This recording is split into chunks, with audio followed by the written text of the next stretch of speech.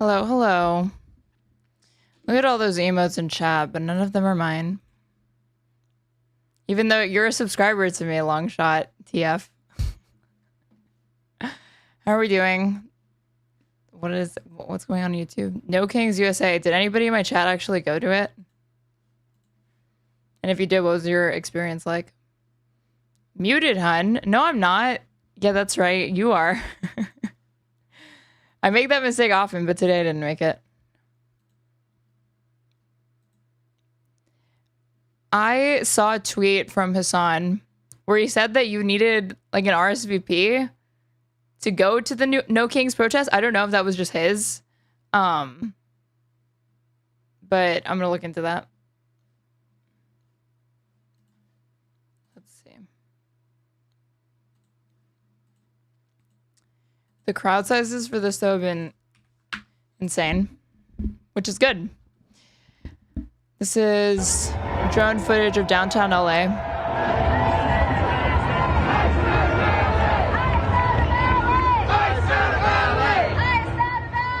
I did in Houston for a little bit. It was hot as shit. Lots of people were pretty calm. How the fuck do you even have a protest in Houston with how bad the zoning is there?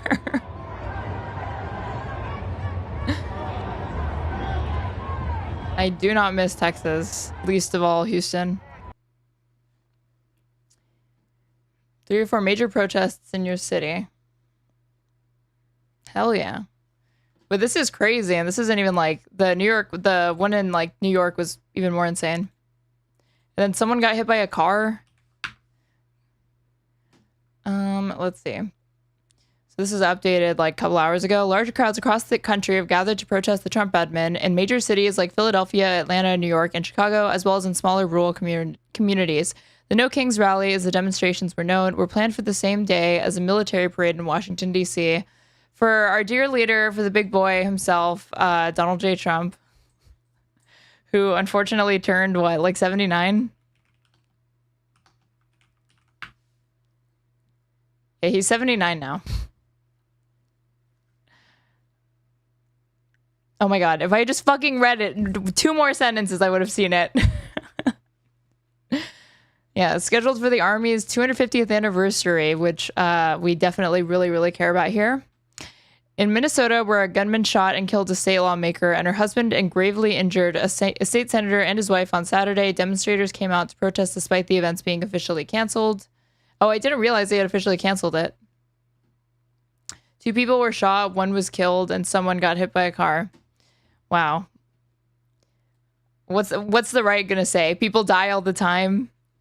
It's a big country. What do you expect? There's violence. It came from the left. It came from Antifa. It came from George Soros. It happened because somebody put a cinder block in a backpack and then took it to a protest and then broke up the cinder block into smaller rocks to throw at people. Dang. So these are all the different cities that participated. And my city's not on the Florida map, but it happened here. Sad day in Minnesota. Yeah, I know. You know, usually plots like that don't get off the ground. That was, I mean, like, they caught the people that wanted to get, like, Gretchen Whitmer before it actually happened, but then they actually got this. This is Georgia State Capitol in downtown Atlanta. Austin. I saw people get arrested in Austin. Let's see. This was Axios reporting it. Police make arrests after Texas Capitol evacuated over threat to lawmakers. So DPS arrested somebody in connection with threats against state lawmakers that saw the state capitol briefly evacuated on Saturday. The threats against the lawmakers, whom officials said planned to attend Austin's anti-Trump No Kings protest, came hours after 2 Democratic Minnesota legislators and their spouses were shot in what police described as targeted attacks perpetrated by a Trump supporter. Shocker. Minnesota State House Democratic leader Melissa Hortman and her husband fatally shot during the attack at their Twin Cities home. Meanwhile, police in Culpeper, Virginia, arrested a 21-year-old man they allege intentionally drove an SUV through a crowd during a No Kings protest later Saturday. The state capitol was evacuated due to a credible threat against the lawmakers, the DPS said, just after 1 p.m. local time. They took 1 person into custody in connection with the threats per a later DPS post. And Lieutenant Dan Patrick, the bane of my existence. I hate this man more than anyone else in Texas, probably. But spoke out against threats to lawmakers on X as he confirmed the credible threat that was made to possibly kill members of the Texas legislature at the Capitol.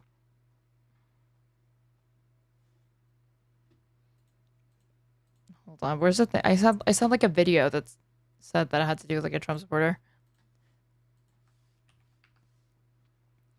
He was a lone wolf, that's why it was hard. Oh yeah, the Gretchen Whitmer thing, it was like more than one person, right? It was a bunch of people. Thank you for subscribing, Abor Snare. That third name in your name. We even asked about Mr. Bolter's political affiliations, and David Carlson, once again his roommate and best friend, known him since 4th grade, did say Bolter voted for Trump and that he was a strong supporter. No way. Crazy, according to the best friend of the guy who allegedly shot the Democratic lawmakers in Minnesota. Who could have seen this coming? Who could have seen this happening? Certainly not me. It's usually not, Republicans that they just are not known to, get violent. And then somebody hit by cars. What is going on? This was in Virginia and San Francisco, struck by motorists. Am I crazy, or wasn't there a time like a few years ago where Republicans had introduced legislation that was going to make it more difficult to hold people to account if they did this shit? Like this specific thing that also happened at Unite the Right? Did Republicans introduce laws that made it easier for like drivers to run over protesters? I know it sounds insane, but I know what I'm thinking of, something that actually happened. To kill protesters. Yes, I'm not crazy. Okay, this happened in 2023. GOP bill targets protesters and absolves motorists who hit them. As the nation reacts to the guilty verdict in a jury handed to Derek Chauvin in the killing of George Floyd, Republican-led states are introducing punitive new measures governing protests. This was in Oklahoma and Iowa. They passed bills granting immunity to drivers whose vehicles strike and injure protesters in public streets. Republican proposal in Indiana would bar anyone convicted of unlawful assembly from holding state employment, including elected office. Jeez. A Minnesota bill would prohibit those convicted of unlawful protesting from receiving student loans, unemployment benefits, or housing assistance. That'll end well. Somebody who is engaging in antisocial behavior, what the last thing that they need is like unemployment benefits or like housing assistance. It's usually very, very mentally stable people that engage in violence at these protests. And in Florida, Governor Ron DeSantis signed sweeping legislation this week that toughened existing laws governing public disorder and created a harsh new level of infractions, a bill he's called the strongest anti-looting, anti-rioting, pro-law enforcement piece of legislation in this country. The idea that there's not laws on the books that already unambiguously have these things is outlawed. The measures are part of a wave of new anti-protest legislation sponsored and supported by Republicans in the 11 months since BLM protests swept the country following the death of George Floyd. The Minneapolis police officer who killed Mr. Floyd, Derek Chauvin, was convicted on Tuesday on murder and manslaughter charges, a cathartic end to weeks of tension. But while Democrats seized on Mr. Floyd's death last May to highlight racism in policing and other forms of social injustice, Republicans responded to a summer of protests by proposing a raft of new punitive measures governing the right to lawfully assemble. GOP lawmakers in 34 states have introduced 81 anti-protest bills during the 2021 legislative session, more than twice as many proposals as any other year, according to Ellie Page, a senior legal advisor at the International Center for Not-for-Profit Law, which tracks legislation limiting the right to protest. They call them anti-riot bills, conflating the right to peacefully protest with rioting and looting that sometimes resulted from such protests. But what happened here? Struck by motorists. The protests are taking place at about 2,000 sites nationwide, from big cities to small towns. Coalition of more than 100 groups plan the protests, which are committed to a principle of nonviolence. Which is true. I saw something on their website, how that's their whole thing. My parents told me that the neighborhood it happened in was where they were going to buy a house.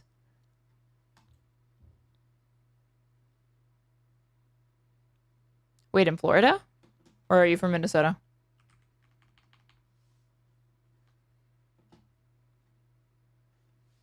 But no Kings protest.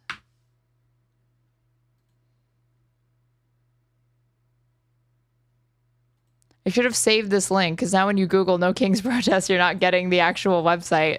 You're gonna get all the articles talking about the event. Police in the northern Virginia city of Culpeper identified 21-year-old Joseph R.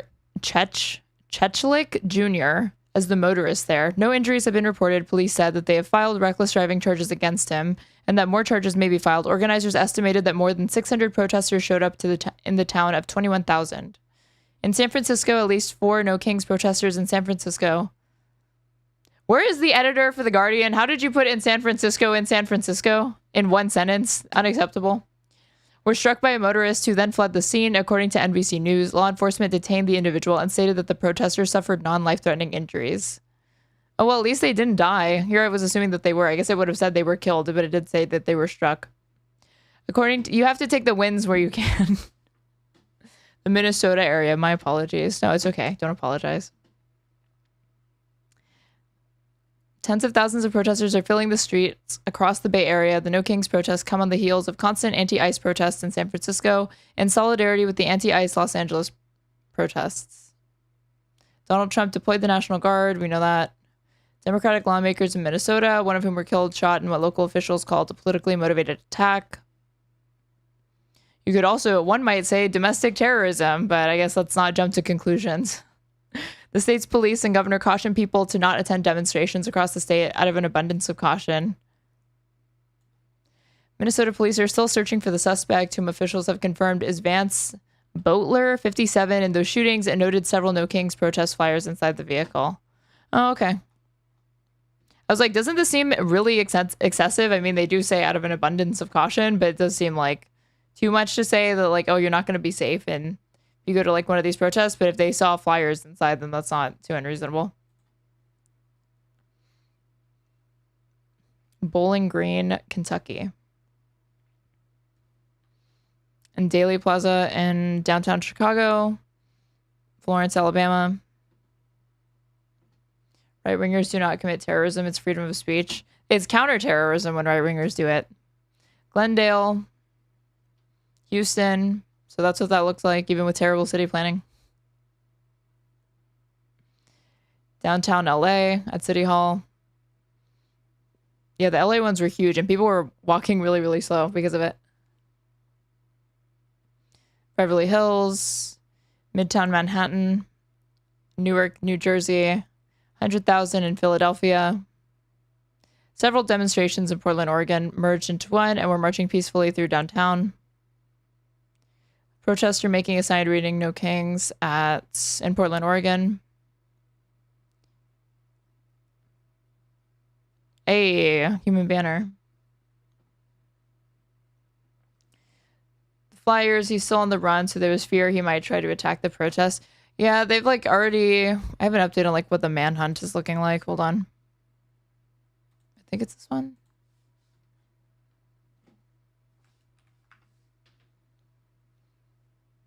Lawmakers are looking for the suspects in relation to killing. Believed to still be in the Twin Cities area, but might be trying to flee. Might? Why is this like, well, maybe he's trying to flee. I mean, if he's not in custody, like, he obviously. They shared a photograph of him that they said was captured by a security camera in Minneapolis on Saturday, not long after the overnight attacks. He was wearing a cowboy hat. Epic. Officials said that the gunman killed Representative Melissa Hortman and her husband, Mark, and wounded State Senator John A. Hoffman and his wife, Yvette, in separate attacks at the lawmakers' homes in the Minneapolis suburbs. The gunman, who was wearing a rubber mask, also fired at police officers responding to one of the homes. Is there photos of him in the mask? I put, like, Minnesota killer mask. Will something come up that's not inappropriate? Dude, this is freaky.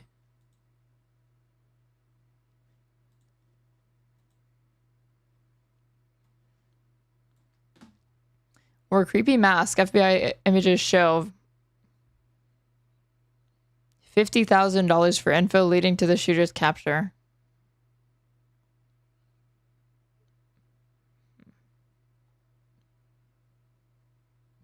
I guess this is like a Ring camera.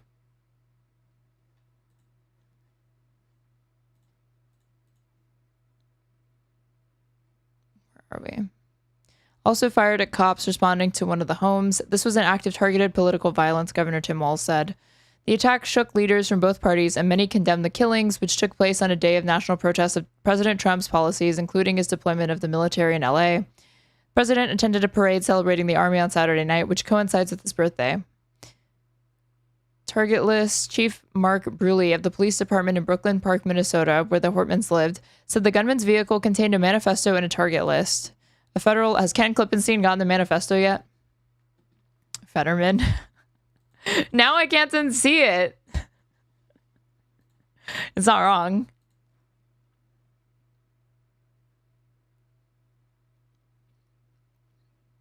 List included about 70 potential targets, including politicians, doctors, community and business leaders, and locations for Planned Parenthood and other healthcare centers. Some were in other states. Authorities have been contacting the 70 to warn them, according to the official. Served at one point on the state board with one of his victims, and a friend said that he was a Christian. I mean, that makes sense when people... Like, there was even evidence that Derek Chauvin knew George Floyd. It's very, very rare, even in these incidents, for it to be, like, a complete stranger. So I'm not surprised that they had, like, some sort of connection to at least one of them.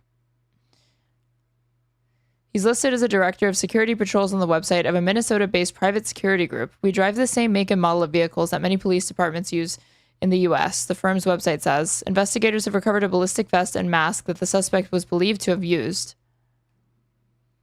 So Hortman served as the Speaker of the Minnesota House of Reps for a 6-year period ending earlier this year and helped pass several key policies on abortion rights, marijuana legalization, and medical leave. Hoffman is a 4th-term state senator from Champlin, another Minneapolis suburb, and chairs the Senate's Human Services Committee. The FBI released the ring, the cowboy hat, LOL. Wait, was there a cowboy hat in this picture? Why did they say he was in a cowboy hat? I put Minnesota killer cowboy hat.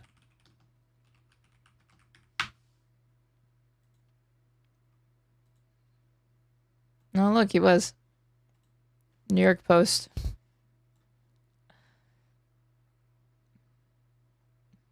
He's the person of interest.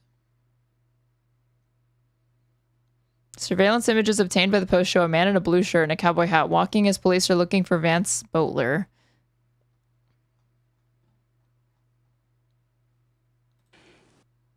Today, because an unspeakable tragedy has unfolded in Minnesota. My good friend and colleague, Speaker Melissa Hortman, and her husband Mark were shot and killed early this morning in what appears to be a politically motivated assassination. Our state lost a great leader, and I lost a dearest of friends. Speaker Hortman was someone who served the people of Minnesota with grace, compassion, humor, and a sense of service. She was a formidable public servant, a fixture and a giant in Minnesota. She woke up every day determined to make this state a better place. She is irreplaceable, and we've been missed by so many. Minnesota's thoughts and prayers are with her family, her loved ones, her children, and her parents. My prayers also go out to State Senator John Hoffman and his wife Yvette, who were each shot multiple times. The Hoffmans are out of surgery at this time and receiving care, and we are cautiously optimistic that they will survive this assassination attempt. This was an act of targeted political violence. Peaceful discourse is the foundation of our democracy. We don't settle our differences with violence or at gunpoint. In the state of Minnesota, and as recently as last week, in the most closely divided state legislature in the country, we sat down, we worked things out, we debated, we shook hands and compromised, and we served the state of Minnesota together. We proved that it's possible, even in these politically charged times, to find compromise and adhere to the principles of democracy and civil discourse. We must all, Minnesota and across the country, stand against all forms of political violence. At this precipice moment we're on, this tragic act here in Minnesota should serve as a reminder to all of us. The democracy and the debates in the halls of Congress, in state houses, in school boards, is a way to settle our differences peacefully and move society to a better place. We're collaborating with all local, state, and federal agencies on a full investigation. We're committed to keeping Minnesota. Why these two out of all Dems? I don't know. They had higher aspirations. Maybe it's literally just a matter of proximity. And I mean, one of these articles already mentioned that he knew one of them. At one point, stayed bored with one of his victims. And that alone increases the likelihood that he would target them first over other people.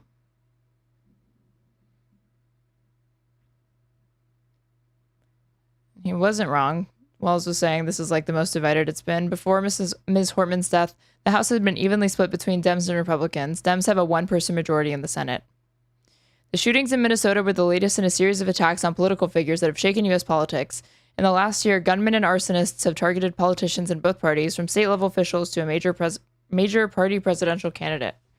Why do they not say to Trump? Why does it say that? The attacks alarmed political leaders from both parties. Amy Klobuchar, Democrat of Minnesota, said, "It was an attack on everything we stand for as a democracy." President Trump, who was the target of 2 attempted assassinations last year, "Such horrific violence will not be tolerated." Yeah. Dude, Amy Klobuchar is like pissing me off more than she usually pisses me off. Hold on. She was asked about like the ICE detentions and just completely like pivoted.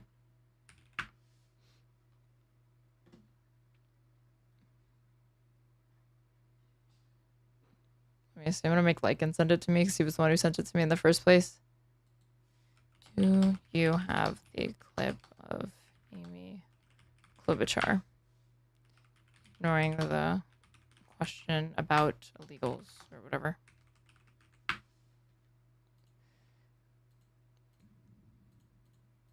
So what is this? Okay. This was 2 hours ago. Told a friend in text message, "I might be dead soon." The suspect had links to evangelical ministries and said he was a security expert with experience in the Gaza Strip and Africa, according to his online postings and public records. I mean, we knew he was a crazy person, but like, if this turns out to not be true, it's like, oh, okay. Like, he was like openly insane and like no one did anything. A manhunt was underway on Saturday for Vance Luther Boatler, 57. You know this. David Carlson, 59, told Reuters that he has been sharing a house in Minnesota with Boatler for more than a year and saw him on Friday night. Then about 6 a.m. on Saturday, he received a text from Boatler.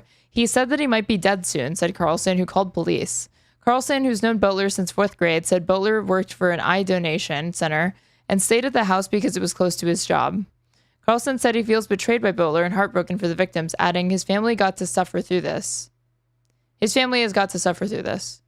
Appointed in 2016 to the Governor's Workforce Development Board, state records show the board has a responsibility to advise the governor on Minnesota's workforce system.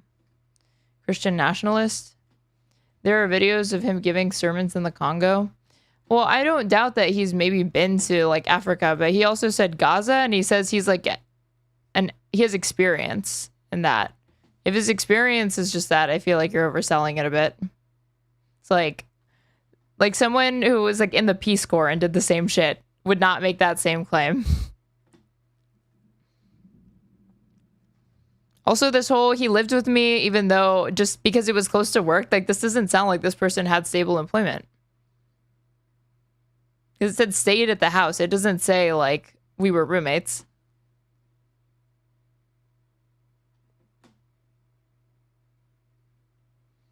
Asked if Boatler knew the lawmakers, Minnesota Bureau of Criminal Apprehension Superintendent Drew Evans said, "We're still exploring that. There's certainly some overlaps with public meetings, I will say, with Senator Hoffman and the individual, but we don't know the nature of the relationship or if they actually knew each other." Boatler listed himself as having no political party preference. Okay. Right. On a LinkedIn post 6 years ago, Boatler urged Americans to vote and value the process. If you believe in prayer, and please keep the United States in your prayers. But we already know that he was reportedly, another friend was saying, like, no, he had political allegiances and it was to Trump.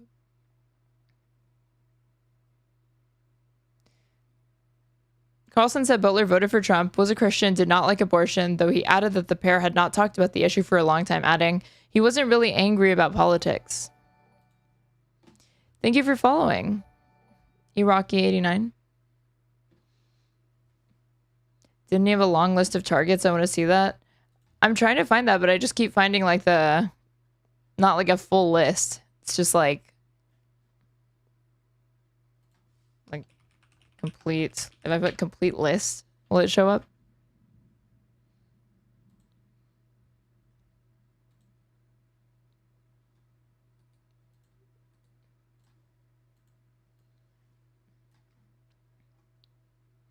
Who is on the target list?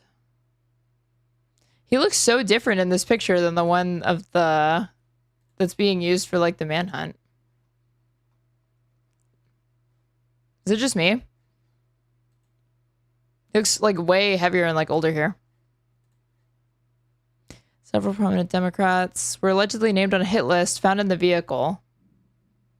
List included Governor Tim, according to ABC News.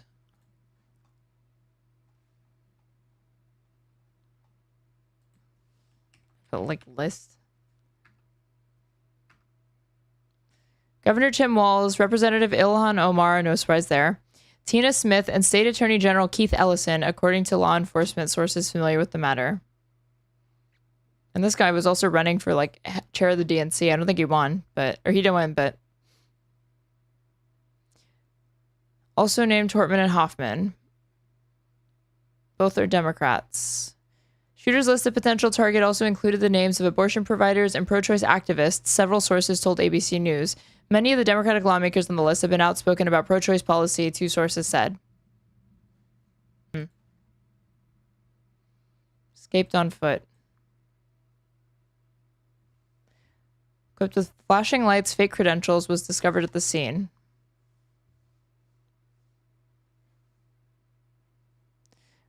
Pretty fucking weird, man. So he was looking for work. Wrote on LinkedIn a month ago that he was looking for work. Hi, everyone. I'm looking to get back into the U.S. food industry, and I'm pretty open to positions in Texas, Minnesota, Florida, and the Washington, D.C. area.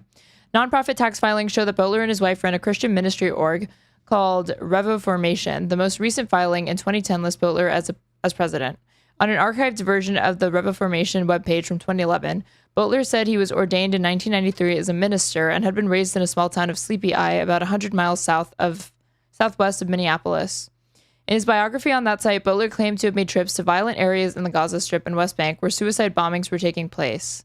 He sought out militant Islamists in order to share the gospel and tell them that violence wasn't the answer, the biography said. Butler said he went to St. Cloud State University, the now closed Cardinal Stritch University, and the Christ for Nations Institute, a Bible college in Dallas. After firing at police on Saturday, the suspect abandoned a vehicle in which officers found a manifesto and a list of other legislators and officials. It would be premature for me to say at this point exactly what the motivation might be from these writings, but they appear to be a politically motivated assassination. Okay, well, that's depressing.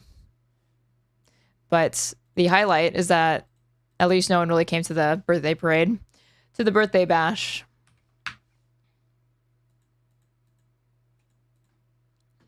This was starting in 30 minutes. They did it early because of like weather. They were expecting 200,000 people for this. Lizzo.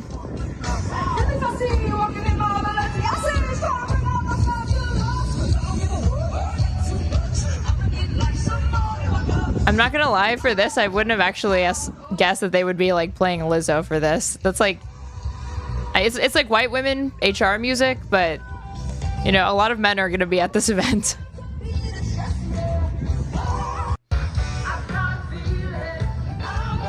And then I saw this, the march and how bad it looked. So we got a patriot here. This march actually makes our military look insanely weak. No coordination, no fervent saluting. This is ass and not even doing the fascism correctly. And of all songs, they're actually using Fortunate Son as well to salute the warmongering, draft-dodging president.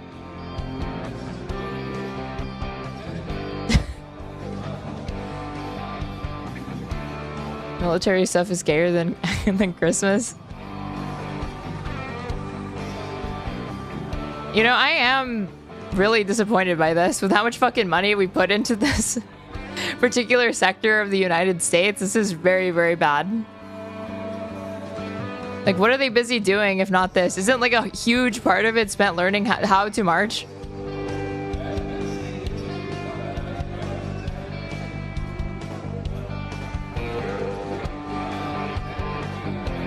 It was empty, LOL, with insecure men.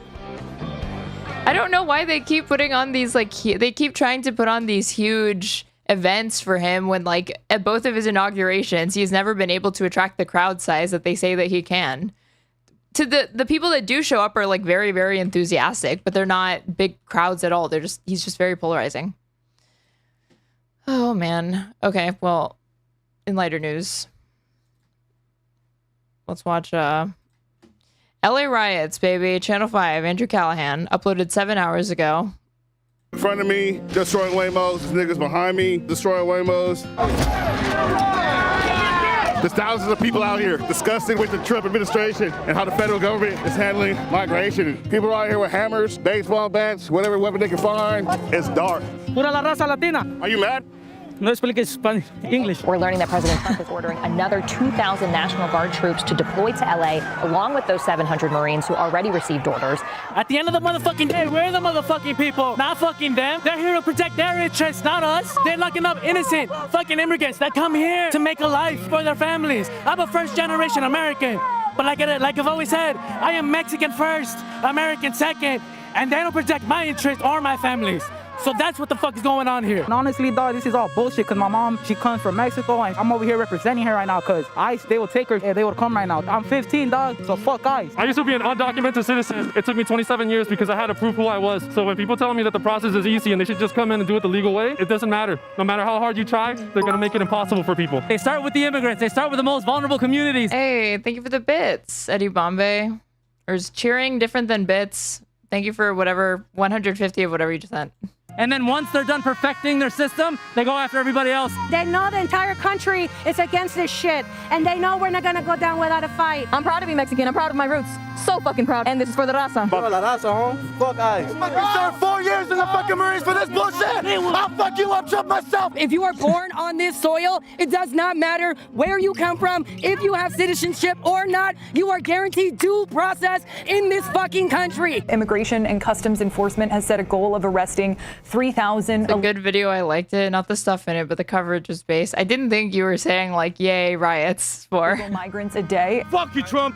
You're making the wrong move, my boy. You're fucking with the wrong people, man. And you know what you're doing? You're getting everybody behind Mexicans, pendejo, Latinos, Hispanics. Why the fuck are you trying to lock the Mexican people up and they got the best food? Tell me that. Tacos and tequila and enchiladas and burritos. Fucking corn on the cob. What did they call it? What they call it? Elote. Elotes, nigga. Come on. You gonna lock a nigga up that know how to make elotes? That's right, baby.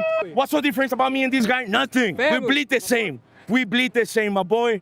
Just like you, Trump. We're people, homeboy. We work hard. We fucking work for our family. We're family people. You don't know anything about that. You have no values but money in your mind. That's all you have. Viva la raza! Viva la raza! Viva la raza! And everybody that's behind us. Yesterday, raids took place in downtown Los Angeles, at least 3 different locations. One of them, another Home Depot. Estas redadas han dejado enmarcadas a las personas. These raids have left people with a raised level of fear. They come looking for work.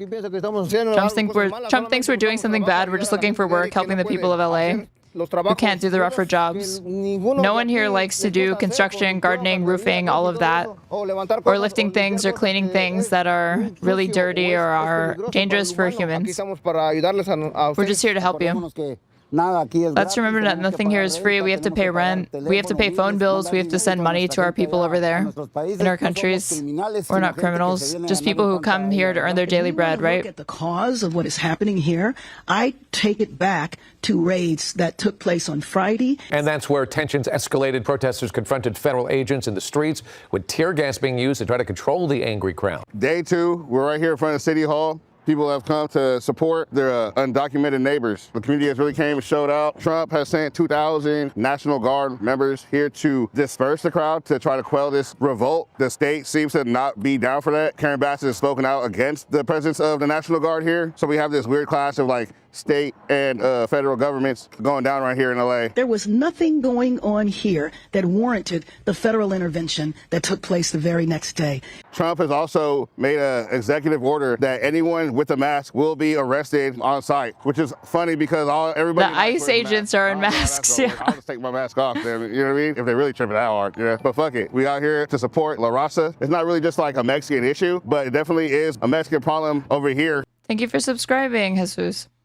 Because it's places like Home Depot and the fashion district that's being targeted, which is like well-known spots for like the, Paisa homies. And they come out every day to work and hustle, and then they depend on that. They don't depend on the actual income or 401k or life insurance that they're able to, they don't have anything like that. They don't know anything about that. So migrant workers and our prosperity as a country are like this. 42% of crop laborers are undocumented. You feel like white boy solidarity. Targeted so hard? It's one of the largest Hispanic and Latino communities, and also involving a lot of immigrants too. A lot of illegal immigrants out here. I'm a DACA recipient, so I can tell firsthand that this is personal. They are attacking our homes, they're attacking our people, and they're attacking the main backbone of this economy, of this country. This country is built off of immigrants. It's built off of the hard labor that we do. So yeah, I mean, it's fucked up. Sí, así es, amigo. We need migrant reform. We don't need deportations. These folks are our brothers and sisters. Really what they need to do is we need immigration reform. We should all stand together for immigration reform so people can be here legally, people that we need to work. As a side note, when people talk about immigration reform, they're normally talking about the broken asylum-seeking process. So it used to be that immigrants fleeing persecution, political crisis, or poverty would seek asylum upon their entry to the U.S. and typically hear a verdict from the immigration courts in a matter of weeks or months, after which they can get their work papers and begin legal employment. However, because of the overflow of undocumented migrants that have happened over the past couple of years, the current wait time for an asylum hearing is between 5 and 7 years, leaving millions of migrants stuck in the states, unable to procure lawful employment, often leading them to places like Home Depot parking lots or just on the streets. Immigration reform would mean spending less money on ICE and more money hiring immigration judges to create a fair and expedited process for hearing asylum claims and issuing work papers. The Trump I was going to say, because it's immigration court and you're not actually entitled to legal representation, you literally get situations where kids are forced to represent themselves. Administration and I don't speak English. Administration too have refused to take significant action to hire more judges and fix the problem, which if done correctly would be a win-win for both sides. It'd be a win for conservatives who are concerned about migrants with violent criminal backgrounds entering the country and taking advantage of people and resources. And it'd be a win for progressives. Wait, what's a win-win? And fix the problem, which if done hiring more would judges. be a win-win for both sides. It'd be a win for conservatives who are concerned about migrants with violent criminal backgrounds entering the country and taking advantage of people and resources. And it'd be a win for progressives who want It'd be a win for the people concerned about a thing that barely happens. Migrants with valid asylum claims to have fruitful legal lives in the U.S. and eventually become citizens. However, and then you have the other side that is concerned with a thing that actually does need to be addressed because it is a thing that happens. None of this has happened, just widespread deportation orders by Trump. He's not serious. He signs these papers all day long. He could sign one that required E-Verify, and he hasn't. Why? Because what would happen is all those companies like Walmart, etc., who rely on immigrant workers or workers without papers would then complain, and they would lobby against it. When there's no food on the He's already talked about rolling it back. That's the thing. He's already had complaints from people that he needs votes for. Trump tells farmers changes are coming to immigration crackdown. President Trump's statement suggests his sweeping policies were alienating industries he wants to keep in his corner. President Trump acknowledged, and yes, I am very deliberate when I say he needs their votes because I would not be surprised if Trump tries to run for like a third term. Acknowledged on Thursday that his immigration policies are hurting the farming and hotel industries, making a rare concession that his crackdown is having ripple effects on the American workforce. Mr. Trump, who has made mass deportation a centerpiece of his presidency, said on social media that changes are coming, and while there were no signs of any significant modification to his policies, Mr. Trump's statement suggests that the scale of his crackdown may be alienating industries he wants to keep in his corner. Our great farmers and people in the hotel and leisure business have been stating that our very aggressive policy on immigration is taking very good, long-time workers away from them, with those jobs being almost impossible to replace, he said. Mr. Trump, for decades, has owned luxury hotels, an industry with a strong immigrant labor force. Mr. Trump then blamed the Biden administration for allowing quote-unquote criminals to apply for jobs on farms. We must protect our farmers, but get the criminals out of the USA. Later at a news conference, he took an uncharacteristically sympathetic tone towards immigrants who work on farms in the hospitality industry. Our farmers are getting hurt badly by, they have very good workers. They've worked for them for 20 years, he said. They're not citizens, but they've turned out to be, great. Gee, it's almost like these people are like a net negative to the economy. And we're going to have to do something about that. We can't take farmers and take all their people and send them back because they don't have maybe what they're supposed to have. Maybe not.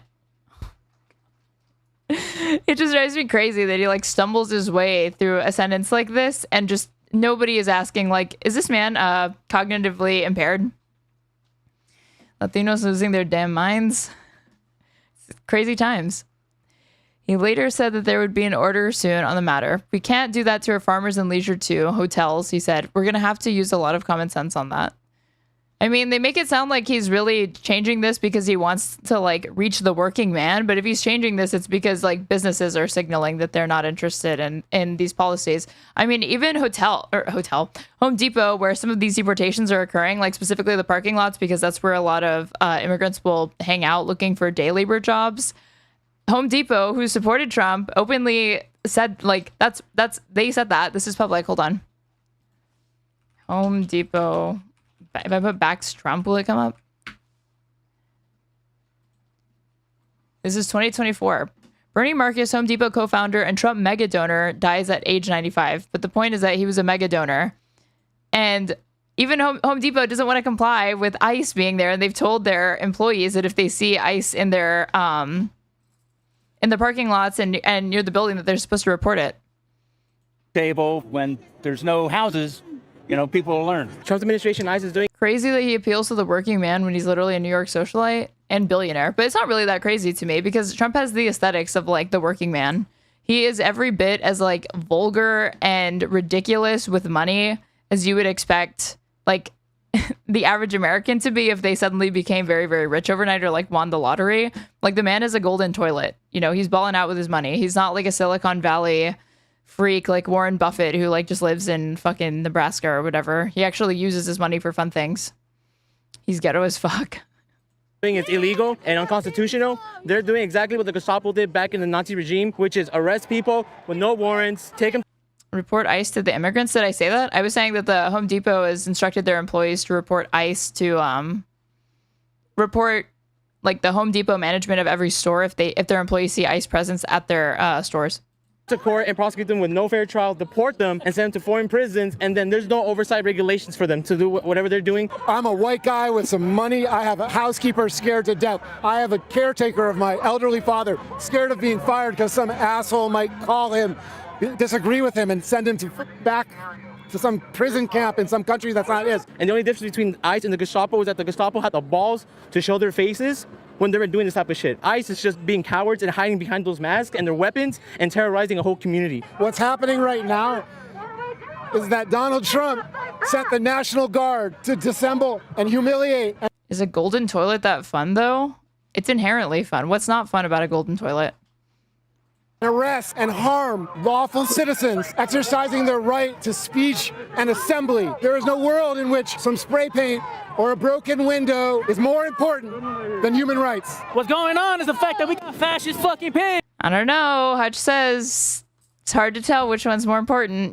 We really have to be preemptive about calling out like the Waymos getting burned and like a window getting broken here and there. Not letting us do our lawful assembly. So my name is Jesse Blancarte. I'm an immigration attorney based in Los Angeles. Those raids are taking place at job sites. Day laborers at Home Depot, people who help, create clothes at these factories or these businesses.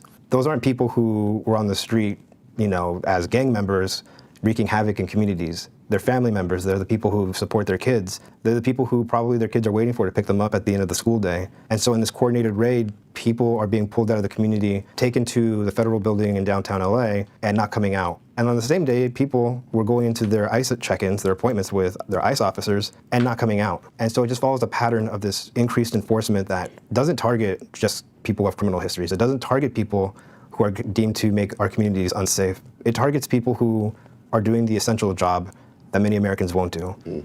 It's targeting people who are core members of their family, of their communities, who really just want to be here and make a better life for themselves and their family. All right, so everybody from City Hall has now started a march to the federal building. The cops earlier tried to block the road so that people couldn't march along this route, but they fucked up. They didn't do it, and people are now mobile. That's like damn near at least my whole high school times 3. So about like a rack, like 1,000 people down here.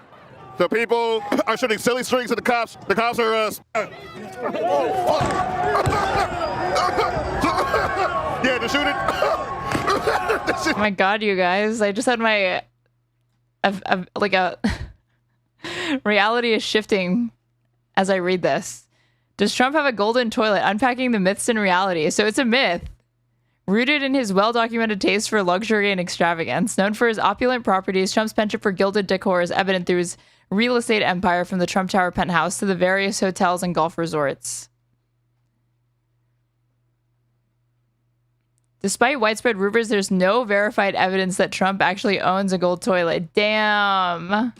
I was wrong. That was fake news, folks. Certified fake news that I actually bought that he had a gold toilet. Is it that crazy though? Like it's saying there's like, when you look at his properties, a bunch of shit is decked out in like gold trim and stuff. Golden toilet hoax. I fell for it, you guys. This is what the liberal media does to you. Although in this case, it's not really slander because it only makes him less cool. Now that I know that he doesn't even have a golden toilet, it's pathetic. We're all being pushed back, man. And like, it's like I feel like a dog that they're telling me to get. The cops are fucking rapid firing. They're non-lethals. I feel like the non-lethals are also like packed with some type of irritant. It's not necessarily a tear gas canister, but it fucks you up. I feel like it's all the time. Oh, damn. All right. So this is what I'm talking about. It's like the rubber thing, and then these follow after it. And it shoots off some sparks, which I feel like it's coming a lot more often now. They're also banging niggas with sticks. This is a peaceful protest. We haven't done shit. It's only 3 p.m.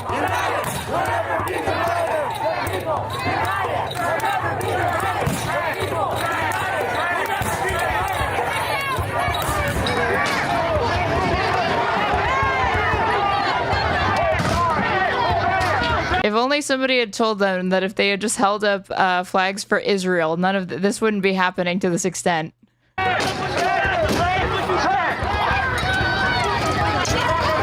That's the fastest I've ever seen them start shooting people with rubber bullets.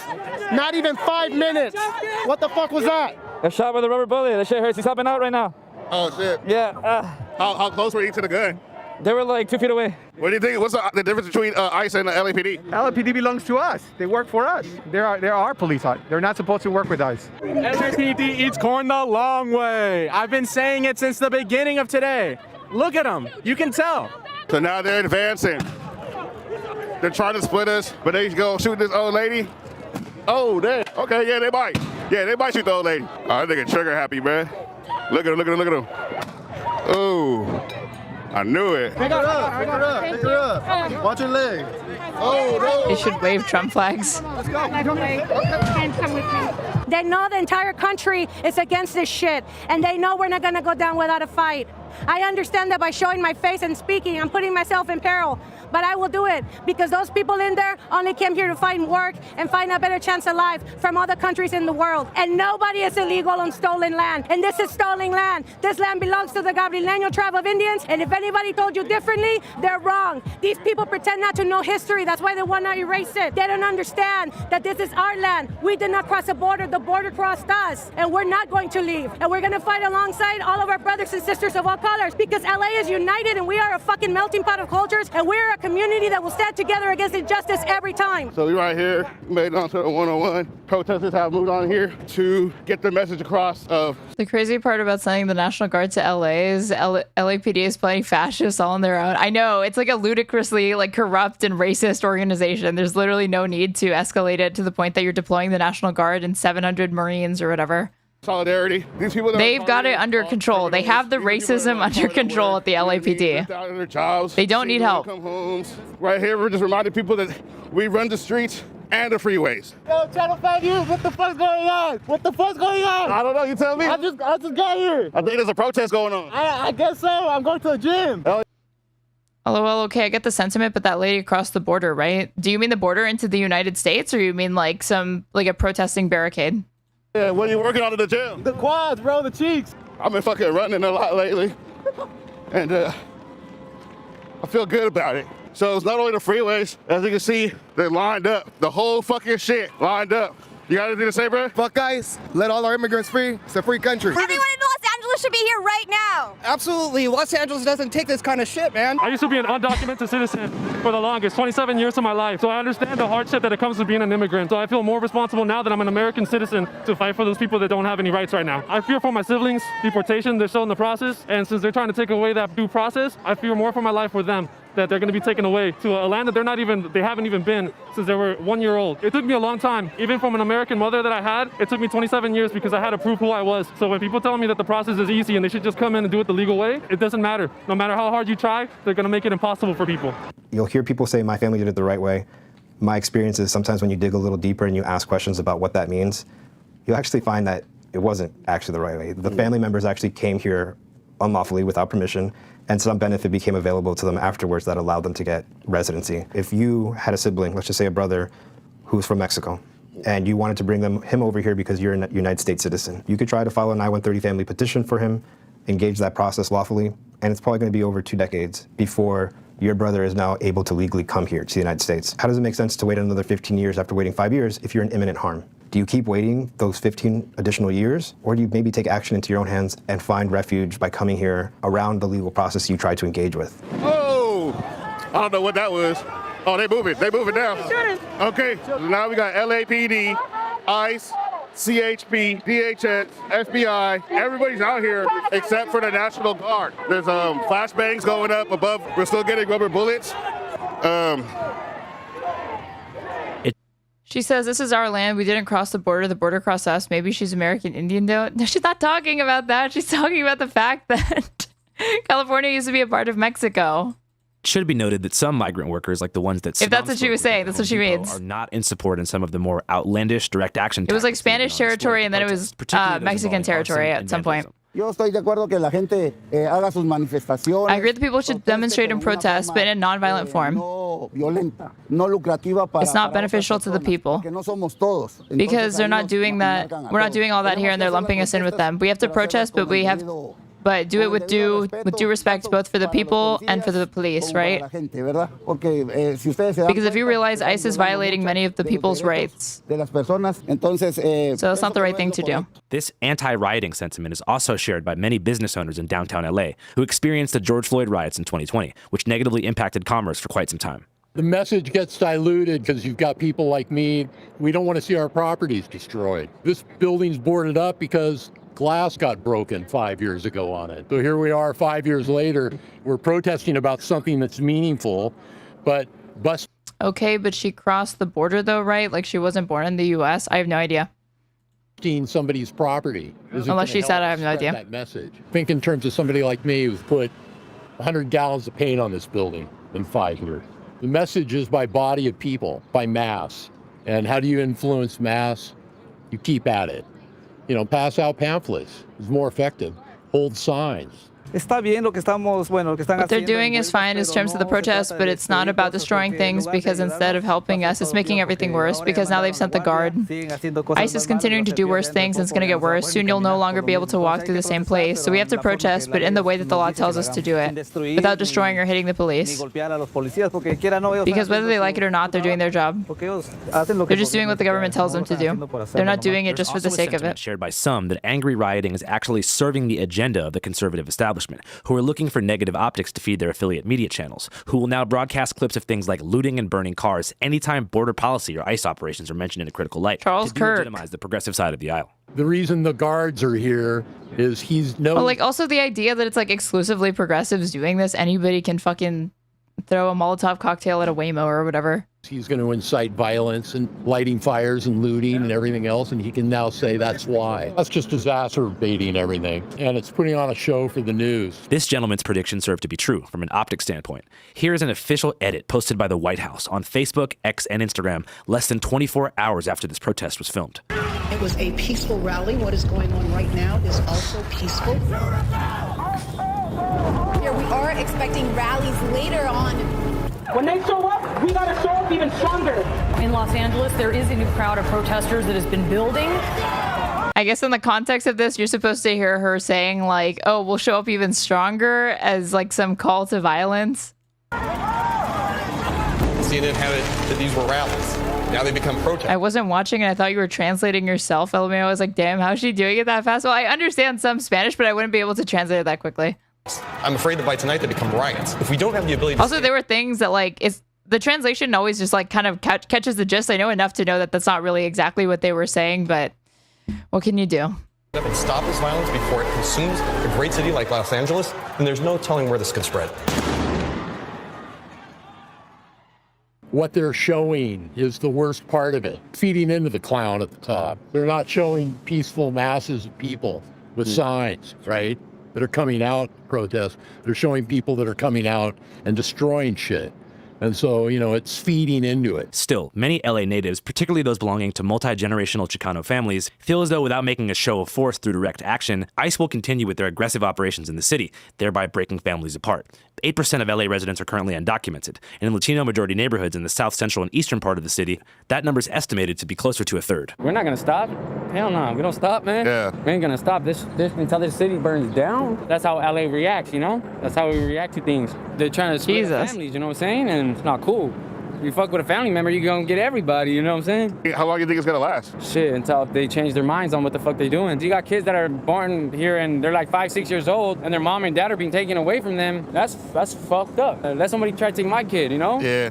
It's not gonna happen. You're not gonna win, believe it. It's a matter of time. If you keep fucking with us, the world's gonna know it. The world's gonna know it. Not only you, the world's gonna fucking know it. That we're tired of fucking bullshit. All the, Viva la raza! Everybody that is supporting the Mexicanos and the Latinos and the Brown, fucking love for you, much love. We're all people. We will all always be people. Their lack of acceptance of our humanity and of everyone's humanity is an insult to what we are, which is divine beings meant to be here together and to share everything. What's up, divine beings? Let's take a quick break from the streets of LA to see how the media machine has been covering the unfolding situation in those streets. As we know, different outlets push different agendas, shaping the story to fit their own narratives, which is why independent reporting matters, and we here at Channel 5 are 100% committed to bringing y'all So like Patreon ad coverage straight from the streets. But before we hit the streets, we get informed using Ground News. Ground News is a dope-ass news aggregate that lets you see exactly how different media outlets, left, right, and center, are covering the same story as it unfolds. Here, as you can see, using the Ground News bias distribution tool, the left and right are covering Trump's new deployment of 700 Marines to LA in a very different way. On the left, the Radical Daily Beast headline reads, Trump orders in the Marines in a dramatic escalation of LA protests. Then on the right, Breitbart says Trump sends in the Marines to support California's National Guard as anti-ICE foreign flag-waving riots continue. Wow. One more thing I love about Ground News is how it helps you figure out what's genuinely newsworthy by showing you how many sources numerically are covering a given story. That kind of transparency lets you judge the credibility of an article before accidentally repeating it in conversation and realizing before it's too late that you've been fed a one-sided narrative. Another feature I love to use at Ground News is called the blind spot tool, which shows you the stories that might not be appearing in your typical media bubble, which is why we trust Ground News to help us cut straight through the noise. Right now, you can subscribe for 40% off the unlimited access Vantage plan, bringing the monthly cost down to less than $5 a month. Just scan this QR code right here, or click the link in the description of the pinned comment of this video to sign up for Ground News right now. As I mentioned, supporting Ground News helps to support us, which means we can keep making videos like this, giving you guys coverage that isn't watered down or dictated by corporate interests. So check it out, stay informed, and don't let the media tell you what to think. All right, back to the streets of LA. So right here on the other side of the freeway, about 4 or 5 Wamos just got flicked up. This one behind me is currently on fire. The dark cloud over protest today. People out here with hammers, baseball bats, whatever weapon they can find. Kind of like one of the therapy rooms. Oh, wait. I meant to take it off 2x. Sorry.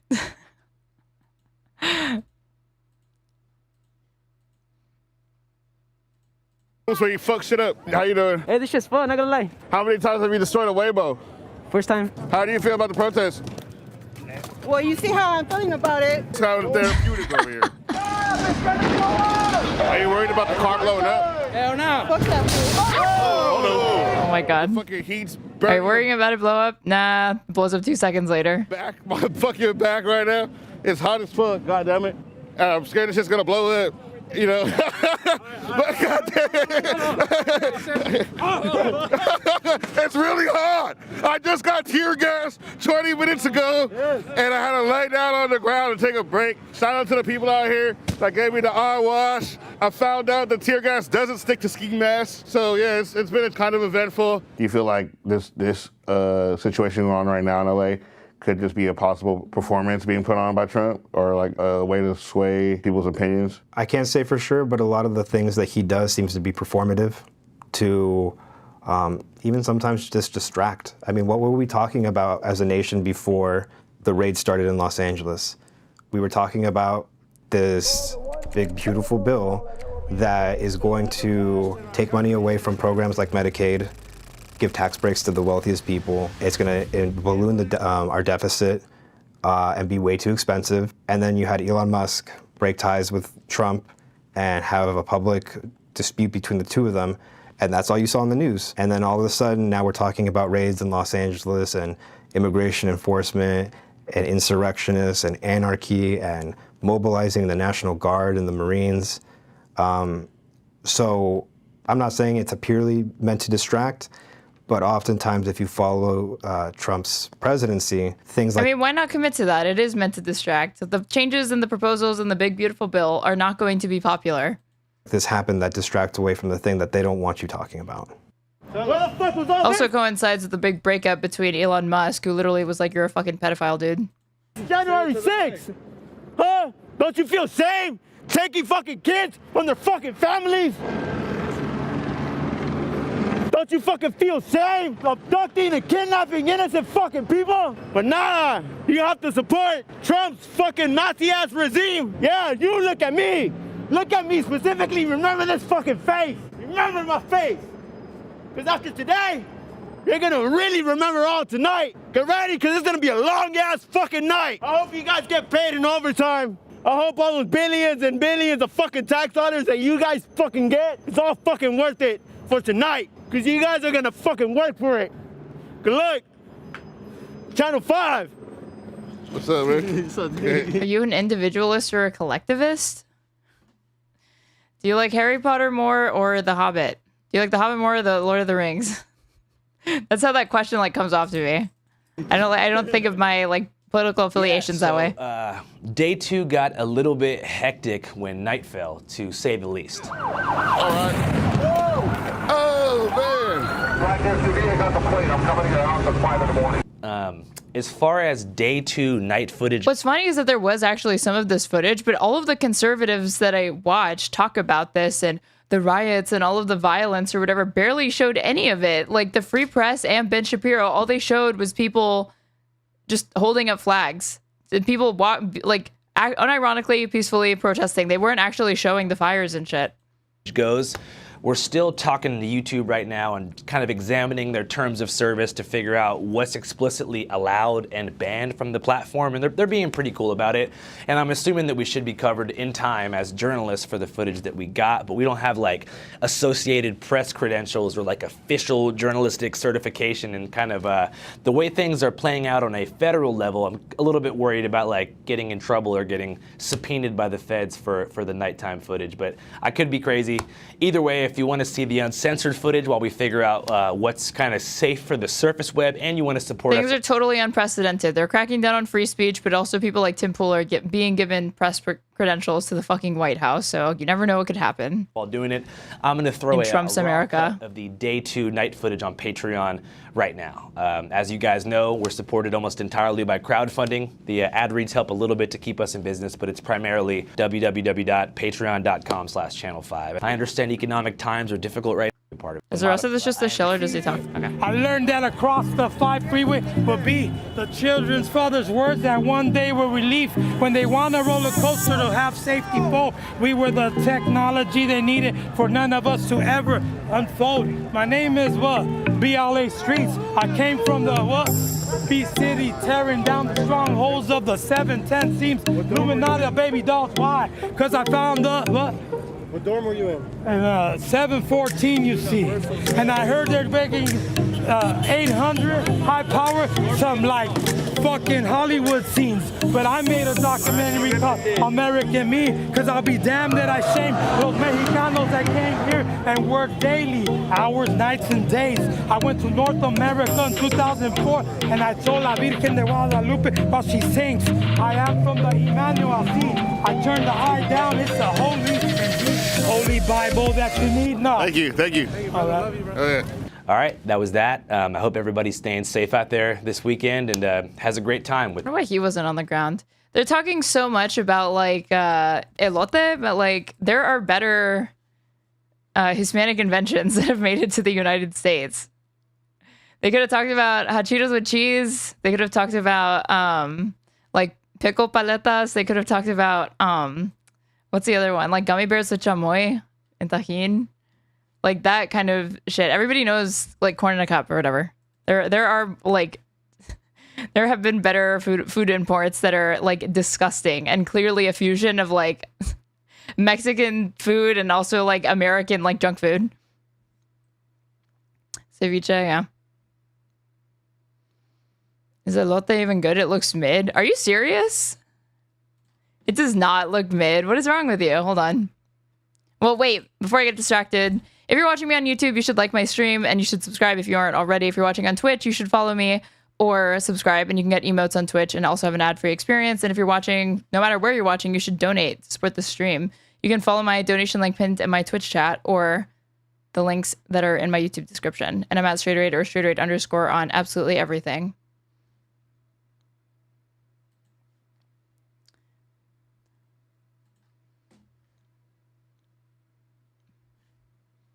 How dare you say elote is mid?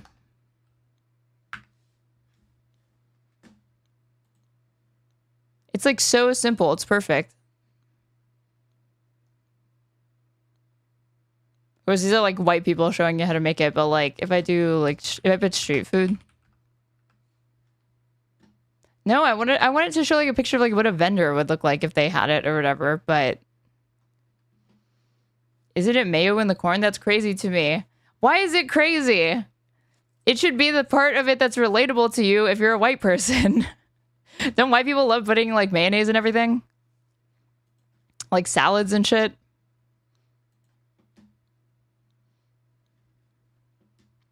Okay. But the next thing I want to do is the PBD decided to do an emergency podcast talking about the riots, the nuclear strike, or like the Iranian strike. So I need to see what the fuck is up there. PBD. The meeting of the minds, you guys.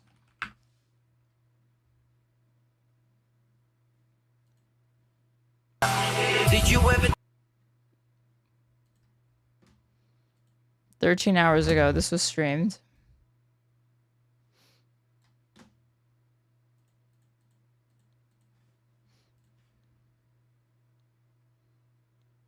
I literally said I'm Dominican. There's a lot of people in chat. I'm sorry.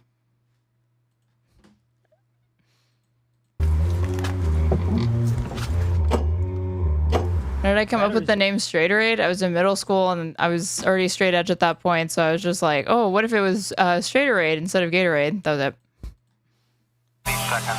Did you ever think you... But there are other people that want it because I have this ad on practically everything. And I logged into my Tumblr not that long ago and I had DMs of people being like, fuck you, I wanted this handle. Even though I've had this handle for years. I think the oldest one account that I have it on is my Snapchat. And I've had it since like... I've had my Snapchat like for 13 years or something like that. And it's Straighterade also. What made you I feel I'm supposed to take sweet victory. I know this life meant for me. Adam, what's your point? The future looks bright. My handshake is better than anything I ever saw. It's right here. You are one of one. My son's right there. I don't think I've ever said this before.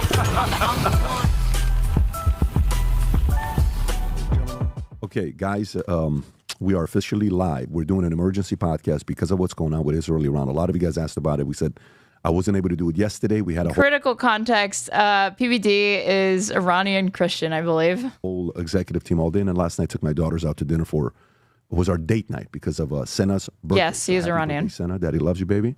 But there's a lot of stuff going on. So you know, a lot of different things going on. I'll give you some of the stats here on what happened with the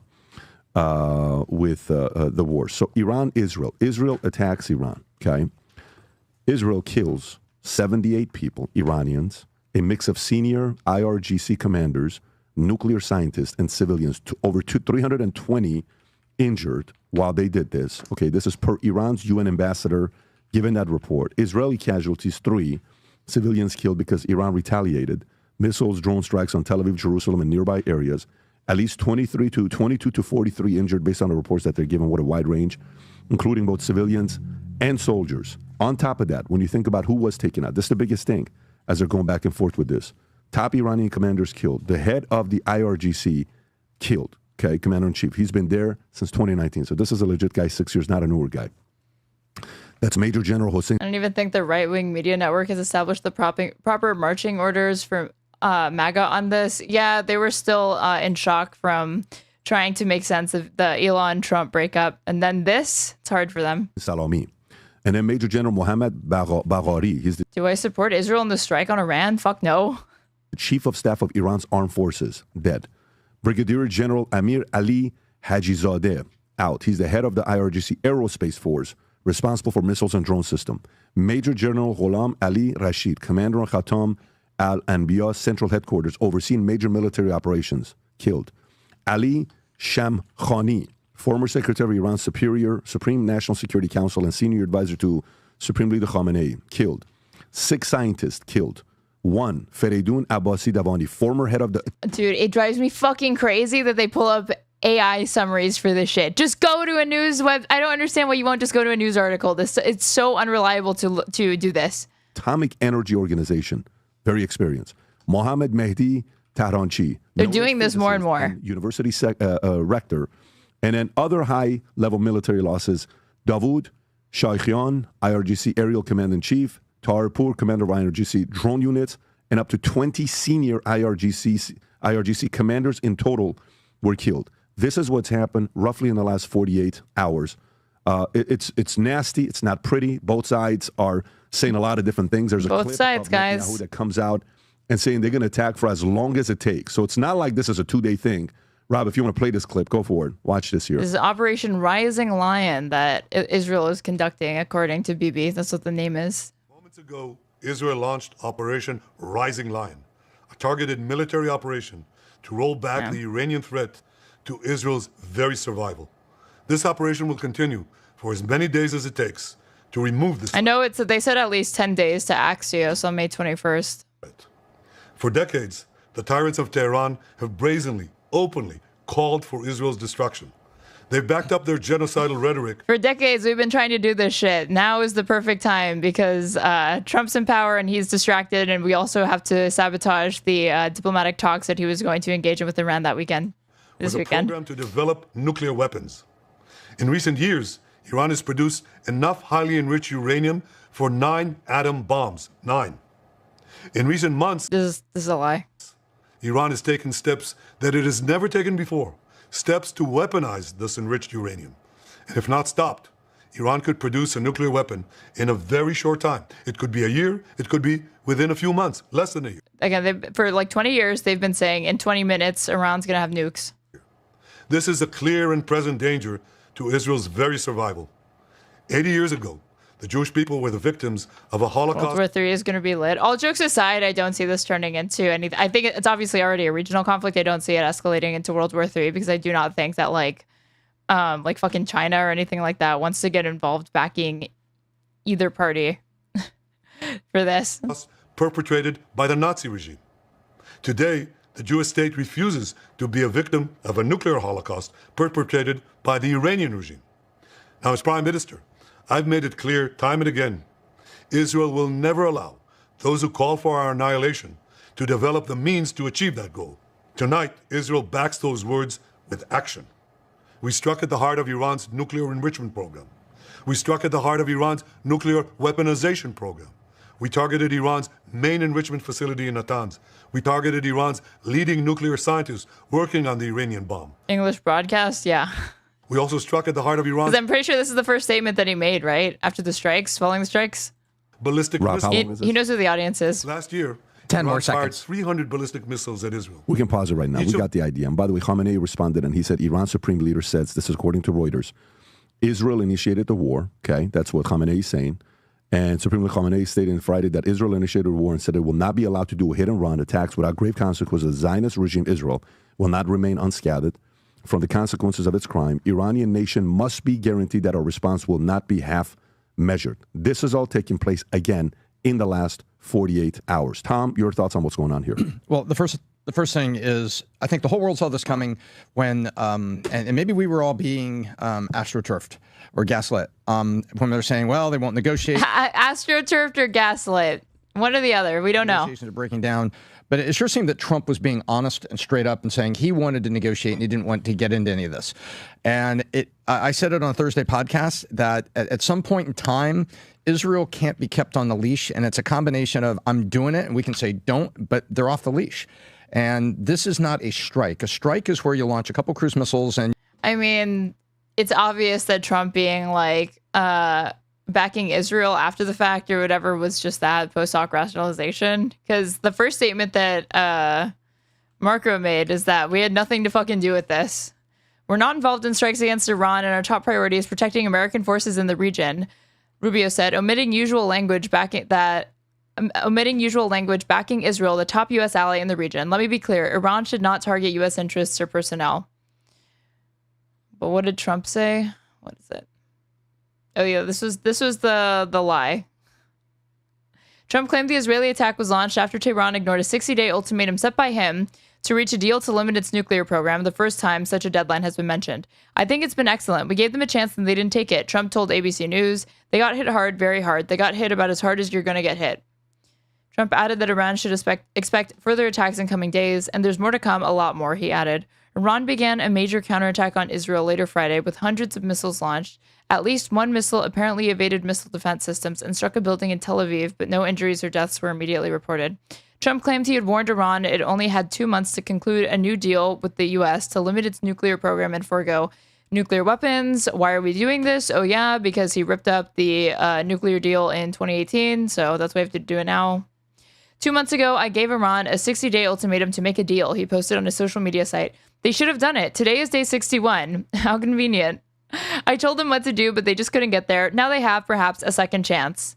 Trump's claim appeared to be designed to counter the widespread perception that the massive strike means Israel snubbed the White House's efforts to negotiate a deal with Iran. A thing that is clearly fucking true. Trump had recently said talks with Iran were going very well and suggested a breakthrough was near, but this was apparently just 5D chess to throw everybody off. A U.S. team led by Trump's envoy Steve Witkoff was scheduled to journey to the Middle East with talks with Iran this weekend, an odd move if Trump had indeed given Iran an ultimatum that was set to expire this week. The White House said Witkoff was still planning to attend talks in Oman, but Iran said it would not attend. And why the fuck would they attend? You take out a general in his car on the back of an airport. That's a strike. This is an action. This is an ongoing action. And I think Israel took the step that a lot of people in the West wanted them to take. We did not want necessarily the war, but we don't want the nuclear power. And so the step was taken, and this action. Infallible logic. Who should we do next? I don't really like that Russia has nukes. Maybe we should just fucking nuke Russia next, right? According to this guy's logic. Is now ongoing. But Brandon, your thoughts? Yeah, so there's two camps here. One camp is saying that's a great thing that we're hitting Iran this way. It's a really impressive military attack where we were able to precisely hit the military leaders, precisely hit the nuclear sites and the scientists, and that's awesome. And the Iranian regime definitely should be taken out. The world would definitely be a better place without this regime in place because it's massively destabilized the Middle East, and Iran could be a great place if this. Do you think you could even name who the president of Iran is, or who the supreme leader is? Gets taken down.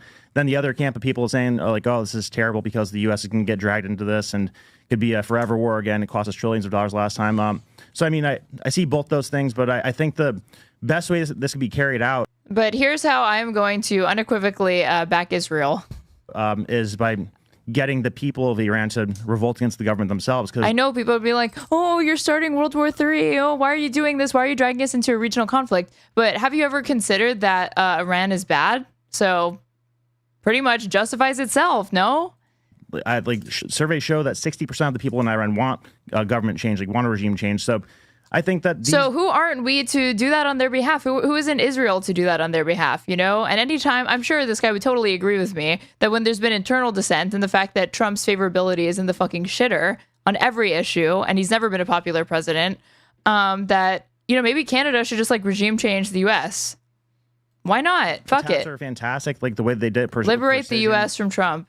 Low casualty rates, because the last thing we need is for the population of Iran to turn. Any chance they consider this a new war and critique Trump for that? No, because I think it was, what's his name already said? Is it Tom? I can't remember their names. He already said that this is just continuing action. Hostily against the West, because if they're against the government more so than the West, then I think we could get this done from the inside rather than having to do it from the outside. Vinny, thoughts? Please, Vinny, give us your thoughts. I need them. Bibi's been wanting this war since 1992. He's on camera multiple times saying Iran's 3 to 5 years away from having a nuclear weapon. He did it again in 2000, 2001. Oh God, am I gonna have to agree with Vinny on this? This is bleak. He said it multiple times. This is bleak, you guys. So he got it. And it's kind of interesting that a couple weeks ago, Mike Waltz was in a cabinet meeting and he was on an Israeli Signal app with the leaked text that was saying, basically trying to push us to go to war with Iran. That's why he got fired. He had to come down, and that's where that relationship with Trump and him. And it got. had nothing to do with Iran. It was like, oh, we should do that because it would show that to Europe that we're not backing down or something like that. A little bit dicey.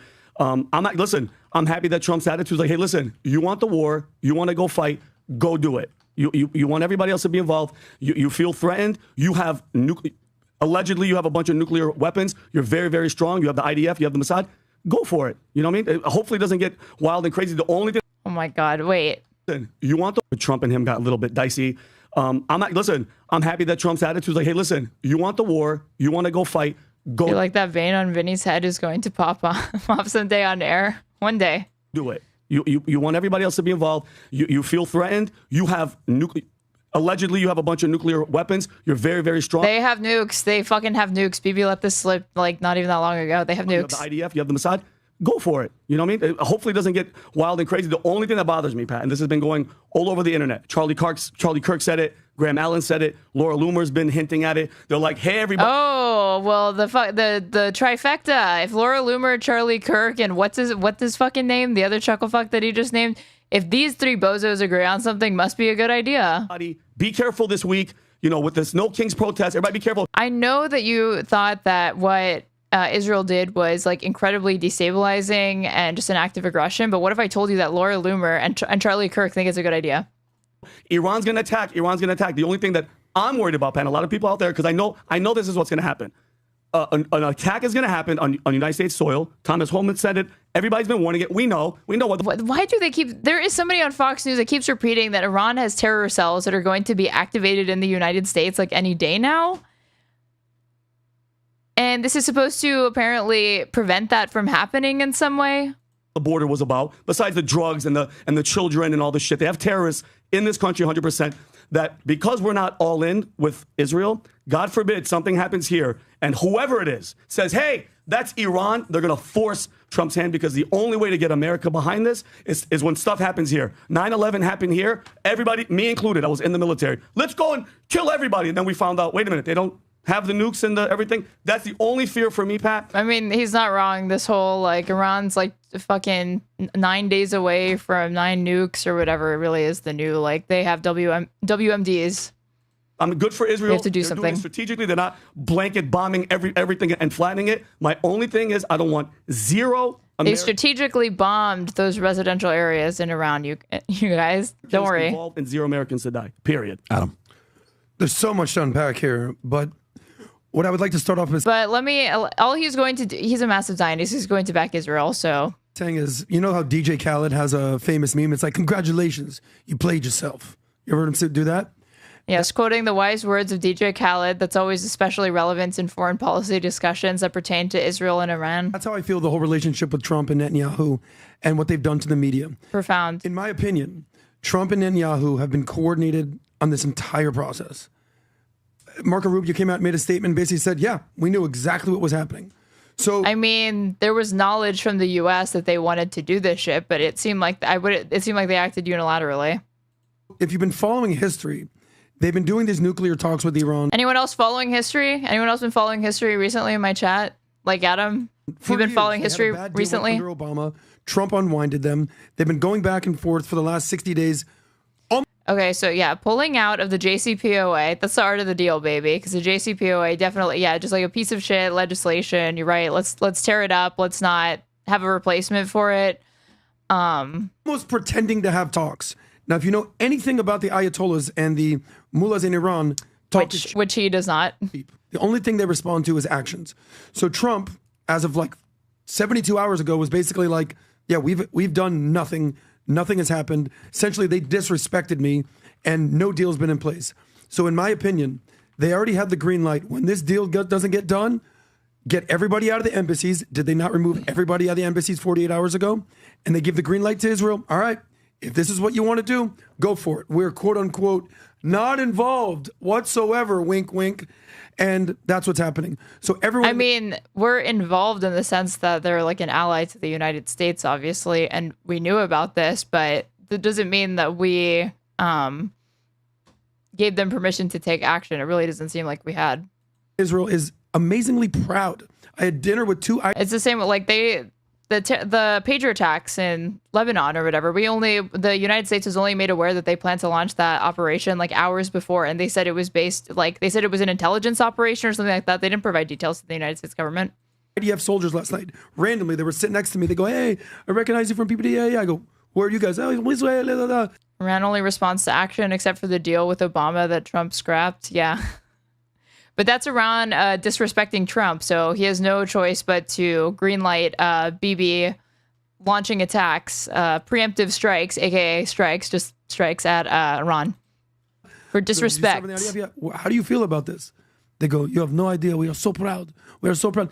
Because Iran has been warning Israel, chanting death to Israel, death to America forever. And so people think that just started. This war has been going back and forth like this since October 7th. So there's a lot of proud people in Israel today. And you know who the proudest people are in the world today, if you ask me? Have you seen the videos of the people of Iran screaming with... I love how he's like, there's tons of people in Israel that are just so proud, even though the justification of this is like Bibi being like, we're literally shaking and we have to prevent a second Holocaust. But I mean, Adam's right, that it is not a matter of an existential threat or whatever. Or it's like, okay, add it to the list of the 10 other existential threats you came up with this morning. Pure joy and excitement that somebody is going to do something to end the regime in Iran. The happiest people in the world today are the Iranian people. Because make no mistake about it. Yeah, Israel is actually liberating the Iranian people. The Iranian people famously love Israel, you guys. There's a big there are people in Iran actually thanking Israel for doing this. Between the Iranian regime and the Iranian people. Yeah. So look, as you're going through this and watching everything that's taking place. Same way, like all those people in Vietnam, they just they see the United States military coming and they're like, thank God. Same with people in Iraq. Same with people in Afghanistan. It's always how it goes. Opinion's very simple. Everybody it falls in different categories. And let me kind of walk you through what different categories they fall under. You're either a true believer. You're either a emotional person that someone caused you to believe what you believe in today, or you're a logical player, okay? But you fall under three... Here's the dichotomy presented. Emotional or logical? Which one are you going to be? Different categories. In the last category, you know what the last category is? I don't give a shit about this. That's the last category. Or I don't give a shit. I don't care about this. I don't care what happens. I don't follow it. All I care about is the fact that yesterday, Casey tied it. Oh, fuck, sorry. I didn't mean to do that, sorry. To do it on this page. You're an emotional person that someone caused you to believe what you believe in today, or you're a logical player, okay? But you fall under three different categories. Thank you for subscribing, Tony. Testics. In the last category, you know what the last category is? I don't give a shit about this. That's the last category. I don't care about this. I don't care what happens. I don't follow it. All I care about is the fact that yesterday, So some people care and they're emotional. Other people care and they're logical. And then there's some people that just don't care.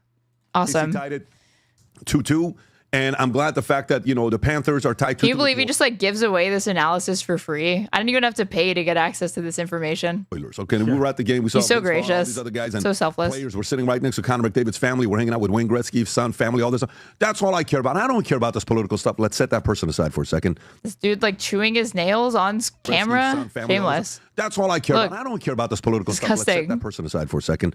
You're probably not going to be watching this podcast anyway if you're party number 4. But let's talk about the first 3, okay?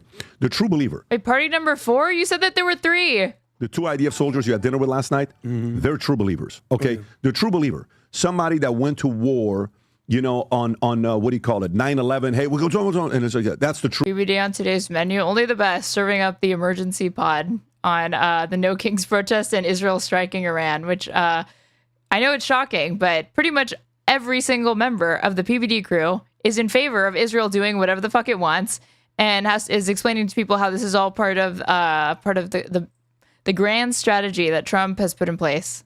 It's all part of the plan. Right? That, on what do you call it, 9/11. Hey, we're going to, and it's like, that's the true believer, right? That I was in it. I experienced this. That's the true believer, that they went through it. Then you have the emotional people that got caught in. You all of a sudden are woke right. Israel sucks. And Netanyahu is the second coming of the Antichrist. And this is the right. And all you're doing is you're just following what you hear on Twitter. Or you're oh my God, this is done. all these people getting killed. You know, I just, we got to take them out, take out the Iranians and take out Khamenei and take those guys out. We need regime change. But you're part of the emotional side. I'll be very transparent with you guys where I lie on this, okay, with Iran and Israel. I lived in Iran. It's a vulnerable moment for him. You know, as you know, 11 years. And I saw what it was like. And I saw what Iran was like previous to that. It's very weird. Today, he's going to be the ultimate cuck if he thanks Israel for this, as somebody who used to live in Iran. President Trump turned 79 years old. And you know what else happened? The revolution happened in 1979. I'm a guy with numbers. So revolution... PBD numerology, you guys. ...happened in 1979. Trump is 79 years old today. Today is Army's 250-year anniversary in the U.S., okay? And we just got a report that they're doing a No Kings protest. We just got the report that they're doing it in Miami, and they're doing it right here in Fort Lauderdale. Okay, we just got the report. 1,500 cities. We found that they're doing it here, and they're trying to impose fear and all this other stuff. So having a conversation with oh my God. We found out that they're doing protests here, imposing fear. My guys yesterday, and one of my favorite guys in the insurance company. I'm about to host a pretty big meeting on a lot of good things that's going on there. But I said, one thing that's very weird that's happened ever since I'm no longer there. What's that? This language has changed. What do you mean? I don't remember me ever training you guys to live in a life with fear-based. So much of this podcast is just these men watching him tell a story that should exclusively be told at like a dinner with your family and friends. Is this astrology for right-wingers? It's more intense than that. You wouldn't understand. What is this fear language? What is this fear language? Oh my God, what if they do this and what if they do that? What if they do this? Pivot. Go call your audible. But this like seeping in of, oh my God, I'm afraid I'm this. This is freaking America. What the hell are we talking about? It is America, which is why it's confusing to me why you would call a protest and peaceful assembly inspiring fear. We became what we became because we didn't fear UK. We're like, no, we're going to stand up. That was tough. Is he a naturalized citizen? Like, again, never fucking lost on me. When Patrick Bet David, hold on. When none other than a naturalized U.S. citizen is like, here's what we're about. I'm going to tell you this straight as an American, asterisk, somebody that became an American like 10 years ago or something like that and actually grew up in a whole other country and was only able to come here because of it. Like, they were able to get through our arduous immigration process. Really tough. Are we going to go find a new entire land and build our own? And then complain about the people that are protesting the very crackdown on the systems that enabled him to become an American? That's you inspiring fear. What are you talking about? Yeah, how are you going to do it? Private jet? No, a freaking ship. You mean to tell me? Yeah, he was literally born in Tehran, which is where they struck. And he does not mention that at all. He does not say like, he just said like, oh, I grew up in Iran. He didn't even say like, I grew up literally where they were doing the strikes. On October 1878, he was born into a Christian family of Assyrian and Armenian descent, but David and his parents left Iran as refugees during the Iran-Iraq War. In 89, they spent time in a refugee camp in Erlangen, West Germany, before eventually immigrating to the U.S. and settling in Glendale, California. That's awesome, man. During his early adulthood, he lived a lifestyle which he said was focused on partying. Before joining the United States Army, he claimed to have briefly worked as a bodyguard for a leading Los Angeles cocaine dealer. This period, according to Bet David, contributed to his worldview. Oh, so cool. So he like literally worked for like a drug deal, but that's apparently not supposed to be like a mark on his record or whatever. That's like a thing he bragged about. Bet David said after this time in the U.S. Army, he reconnected with a high school friend who reintroduced him to Christianity. Awesome, dude. Awesome stuff. You guys didn't take planes? No. So imagine ships being made during that time and you're going from one side to the other side. What is the risk? That's scary. Imagine you're on the ship. You got many days. I can't imagine. I'm just a little bit distracted by the fact that this dude with this like intense accent, who's literally from Iran originally, is going to tell other Americans how to conduct and comport themselves within the country that they were born into. And getting mad at them that they are resisting a crackdown on immigration. Okay. Okay, man. You do you. All these sounds with wood and all this stuff, they're not making this stuff based on high-end technology. And you have the faith to go all the way across, and then you build the greatest country in the world that's about to turn 250 years old. Like, I need someone to be like, give me a white nationalist to put in front of him that's going to be like, shut up and go back to your country, dude. We want you gone too. Because that's what they're thinking.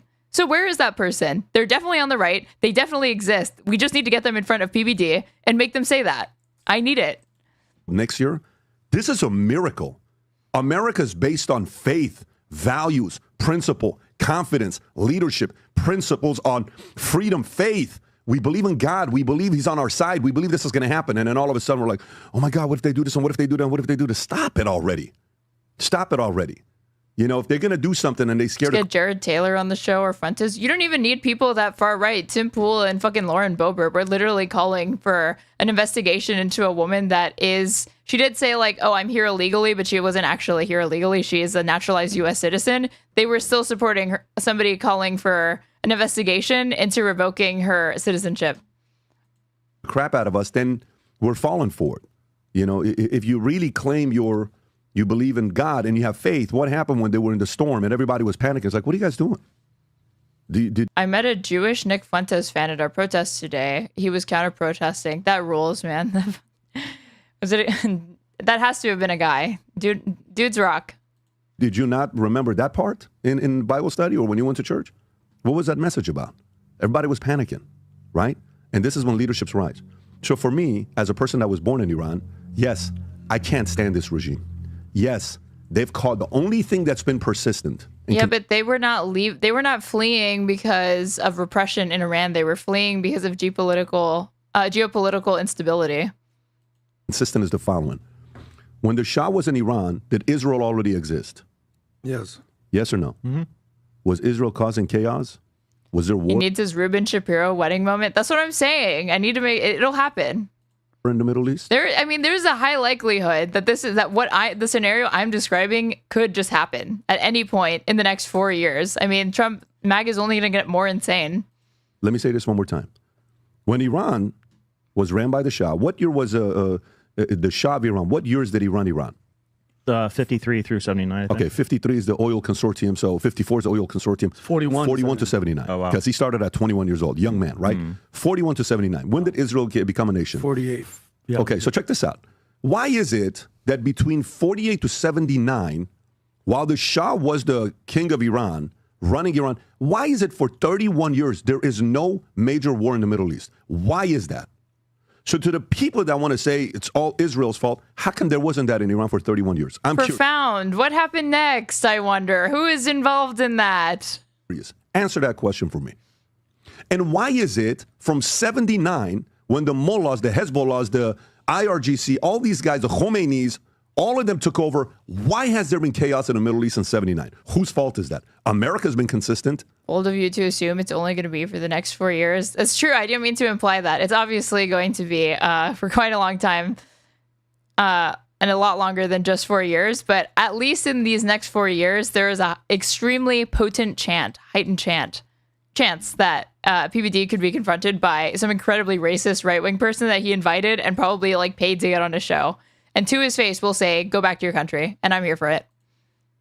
Yes, I know America wanted the oil from Iran. And yes, I know UK wanted it and MI6 and CIA and all this stuff. And yes, I also am aware that the Shah didn't trust Israel. The Shah didn't trust, what they were doing with media and finance and the ambition and the level and the control. And so he's saying all of this shit and he's getting ready to like hand wave it. Like, yeah, I know U.S. interference. I know that there was tensions already between Israel and whatever, but a massive but is coming. Influence and all that stuff. He knew what was going on there. He wanted to compete with them. He didn't see himself as a victim. He's like, we're going to be doing the same thing. And I'm like, wait a minute, this guy's too ambitious and he thinks he's not even acknowledging the Nakba. I mean, he didn't even know that, he couldn't off the top of his head, know the year that the formation of Israel occurred. Thank you for the raid, Daho Roomba. With a party of 5, we're watching PBD go nuts. He can go up against all of us. Let's take this guy out. We need chaos in the Middle East. Oh, shit. Even Israel being involved, let's just say for Iran and the Shah fallen, there is chaos now in the Middle East. On who, though? Who did that? So, yeah, for me, the most consistent thing behind the chaos in the Middle East has been Iran. That's just the reality of it. So we can say whatever we want to say. Hell of a conclusion. You guys, after that, all of this revisionist history, we have concluded finally that Iran is to blame for all the destabilization in the Middle East. Awesome. Awesome analysis. That's a fact on what's happened there. Now, since then, what has happened to Israel? They've gotten more powerful. They've gotten better relationship. They've gotten more contact. They've gotten nukes. You gonna leave that out? Contacts and more money and more resources, and they're more connected in different places, and all this other stuff. They've controlled Hollywood, which means the messaging in all the movies is controlled by them and all that other stuff. Yeah. Wait, what?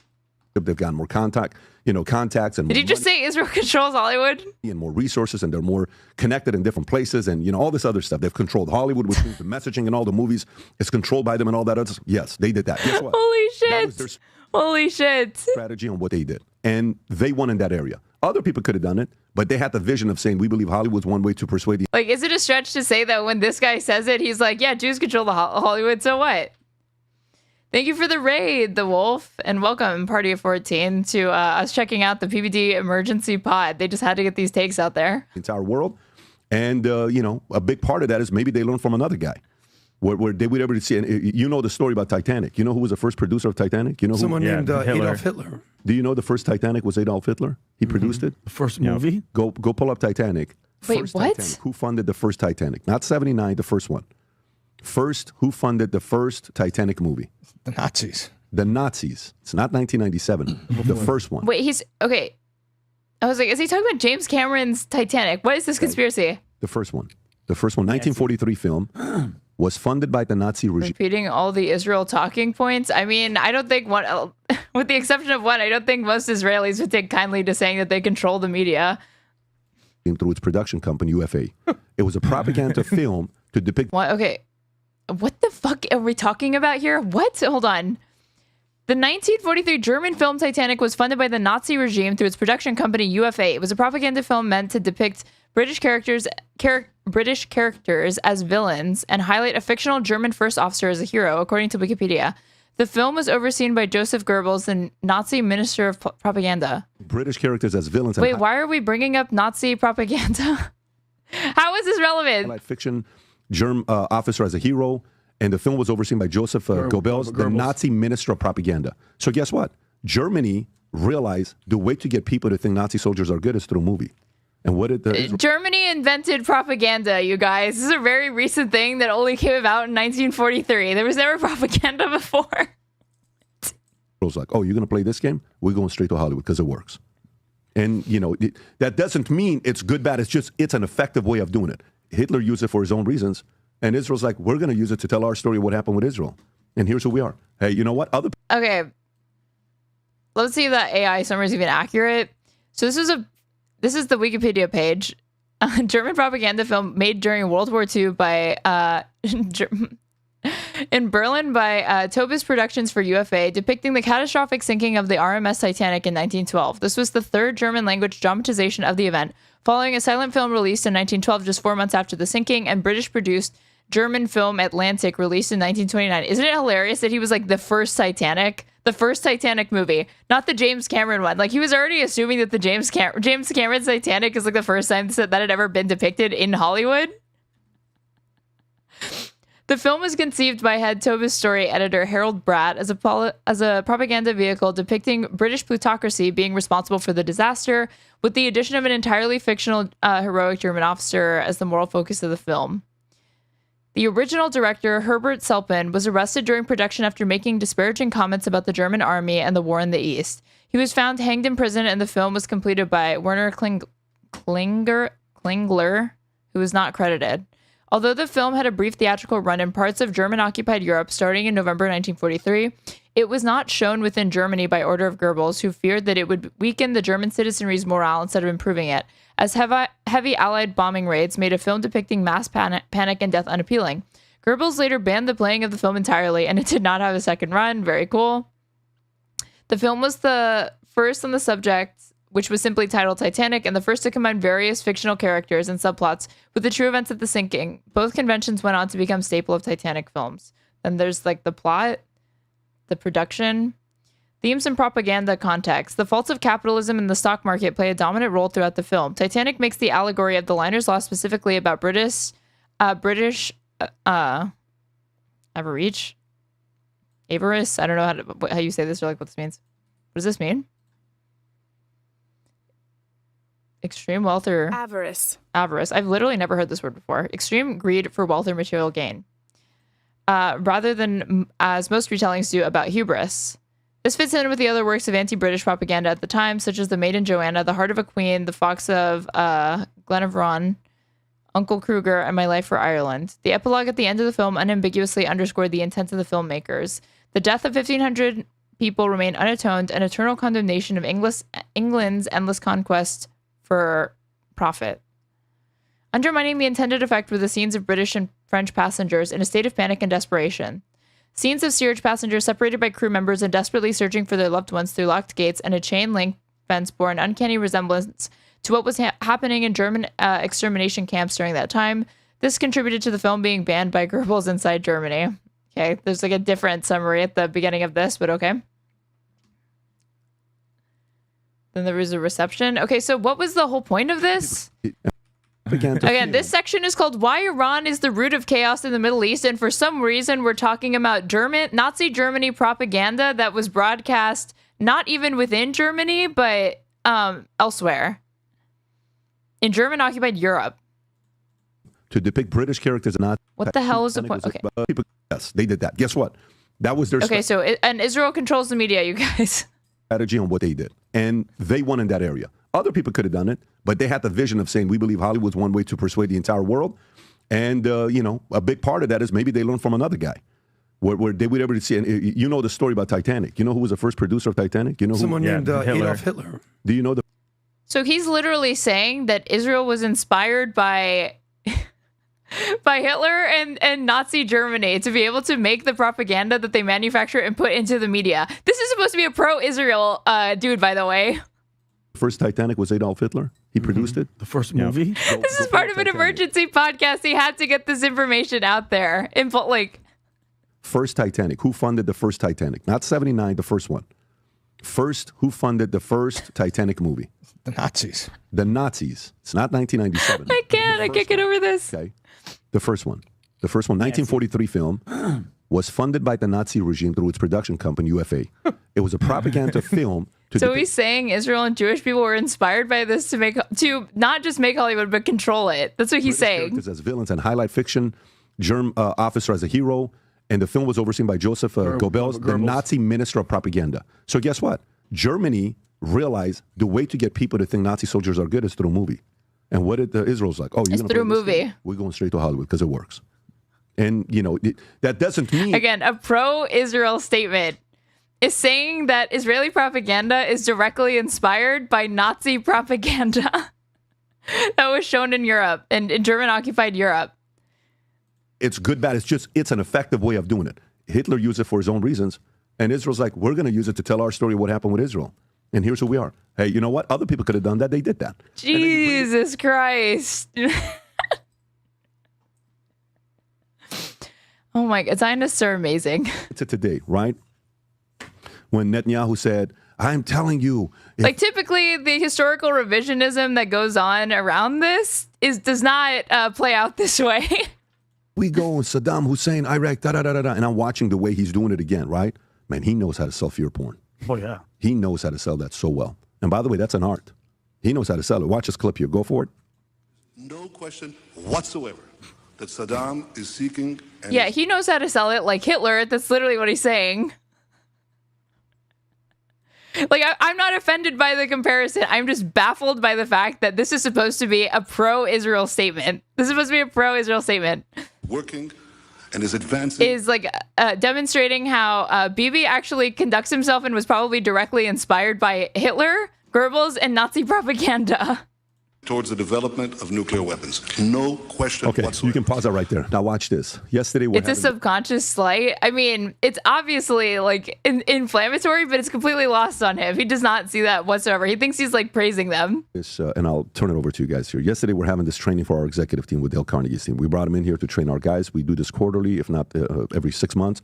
But we brought him here yesterday. You know what's one of the quotes that he said? Here's one of the quotes that the guy said yesterday. He says, I hope I find this. 1930. I have to say this. This is unexpected analysis. I was not expecting this history lesson on this emergency pod. This just needed to be broadcast to the PBD audience. Quote. Oh, it's such a powerful quote. Are you kidding me? What happened? He says the quote. He says, I'm trying to. Tom, tell me if you remember this quote. He says, "There's nothing." Oh, He says there's no. He says when you give your opinion in a way of it being a fact, you're manipulating the audience. In other words, I can't find a quote. I have here. it if you want. An opinion disguised as a fact is an invitation for an argument. Did you see that? An opinion disguised as a fact is an invitation for what? An argument.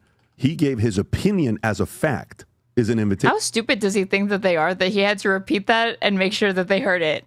For an argument. What? An argument. An argument. He gave his opinion as a fact is an invitation for an argument. Replace the argument with war. A war. Yeah. You understand what I'm saying? Yeah. So he's also been a player in causing this mayhem. Mm-hmm. So I'm not sitting here telling you, what I do know. What I do know is I'm not sitting here telling you that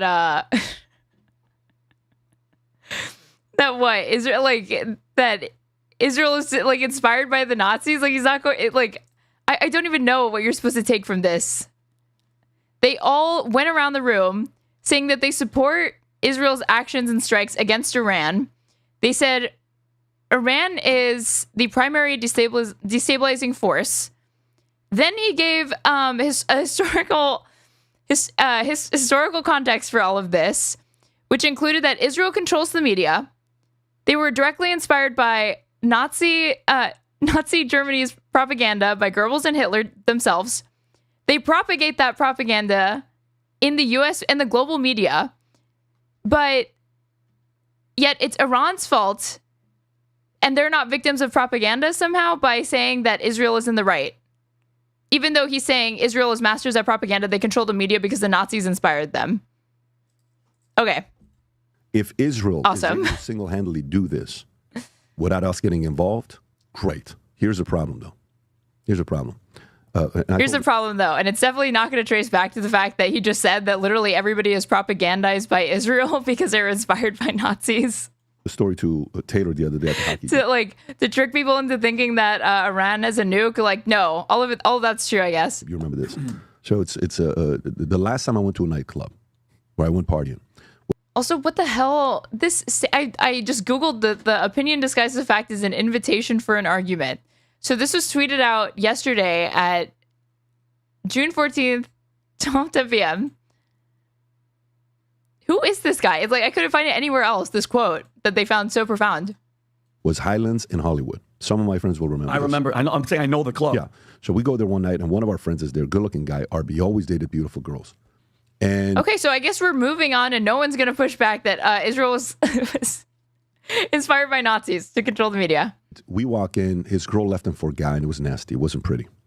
And I'm there with another hothead and a calm This is like the next layer of Hitler makes good speeches thing, apparently, and it's in service of justifying Israeli military actions against Iran. Guy and a couple. And you're supposed to think that Israel's the good guy in this situation. Guys that just want to go find some girls. And I'm there with another hothead and a calm Another guy story. and a couple other guys that just want to go find some girls. And Arby's girlfriend is all of a sudden there. Arby's? And he says, I want to go say hi to her. And we're like, you don't need to do that. So no, I just want to go say hi to her. I said, I'm telling you, you don't need to do that. He says, I'm just going to go say hi to her. And we're like, dude, if a fight breaks out, no, we're not in. Arby's? What's the Arby's slogan? Does anybody know it? Walks up to her, and we're looking from a distance. So imagine you're like 30 feet away, and it's loud. You can't hear, but you're seeing body roll, and we're all just looking. We have the meats. And then all of a sudden, a guy shows up, taller guy, 6'1", 6'2", whatever. He shows up. And they start talking, and you all of a sudden, yeah, like this. I'm like, oh, I look at a couple of my friends. I'm like, here we go. You know what happens? Pushing, shoving. We go in, beer bottles being thrown, punches being thrown. Cops come, they arrest us. I said, listen, man, I'm out of here. You will never see me out at a nightclub ever again. It was nasty. That thing went from 0 to club shutting down within minutes. It was like boom, boom, boom. Right. Okay, like that. So my concern with this is, if it goes like that, if Iran is as manipulative, as dark as they want to be, you know what Iran's next move needs to be? Hit a U.S. base. Because that you're going to cause a division in America. Hit a U.S. base right now. That's what Iran, if they want to create, and I'm not sharing strategies here, I'm just saying to them, if they do that. Oh, yeah, he's not, okay. He's got to keep the strategies to himself, okay? Then all of a sudden they pin Israel against U.S., and you're going to see what's going to happen in America. So why did we needed the historical revisionism for the point that Iran wants to attack the U.S.? That was why we needed all of that? Are you serious? X will be on fire. Media will be on fire. People will be pinned against each other. I told you, I knew I was right. I tweeted about this 16 years ago, and I was boom, right? They were all behind it. Iran, their next move isn't attacking Israel. Iran has to, if they're deceptive, dark enough, that would be their next move. And if they do that, then America's a shit show. Shit show at the height. That is my biggest effing concern. Is that happening? That happens. What was the point of the story? That's the other thing. Why did he talk about his army meeting a girl or something? Forget about it. So forget about it. Respect on that opinion. And I totally understand why. Respect on that opinion. This PBD just literally goes on this BPD rant for how long was this? For 20 minutes, and respect on that opinion. People play the clip about Benjamin Netanyahu. Whatever happened in Afghanistan and Iraq, as an American, was an unmitigated disaster. We spent trillions and trillions of dollars. Look at Iraq now. Look at Afghanistan now. I'll make no apologies for that. It was a mess. But Iran, I could say with the utmost certainty, they are enriching uranium. I don't even think it's a question. You want to know how I know that? You know the worst profession you would probably want to get into right now if you're an Iranian? Go to college and try to become a nuclear physicist. Go to college in Iran and try to become a nuclear scientist. I guarantee you it won't be a long career because you will be eliminated. Israel has pinpointed strategically. What? Okay, so Israel is now going to kill anybody in Iran that is trying to become a nuclear physicist or scientist now. Two types of people, military leaders and anyone with a PhD. This is epic and based, I guess. With nuclear science on their pin. Those guys are all dead. And if you cool, so if you even just learn things related to nuclear physics and science, he's like, hell yeah, Israel's gonna kill you. That's awesome, man. Basically enrich uranium, you'll end up dead as well. And Israel's very clear on this. They got one doctrine. Israel is extremely clear on this. If you even attempt to go to college and learn about the world around you, specifically nuclear energy, physics, etc., while existing as an Iranian person, you are a military target to them. Iran will not get a nuclear weapon. And if you're that person that's trying to help them... Yes, this is evidence that Iran is enriching uranium because Israel is killing nuclear scientists, which is obviously assumed to be the most logical decision and choice they've ever made. Enrich uranium and establish a nuclear weapon, you probably won't have a long life expectancy. Now, I totally understand. A little kid could come up with a better story as to why Israel is killing nuclear scientists. Why? There's three different camps. You give different camps? Here's where I'm at. Totally understand why people, Americans I'm talking about, are pro-Israel. Totally understand that. There are allies, there are friends, shared values, Judeo-Christian values. They're on the forefront of eliminating terrorism. Totally understand. I also understand even what they're calling it now, the woke right, sort of like the MAGA, isolationists. We want no part of this. America first. Leave us out of this. No more foreign entanglements. No more foreign wars. I get that. Who I don't understand is the people who are now rooting for Iran to eliminate Israel. Okay, so excuse me. Who's chanting? Wait, who's Iran? Yeah. To eliminate Israel. Okay, so excuse me. Who's chanting death to America? Who's chanting death to America and burning the American flag? Pretty sure it's Iran. Weren't they the first people to do this? Them in North Korea. So let's not forget who our enemy is. Yeah, Iran and North Koreans were the first people to ever say death to America, you guys. So fact number one. Fact number two, what logically follows from this is that countries have no choice but to take preemptive strikes, aka just strikes, against a country because they have people criticizing a country that you like. So, and as far as the people on the woke right... But Iran is the most destabilizing force in the Middle East because I know that Israel has secret nukes. I know they're conducting an ongoing genocide in Gaza. I know all of that, right? But did you ever consider that there are people in Iran that sometimes hold up signs that say death to America and death to Israel? So is it even a competition here who's the most destabilizing? My money's on Israel or on Iran, obviously. Leaded by Tucker Carlson and Candace Owens in that camp. I get it. I believe they love America. You've heard the term globalize the intifada. Guys, if you bury your head in the sand, like Tucker Carlson, who's probably never even been in a fist fight in his life, much less served in the military, soft, they're coming to a city near you. Today there'll be protests, a No King protest. How much you want to bet there's going to be Palestinian flags flying in a No ICE, No King protest? How much you want to bet? Because what Iran has done is globalize the intifada. And if you want to pretend this isn't coming to a city near you, Tucker Carlson, just wait and see. So the reason why apparently Americans are upset that Israel is engaging in a genocide that's aided and abetted by our country, the United States, it's not for any rational reason. It's just because Iran has like mind-controlled Americans to think this. Americans famously care what Iranians think, believe, and are highly influenced by their culture. This is a thing that happens and it's true. They've already invaded Europe and they're seeping into America. So just wait and see. So anyone that's Intifada, and if you want to pretend this isn't coming to a city near you, Tucker Carlson, just wait and see. Because they've already invaded Europe and they're seeping into America. So just wait and see. So again, peaceful protests in the United States against the genocide, against mass deportations without due process by ICE that's being mobilized by a fascist government in the United States, and people upset about Israeli actions. Demonstrating and talking about those feelings, those opinions peacefully and assembling across the United States. That is the true destabilizing force and violence. The ICE stuff, that's not violent. Israel striking, that's not violent. That's bringing peace to the Middle East. And Iran's actually destabilizing everything. And these college kids and just like random citizens that are like protesting, also causing destabilization and violence. But again, Israel striking, that's not violent. The United States aiding a genocide, that's not violent. Forcibly deporting people, that's not violence. So anyone that's rooting for Iran to eliminate Israel is essentially rooting against... These are people who unironically think that they have the moral high ground in every single circumstance that they're talking about.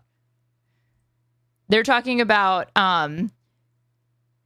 Iranian like scholars and students like cheering at the idea of Iranian people getting an education, who have gotten an education in a certain field that Israel doesn't like them getting an education in, and Israel killing. He's saying that they're the terrorists and they're the crazy ones, and Israel is the normal ones, and the upholders of like liberal democracy or whatever by like killing people that are getting an education that Israel doesn't like. It's America. I wouldn't put Tucker that far woke right. Rob, I just sent you. He's the poster child. This is Tucker's tweet, Pat. And Tucker, listen, Tucker say what you want at him. He loves America and he's America first, and he doesn't want any Americans dying. This is his tweet, Pat. The real divide isn't between people who support Israel and the people who support Iran or the Palestinians. The real divide is between those who casually encourage violence and those who speak to prevent it, between warmongering and peacemakers. Who are the warmongers? They would include anyone who's calling Donald Trump today to demand airstrikes and other direct U.S. military involvement in war with Iran. On that list. This is such like a fucking like centrist pussy take from Tucker Carlson, because he will piss off lots of people. He will piss off anti-Semites in his audience. He will piss off Zionists in his audience. He will piss off the people in his audience that pretend to care about Palestinians, even though they probably just like are anti-Semitic, and they just use that as a cloak for it. So we have to say that and reframe it entirely, and it's actually unrelated to all of the things that it's related to. It's actually not to do with any of that, and it's just between people that encourage violence and those that seek to prevent it. Warmongers and peacemakers. Look who's calling out: Sean Hannity, Mark Levine, Rupert Murdoch, Ike Perlmutter, and Miriam Adelson. At some point, they will all have to answer for this, but you should know their names now. So he's calling out his... What did he call out? Wait, what? Hannity, Levin, Murdoch, Perlmutter, and Miriam Adelson, who like gave a bunch of money. He was like a rabid Zionist who gave a bunch of money to Donald Trump. Miriam Adelson. At some point, they will all have to answer for this, but you should know their names now. So he's calling out his former bosses. This conflict in opinion is a sign that the marching orders have indeed not yet been sent out yet, Jerome. But wait a minute, Adam. A sincere question. What is your challenge with this tweet here? This is the first time I'm seeing this, but I just sent Rob another tweet that Tucker Carlson allegedly said. Allegedly? Are you sure that this is his tweet? Lex Friedman take. I got this from his actual X account. Where did you send that, Adam? Slack? I just texted it to him. He says the following: Tucker Carlson, drop Israel. He says, it is not America's fight. Engaging it would mean a middle finger in the faces of millions of voters who cast their ballots in hopes of creating a government that would finally put the United States first. I'm totally cool with 90% of what he just said. But again, I'll say my point. He's not going to like that criticism of Israel. Who just said that, though? He says, it is not America. He says the following, Tucker Carlson, drop Israel. He says, it is not America. Adam Slack? It's from his actual X account. Who the hell is Adam Slack? Adam Slack. I just texted to him. He says the following, Tucker Carlson, drop Israel. Oh, wait, he said, where did you send that, Adam? Slack, like their Slack channel or whatever? He says, it is not America's fight. Engaging it would be a middle finger in the faces of millions of voters who cast their ballots in hopes of creating a government that would finally put the United States first. I'm totally cool with 90% of what he just said. But again, I'll say my point again. Go to images, Rob. Just go to images, you'll find it. Go back and go to images. Okay, here it is. Tucker Carlson morning newsletter. Drop Israel. Let them fight their own wars. It's not America's fight. We'd like to take this opportunity to state our position as clearly as possible. The U.S. should not at any level participate in a war with Iran. No funding, no American weapons, no troops on the ground. Regardless of what our special ally says, a fight with the Iranians has nothing to offer the U.S. It is not in our national interest. If Israel wants to wage this war, it has every right to do so. It is a sovereign country and it can do as it pleases. But not with America's... That's a scary statement before, but ignoring that. But not with America's backing. At an absolute minimum, the United States continuing to insert itself in this conflict will further whip up the radical Islamic world's hatred for the West and fuel the next generation of terrorism. We're literally talking about, like... The context of this is the Likud party, which is basically like a Judeo-fascist administration within Israel, escalating and starting like a regional conflict within the Middle East, perpetrating a genocide right now, but we are worried about radical Islamic world hatred being activated in the West and fuel the next generation of terrorism. The worst case, thousands of immediate American deaths, all in the name of a foreign agenda that has nothing to do with our country. It goes without saying that neither of these possibilities would be beneficial to the United States. But there's another option. Drop Israel. Let them fight their own wars. No matter how many bogus anti-Semitism allegations, neocon ghouls like Mark Levin hurl at Americans who advocate for that path. Opposing destroying the United States in the name of the Netanyahu government has nothing to do with Israel. It's about America. We reject the idea of involving the U.S. in an Israeli war for the same reason we would stand against doing the same thing on behalf of Eritrea, Suriname, I'm terrible with countries, Cambodia, or any other random country you could close your eyes and point at on a map. It is not America's fight. Engaging in it would be a middle finger in the faces of the millions of voters who cast their ballots in hopes of creating a government that would finally put the United States first. What happens next will define Donald Trump's presidency. So we said this 2 days ago, but Trump's already backing Israel on this. Images, you'll find it right there. I'm totally with and understand the America First camp. I get it. But if you want to pretend to be an ostrich, just like they tried to do in World War II, oh, let's stay out of it, we're not getting involved. Next thing you know, you're going to have a Pearl Harbor situation. Next thing you know, you're going to have a 9/11 situation. Next thing you know... So if you don't follow Israel into the mess that they've created, it's going to be you that's responsible. Or if you don't even want to do it, it's going to be you that's responsible for World War III and the next 9/11. Well, that's happening regardless, though. Adam, something bad's going to happen. Okay, so because 20 million people came in here and they were threatening us in front of the camera. They were saying, soon you're going to know your name. That's inevitable. Okay. But from everything that you just said with Tucker again is America first. And there's a appeasement comparison king. A lot of people that are in that You're camp. getting very confused with one word. I love how they completely ignored that he straight up was like, this is bogus anti-Semitism or whatever, because I guess it would be too soy for him to be like, no, there's anti-Semitism rising. The word first, because a lot of people use the word first and then think there's a second and third and fourth and fifth. No, homeboy. In his mind, it's America only. That's it. Isolationist. America only. And that's not the way the world works anymore. America first. I'm America first. Straight up. But I'm not America only. We have the luxury of two amazing, beautiful oceans. But I don't know if you know, why is Trump building? This like... pretzel that he's having to like twist his mind into to explain how following Israel into this regional conflict that they fucking started is still America first. The Golden Dome now? Why are we building that? Because the United States has what to fear from Iran? random terror cells being activated in the United States if we don't follow Israel into this, again, this murder-suicide pact? Because we're scared that protesters are going to bomb and nuclear bomb us? No, because the world is a freaking scary place.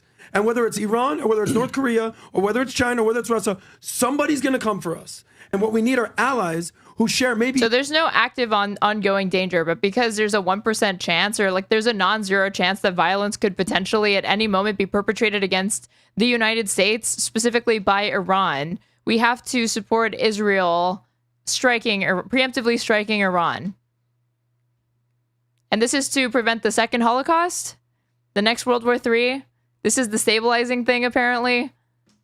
Striking Iran somehow decreases the likelihood of Iranian terrorism in the United States and terrorist cells being activated. This information. What ally out there built something called the Iron Dome, funded by America, by the way, that might have some insight on how to build the Golden Dome? So this is literal that they used the Iron Dome to point out that this is like we're cucked by Israel and this is not America first. If we're like sending them, like doing all these weapons transfers and spending all this money on their defense. Don't fall under nuclear attack, so we can do the ostrich thing and pretend that that Tucker Carlson is America first. Sure, I'll play that game with you. He's America only, and he's not even acknowledged that Iran has tried to kill President Trump. Are you fully aware of that? There's a man in jail right now, an Iranian regime militant, who's in jail right now for trying to kill Trump. Now, if somebody killed Trump, would you want to go to war for that? I mean, the guy that... So because a single person that attempted to kill Trump, who is apprehended and imprisoned, happened to be of an Iranian nationality, that justifies supporting Israel preemptively striking for reasons completely unrelated to that anecdote that he just brought up? His mind, man. The inner machinations, they're a mystery. With a cell phone from texting people from overseas. That was, I don't know why. Well, he's dead. How about the guy in jail that is in jail for trying to kill Trump? Well, Adam, everybody's trying to. So, like next time, like an Israeli American, if that ever happens, like commits a bunch of violence in the United States or like does some sort of like stochastic terrorism event, surely Adam's going to be on board with like preemptively striking Israel, right? There's people probably from Russia. There's probably people from Ukraine. How about the guy in jail? Okay, Adam, you know how many attempts on Trump's life are probably happening that you're never going to know? Everybody from every country wants. Of course, there's people out there that want to. Let me ask this question though. To his point, say an Iranian that represents the IRG takes out Trump. What should be the result? What's your thoughts on that? I mean, it's going to be bad. But I mean, do we just bomb Iran because of one person? Is he working for? He's with Iran? them. Was He's an insider with them. Well, then there's going to be a big problem. Which is what, like a war? I wouldn't say a war, but there's going to definitely be a problem. If somebody sent an assassin what the fuck is this? Hold on. Iranian operative charged in pre-election scheme to assassinate Trump, other U.S. targets. This was November 8th, 2024. An operative working for Iran's Islamic Revolutionary Guard Corps told federal investigators that he was tasked in September with, quote, surveilling and ultimately assassinating President-elect Donald Trump, according to court records unsealed Friday. Prosecutors say Farad Shakari, who is believed to be residing in Iran, told investigators in a phone interview that unnamed IRGC officials pushed him to plan an attack against Trump last month. If the plan could not come together in time, the Iranian officials directed Shakari to delay the plot until after the presidential election because the official assessed that Trump would lose the election, charging documents reveal. Shakari and two individuals living in the U.S., Carlisle Rivera of Brooklyn, New York, and Jonathan Lodeholt of Staten Island, were charged as part of a broad Iran-backed scheme to allegedly surveil and ultimately assassinate individuals within the U.S., who oppose the Iranian regime. FBI investigators wrote that Shakari immigrated to the U.S. as a child from Iran, but was deported in 2008 after serving more than a decade in prison or robbery charges. They alleged the IRGC ultimately used Shakari to recruit criminal contacts inside the U.S. to carry out specific operations, like targeting an unnamed Iranian-American journalist and activist living in New York. In February, prosecutors alleged Shakari paid Rivera and Lodeholt about $1,000. Jesus, cheap motherfuckers, to monitor the activist who has spoken out against Iran's regime at an event at Fairfield University in Connecticut. The surveillance operations continued into March, according to court documents, when the pair allegedly traveled multiple times to the activist's Brooklyn home. Text messages, security camera footage, and cell site location data revealed their numerous trips. On or about April 1st, 2024, Shakari and Rivera exchanged voice notes discussing Rivera and Lodeholt's efforts to locate and murder, the Iranian American court records said. This bitch is hard to catch, bro, Rivera allegedly said to Shakari. There ain't gonna be no simple pull-up unless there's the luck of the draw. According to court records, Shakari allegedly responded later, you just gotta have patience and don't. Kicking the door is not an option because it's a fail. That's a fail maneuver. You gotta wait and have patience to catch her either going in the house or coming out, or following her somewhere and taking care of it. Don't think about going in. It's a suicide move. So these fucking bozos, apparently, who couldn't even pull off surveilling for $1,000 a month, and an Iranian activist we're supposed to believe had the ability to carry out an assassination plot against Donald Trump. Okay. Investigators searched online accounts belonging to Rivera and Lodholt in the course of the federal probe and uncovered numerous images of firearms and other weapons. In April, Shakari agreed to pay Rivera and Lodholt $100,000 to quote-unquote finish the work and said he was tasked by the IRGC to hire individuals to assassinate the journalist. And by July, according to charging documents, the Iranians were growing impatient, instructing their U.S. assets to take care of it already. These two fucking bozos. Literally, these morons sound like they should be side characters in Breaking Bad, and they were given a slightly like 2 years salary to carry out an assassination plot that would get them sent to jail for life. The alleged plot to kill the activist did not succeed. Unless that 100K is what? For the one activist? Rivera and Lodholt are not accused of being part of the plot to target Trump. Okay, so that was literally just 100K to target this random activist and they couldn't do it. Home Alone ass goons. Yeah, no shit, it didn't succeed. These guys are idiots. They made their initial appearance in federal court on Thursday and were ordered detained. According to the Justice Department, Shakari remains at large. Will not stand for the Iranian regime's attempts to endanger the American people and America's national security. Okay, so they technically tried to do that, but when you actually see the details, the idea that like this is supposed to scare you is a joke. They're morons. They couldn't do it. Okay, thank you, Merrick Garland. Very cool. The charges announced Friday are not the first brought against alleged operatives of the IRGC for plotting to kill Trump. Earlier this year, the FBI arrested a safe merchant for planning to assassinate U.S. government officials, including potentially the president-elect. Merchant remains in custody and pleaded not guilty. On at least 5 occasions between September and November, Shakari participated in voluntary telephonic interviews with FBI agents in exchange for a sentence reduction. For another individual serving time in the U.S., court records said, that's awesome. Immediately, as soon as they get apprehended, as soon as there's a threat of them actually facing consequences for attempting to do this and getting paid, immediately folds. Immediately is a fucking rat. Immediately sells them out and starts selling them everything. And is like, it's not my fault, they wanted me to do it. During the interviews, he allegedly told the FBI the IRGC's desire to kill the Iranian American activist and target Israeli tourists in Sri Lanka with a mass shooting event. Shakari also told investigators that the IRGC tasked him with surveilling 2 Jewish American citizens living in New York, but he did not provide the Iranian officials with information about the unnamed targets. Dude, Iran is not sending their best. These are the Iranian super soldiers you're supposed to be scared about. The terrorist cells that have been activated in the United States. These fucking bozos. That for $1,000 a month were willing to risk all of the shit that they found themselves in. Like as soon as they try to get anything off the ground. Like, we're really working with, this is like the new Al-Qaeda, you guys. These fucking morons. During the FBI, Shakari also allegedly told the FBI about the effort to target Trump. In a statement, FBI Director Christopher Wray said, the Islamic Revolutionary Guard Corps, a designated foreign terrorist organization, has been conspiring with criminals and hitmen to target and gun down Americans on U.S. soil, and that simply won't be tolerated. The charges and allegations announced Friday are part of broader posture by U.S. intelligence and law enforcement to publicly bring attention to Iran's alleged efforts to quiet dissidents on U.S. soil, which they can't even do, and target U.S. government officials after the killing of IRGC General Qasem Soleimani by American forces in 2020, which Trump fucking did unilaterally with no congressional oversight, with no intelligence suggesting that there was a reason to do this. A former frenemy of the United States who allied with us to help defeat ISIS. He did this. And this is the motivation for this shit. But of course, these motherfuckers leave that out and they make it seem like Iran is just doing it because of what? They hate us for our freedoms?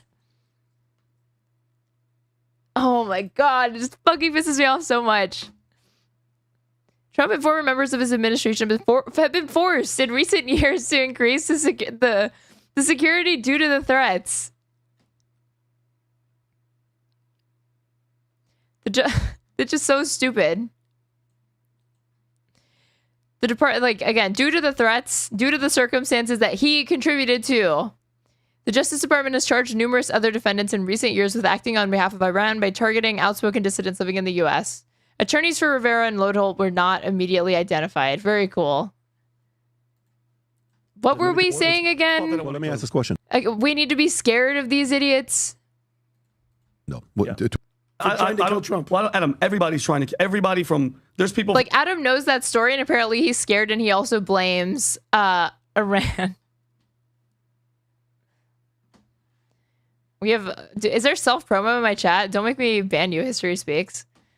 I'm coming on the stream for an interview tomorrow about 1 p.m. EST. I hereby command you all to come and watch. Yeah, tomorrow I'm going to be talking to History Speaks about all of this buffoonery between Iran and Israel and also the genocide in Gaza. So it's going to be good. Probably from Russia. There's probably people from Ukraine. How about the guy in jail? Okay, Adam, you know how many attempts on Trump's life are probably happening that you're never going to know? Everybody from every country wants, of course, there's people out there that want to let me ask this question, though. To his point, say an Iranian that represents the IRG takes out Trump. What should be the result? What's your thoughts on that? I mean, it's going to be bad, but I mean, do we just bomb Iran? Well, yeah, what is the conclusion of that? Is PPD about to actually bully him because anything short of being on board with nuking Iran in retaliation for something like that is what him being a pussy?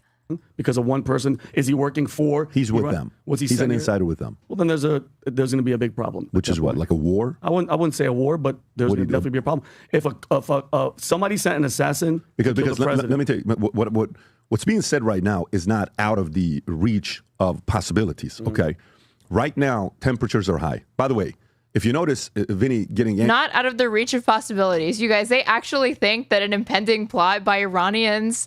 Like these guys are actually going to be able to successfully carry out an assassination against Trump and other U.S. government officials, even though they could not even gather intelligence on a U.S. activist for $1,000. Angry. There's a lot of angry patriots in America today. Vinny is not alone. A lot of people are furious, okay? And if you're somebody who supports Vinny, you support the brand, you're an angry patriot yourself, and you want to go out there and show it in the marketplace, hey, I'm an angry patriot. What's going on? Whatever it could be. Go to VTmerch.com. Okay. Support Vinny, Angry Patriot Collection, hat, shirts, all that stuff. Merch plug. And I appreciate it. And guys, the bucket hats for summer, for everything. The shirts, the shirts are, the T-shirts, the one that I have on right now, are down to $19.99. Am I right, Rob?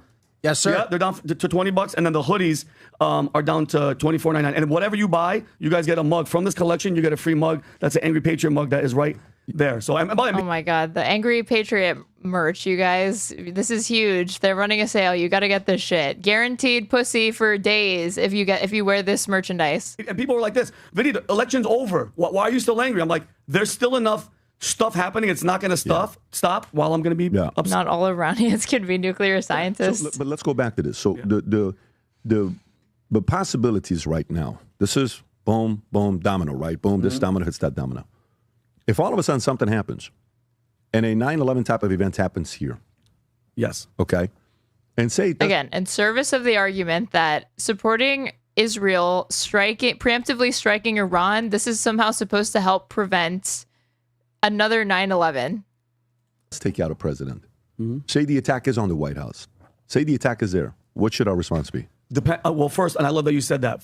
When we talk about fear, when something happens, and I do believe something's going to happen, which I'm not afraid. I'm like you. We're going to have to react accordingly without reacting on a... I'm not afraid. I'm a fucking man. And a man obviously calls for the nuking of an entire country because there's a non-zero hypothetical impending, like a non-zero chance that a terrorist attack could happen on U.S. soil. I'm a fucking man. I'm not scared, man. I just think we have to fucking preemptively nuke a country to avoid that. I'm not scared.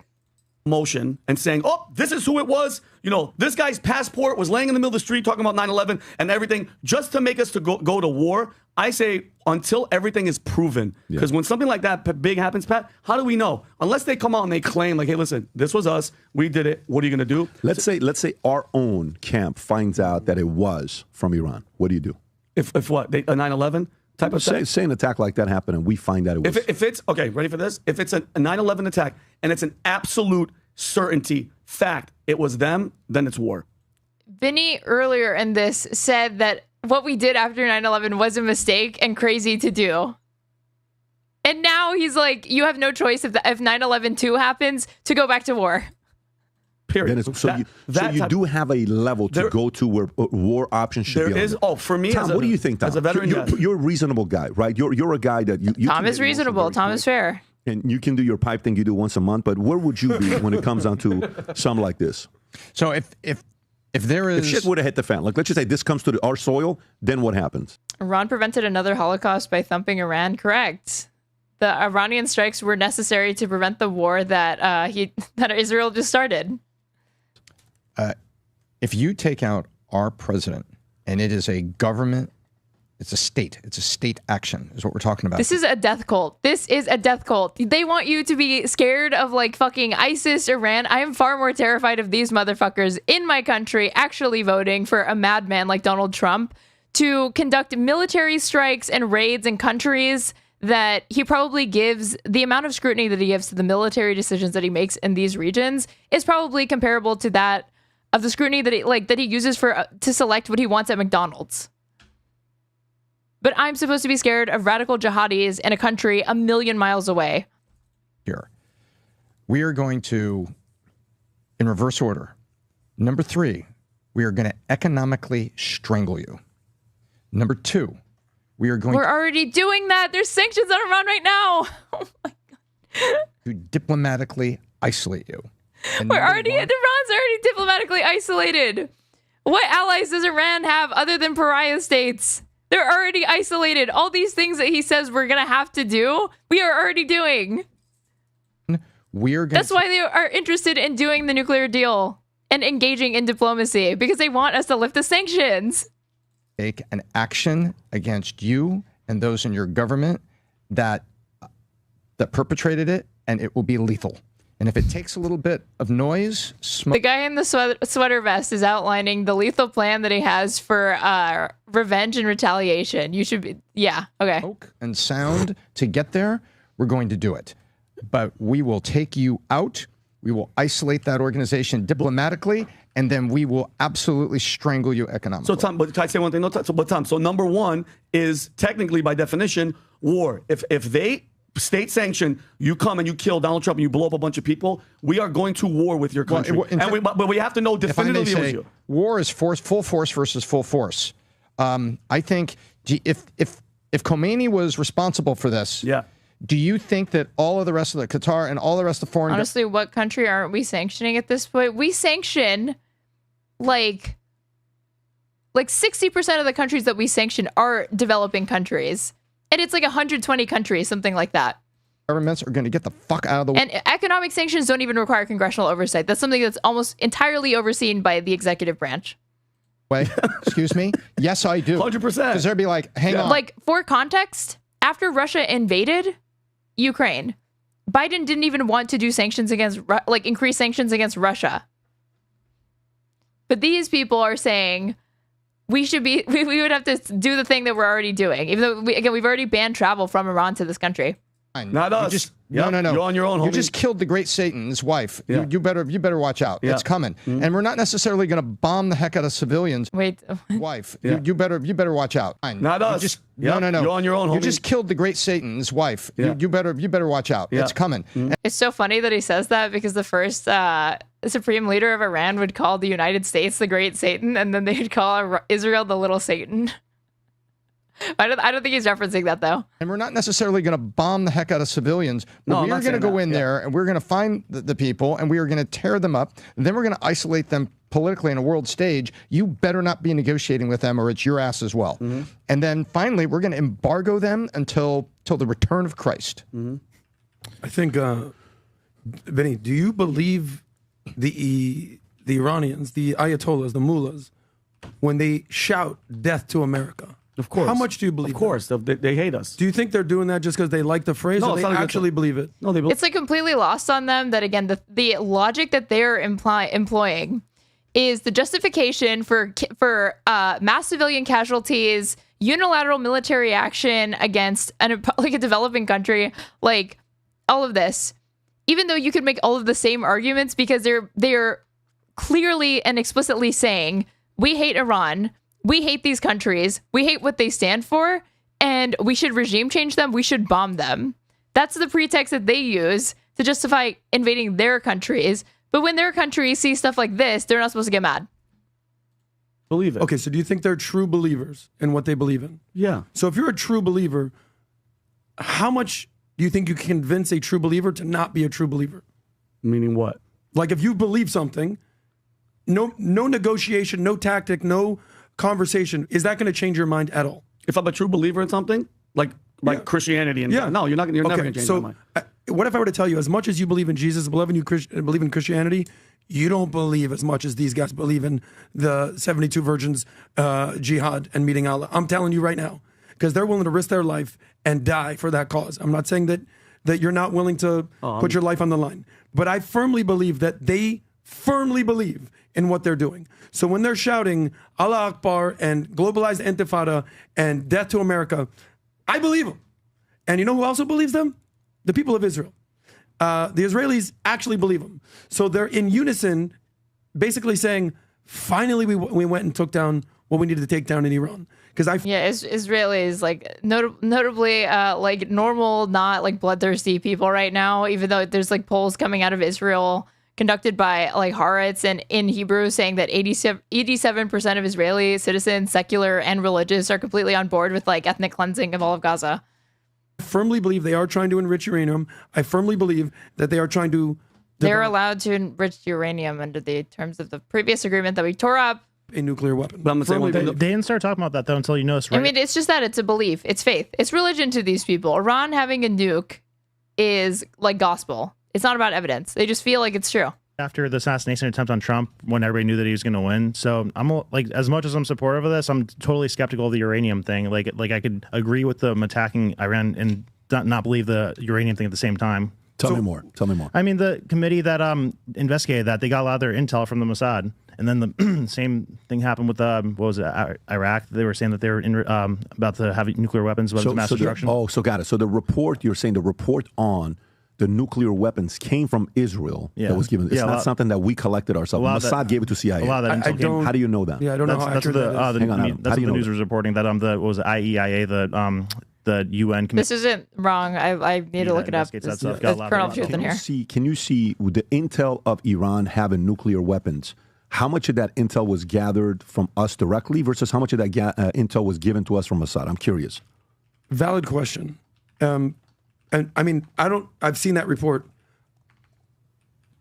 If that were not the case, why is Israel only attacking nuclear sites? Again, his starting position is that every single thing that Israel does is rational, reasonable, and evidence-based. And so anything that conflicts with that, he's like, but if that were true, that would mean Israel's acting crazy. And that can't be true. So what you're saying must not be true. Right. So if Israel was attacking civilian sites, or the people in Gaza need to be moved. They always cause problems in Israel. Okay, I think you need to be removed from my chat because you can just fuck off right now. Cultural sites or any other site, government sites. Feel free to join my Discord and come in and argue with me about why a genocide is necessary for Israeli security and safety. You know, certainly civilians. I'd be the first one being like, what the F are you doing, Israel? But the fact that they are pinpointing nuclear sites All right, so here we go. tells me, okay, they're onto something. Used for Israel strike on Iran until June 20th was reportedly gathered primarily by Mossad, although U.S. intelligence likely played a supporting role cooperative. Mossad's role, Israel's media and security analysts have pointed to Mossad as the principal agency behind the targeting of the nuclear military. The agency has a long track record of deep operations inside Iran, including previous attacks on nuclear scientists, sabotage at Natanz, and the theft of Iran's nuclear archive in 2018. Precision targeting. The strikes appear to target high-value individuals, critical infrastructure. Again, we're doing AI summaries for news that we could just look at. Involvement, according to Axios and other reports, the U.S. was informed in advance of Israel's actions, but was not operationally involved. However, it's plausible that shared signal intelligence or surveillance data from U.S. assets in the region may have aided Israel's planning. So on the top, it says it was used, it was gathered primarily by Mossad, even though we likely played a supporting or corroborative role. So Brandon's right in the fact that. So let me ask you, do you believe Iran is working on having a nuclear weapon? Bingo. Working on it, Do you yeah. believe that? Working on it for sure. Do you think they have it? No. Probably not. Give me a percentage where you think they have it or not. 15%. 15%? Yeah, like 49. Okay, Tom? Functional bomb, 5%. Enriched uranium on the path to it, 80%. So how long does it take to be functional? It's a couple years. You got to have testing. You got to put together the bomb. Then you have to put together a system to deploy the bomb, which is why North Korea keeps putting all those test missiles into the ocean. Yeah. It takes time. Dang, maybe we got to nuke them next, right? Mm-hmm. Yeah, What do you think? I mean, you could look at those two examples side by side, North Korea and Iran. Okay, so let me ask you a question. Let's go to the next one, Adam, because you always say this We're one. talking about like North Korean like nuclear capabilities when like the shit that North Korea gets up to is like dumping a bunch of garbage into South Korea because they know it's maximally annoying, it's inflammatory, but any military action in response to it would obviously be too much. So that's why they keep doing it. So the fear is what? Israel's doing this because they don't want Iran. Do you think Israel's doing this because Israel wants the empire to fall? Do you think Israel's doing this because Israel doesn't want Iran to have nuclear weapons? Why do you think Israel is attacking Iran? It's their window. Why do I Because think? I think they would get the most support right now from this administration, like if things were to go bad or if they were needed. Because like yesterday we were even helping them defend and they're Richard, why are there so many weirdos in your chat? Is that normal? I don't know. airspace. Yes, I want to show you this clip. This is I President don't know if Trump. this is more like woman on the internet thing, like type behavior that like that's why that I get these people attracted to my chat, or if it's like communities I used to be in. I have no clue. On Thursday, prior to the attack, what he said. Is this the clip, Rob? Yes, sir. Okay, watch this clip, folks.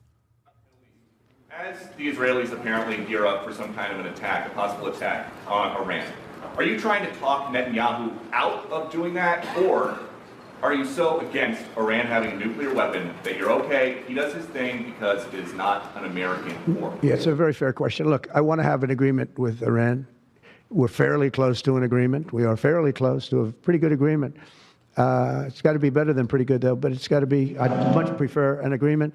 As long as I think there is an agreement, I don't want them going in because I think that would blow it. Might help it, actually, but it also could blow it. Could blow it. It might help it, but it also could blow it. But it also might help it, but it could blow it. You guys. But we've had very good discussions with Iran. Blow it. Whether or not we get there, I can't tell you, but it'll happen soon. I say this, Peter, very strongly. They can't have, whether it's going in or not going in, they can't have a nuclear weapon. I'd prefer the more friendly path.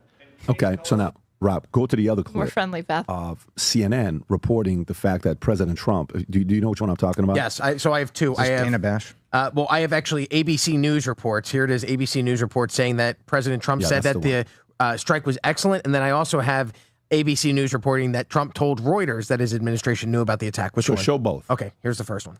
Just moments. It's hilarious that they want to nuke every country that won't fight back, but they're total pussies when it comes to helping Ukraine defend themselves from a country that does not want to nuke us. I know.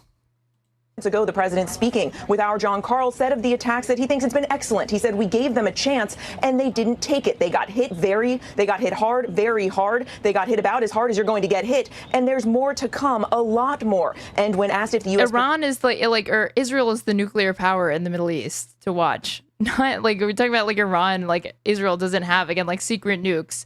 And they've shown that they're willing to start these regional wars, conduct a genocide, but we're worried about Iran first and foremost, and like not secondary to Israel. In any way, the president interestingly said, I don't want to comment on that. That is not what Marco Rubio said last night. The Secretary of State coming out very quickly and making it clear that the U.S. was not involved, saying flatly, let me be clear, Iran should not target U.S. interests or personnel because, of course, Iran has warned that it will retaliate against the U.S. Now, the president this morning is set to meet with his National Security Council in the Situation Room. And this morning, he still seems to be holding out hope that somehow these nuclear talks can be salvaged, posting just a short while ago, urging Tehran to come to the table, saying Iran must make a deal before there is nothing left, adding just do it before it is too late. George? And Martha, let me go back. See, this is the other thing. Okay, this is August 9th of 2024. Iran is better positioned to launch nuclear weapons program, new U.S. intelligence assessment says. U.S. officials say Iran isn't currently seeking to build a nuclear device, but is engaged in activities that could help it do so. This is August 9th, 2024. And then there's what was it? Like somebody on CBS said that like Iran could have a nuke in 2 weeks. To build a nuclear bomb, Iran would need much more than weeks. Nuclear experts see Tehran as facing up to a year of hard work to master the naughty basics of building a deliverable atom bomb. This was October 2nd, 2024. The first question of the vice presidential debate on Tuesday night was whether the candidates would support or oppose a preemptive strike on Iran by Israel. Completely normal first question to ask in a vice presidential debate. Like, what are you going to do about Iran? Not any domestic concerns, of course. It framed the issue for Governor Tim Walz and Senator J.D. Vance as urgent to consider because Tehran has, quote, drastically reduced the time it would take to develop a nuclear weapon, cutting its acquisition to 1 or 2 weeks. The premise behind the question from Margaret Brennan of CBS News, one of the debate's moderators, highlights a popular confusion over what it takes to build a usable nuclear bomb. Nuclear experts said on Wednesday that it would take Iran not weeks to make a nuclear weapon, but months and possibly as long as a year. Ms. Brennan's question, they added, began the debate on a false note. I don't think there's danger that Iran this year is going to start exploding nuclear weapons, said Houston G. Wood, an emeritus professor of mechanical and aerospace engineering at the University of Virginia, a specialist in atomic centrifuges and other nuclear matters. Dr. Wood estimated that it would take Iran up to a year to devise a weapon once it had enough nuclear fuel. It would likely take many months, said Hecker, a former director of the Los Alamos Weapons Laboratory in New Mexico, not weeks. The expert said that the CBS question conflated the time it would most likely take Iran to manufacture a bomb's worth of highly enriched uranium with the overall process of turning it into a weapon. Once enough uranium metal is produced, it must be carefully machined into the core of an atom bomb, which is then set amid the other parts of a nuclear warhead that would sit atop a missile. It takes advanced metallurgy and engineering, Dr. Hecker, who served as the Los Alamos director from 86 to 97, said in an interview. The process is harder than might be expected. The atomic workers, for instance, face health risks because the tiny radioactive particles created during the shaping of nuclear parts could, unless they're careful, settle in their lungs and spur cancerous growths. The CBS question, though, based on a false premise, seemed appropriate for the moment. Of course, the New York Times is like, well, it's still appropriate. Even though it's based on a false premise, we'll still go on to treat it as entirely seriously. Love the New York Times. Love that I pay for access to this type of journalism. It seemed appropriate for the moment because Iran fired 180 missiles at Israel on Tuesday night in a dramatic escalation of the conflict between the two countries. Israel is vowed to retaliate, and President Biden said on Wednesday that he would not favor an attack on Iran's nuclear infrastructure. Blah, blah, blah, blah, blah. The widespread misunderstanding of the state of Iran's nuclear capability stems from the many recent public reports that gave detailed timelines for Iran's production of fuel for a nuclear bomb. But those reports offer few details on other steps Iran must complete to build a nuclear weapon, including feats of atomic purification, engineering, manufacturing, and testing. The public report focuses on what weapons experts call nuclear breakout, the time it would take for a would-be atomic power to acquire a bomb's worth of atomic fuel.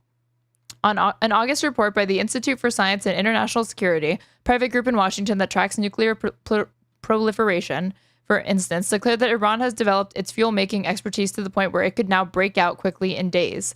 The Institute's president, David Albright, did not respond to questions about the group's Iran timeline. Curious. They're making insane claims that they say they have evidence for. They're a private think tank, but yet they won't produce it. If Tehran did achieve breakout, it would then face a series of other crucial steps before producing a deliverable nuclear warhead. One would be developing an electronic firing system to set off a group of conventional explosives that compress the nuclear core, starting the chain reaction that emits bursts of atomic energy. In addition, the complete warhead must be tested rigorously to ensure that it can withstand the extraordinary heat and shaking of atmospheric reentry. Nuclear experts say the lengthy process also culminates with the bomb's explosive testing underground to make sure the warhead would detonate as expected in war.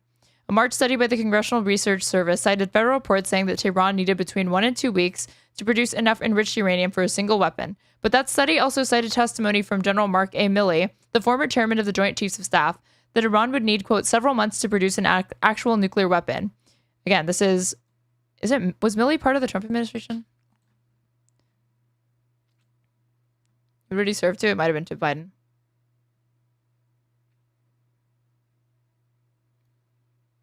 Yeah, President Trump appointed Milley chairman of the Joint Chiefs of Staff. Following threats by Trump, Joe Biden issued preemptive pardons to Milley, because of course he did, because he's a fucking cuck.